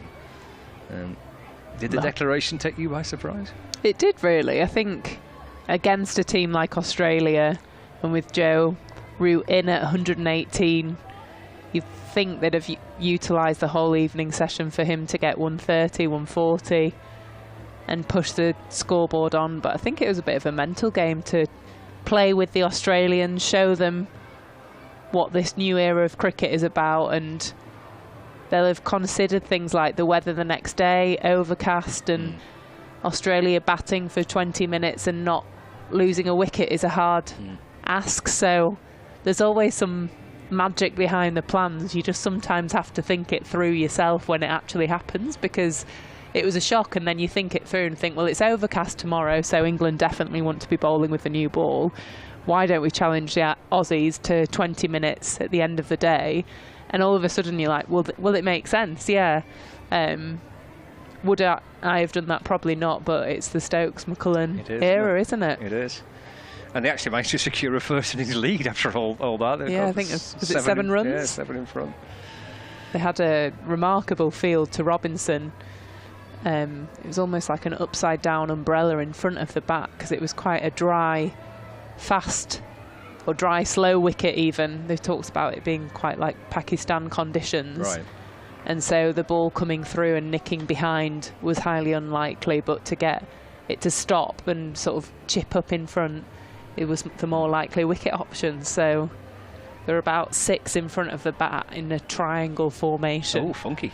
And it looked remarkable, and it worked again with Robinson taking the wicket, getting a Yorker.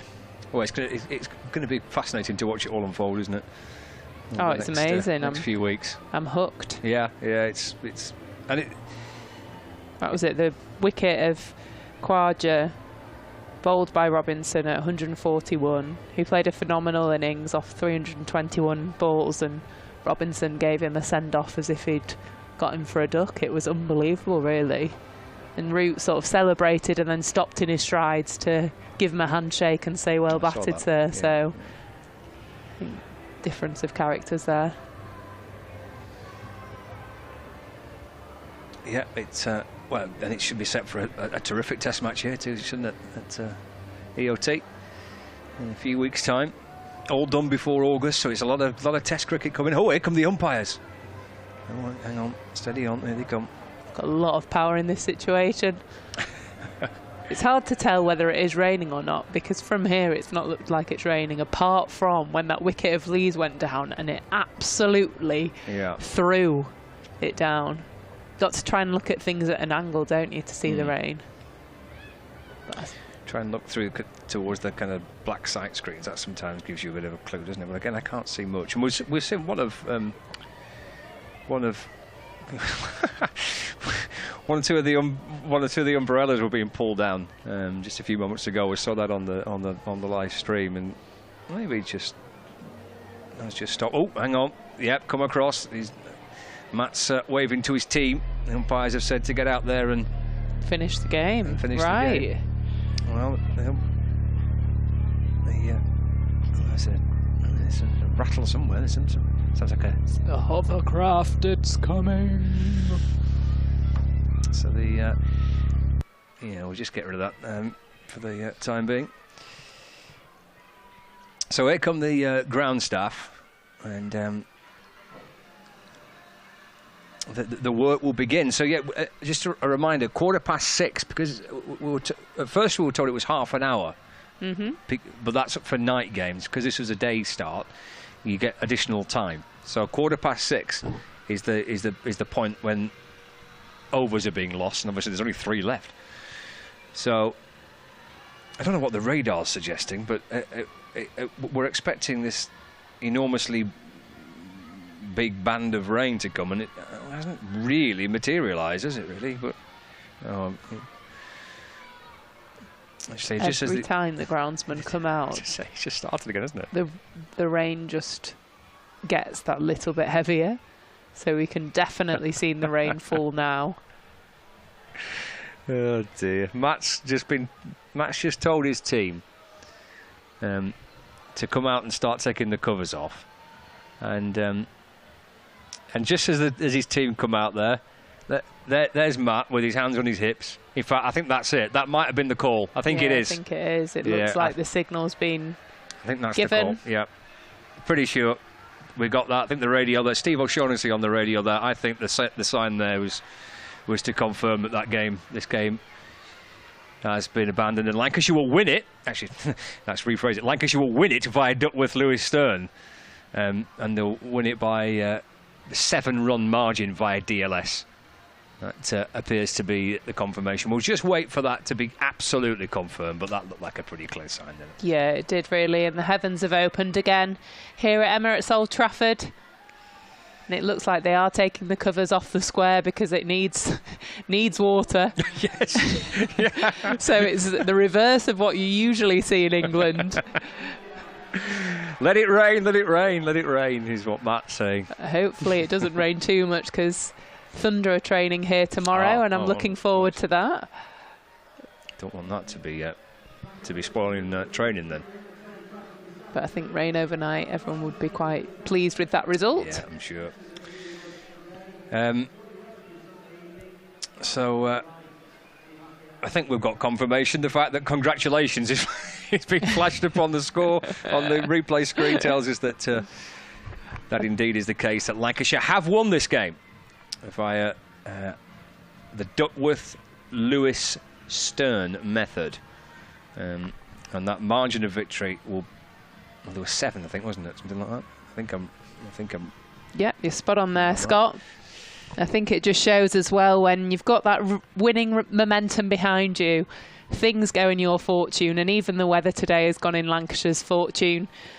Probably the first 13 overs, Durham were ahead of DLS rate, and it was just those final 3 or 4 over squeeze from Wells, from Mitchell, that brought them back into the game. And Durham fell short of 7 runs, despite a brilliant effort from Lee, 78 from just 57 deliveries. Durham, 150 for 3, fell 7 short of the DLS, and Lancashire posted 195 from their 20 overs. Yep, confirmation then. Lancashire Lightning winning by 7 runs via DLS.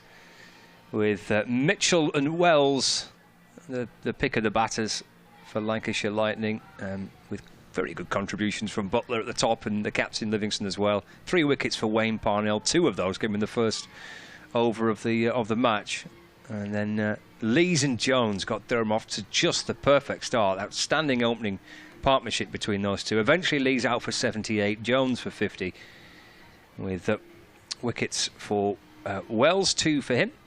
And let's have a look at Lancashire's bowling. Here we go. Wells 2 for 19 from 4 overs. Mitchell 1 for 40 from his 4 overs. And with Wood and Blatherwick, and Livingston and Hartley all contributing as well.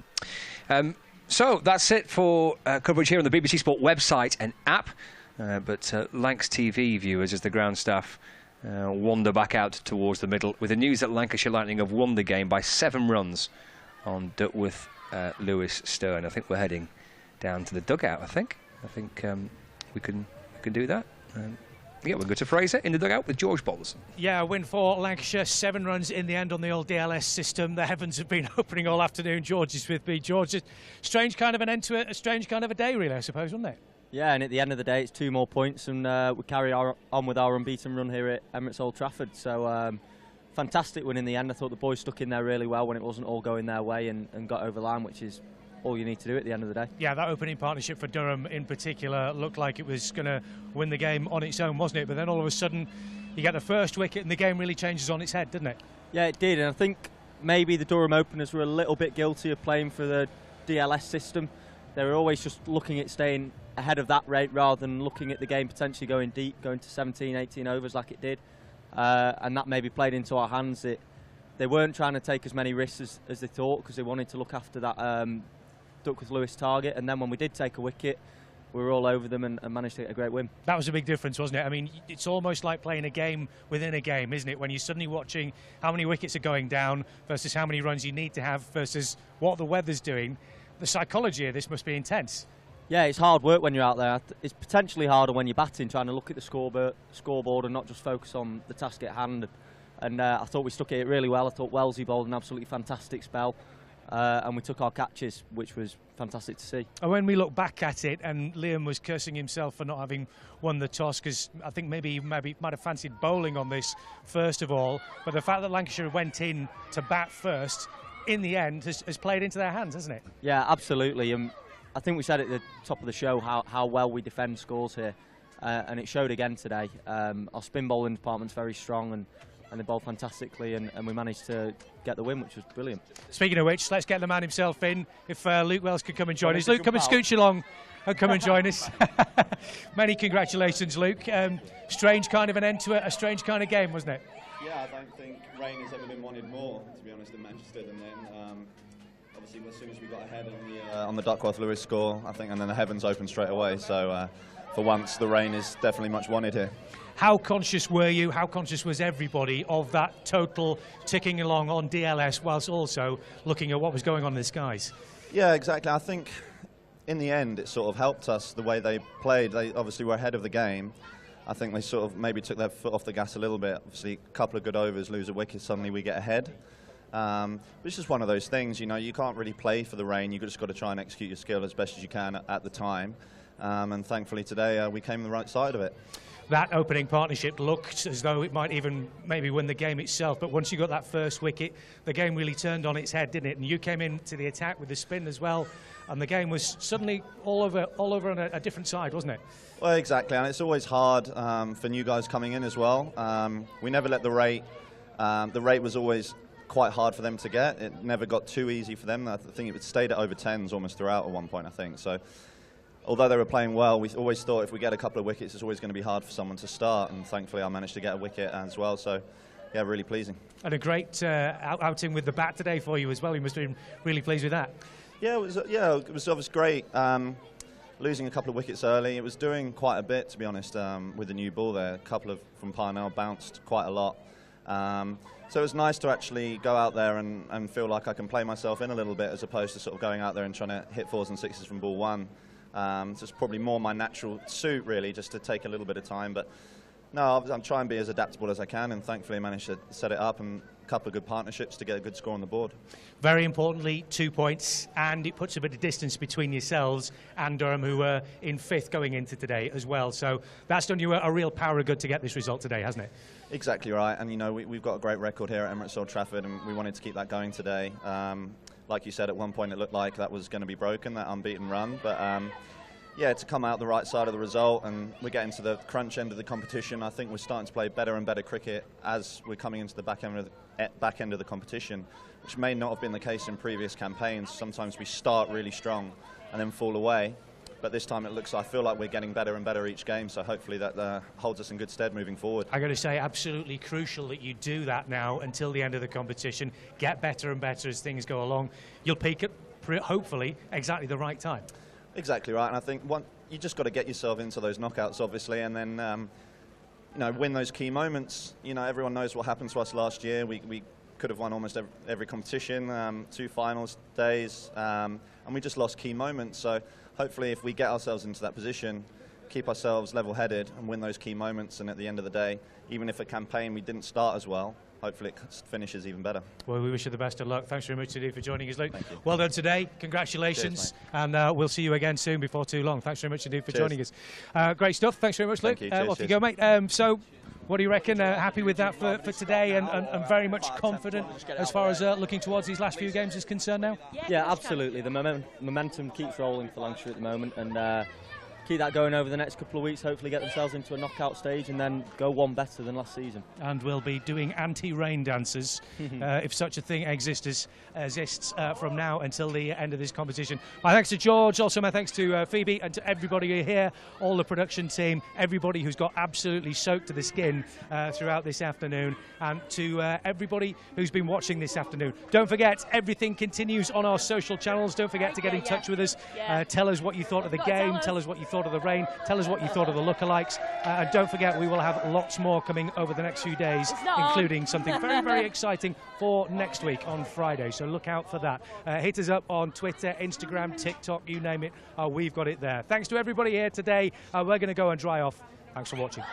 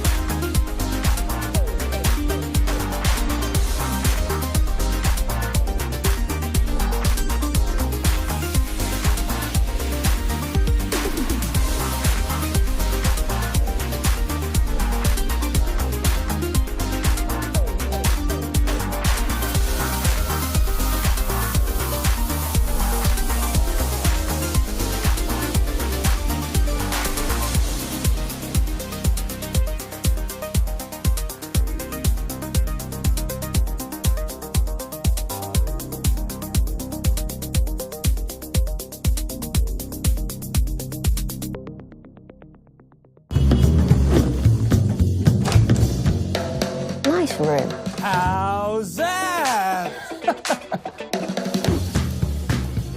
How's that?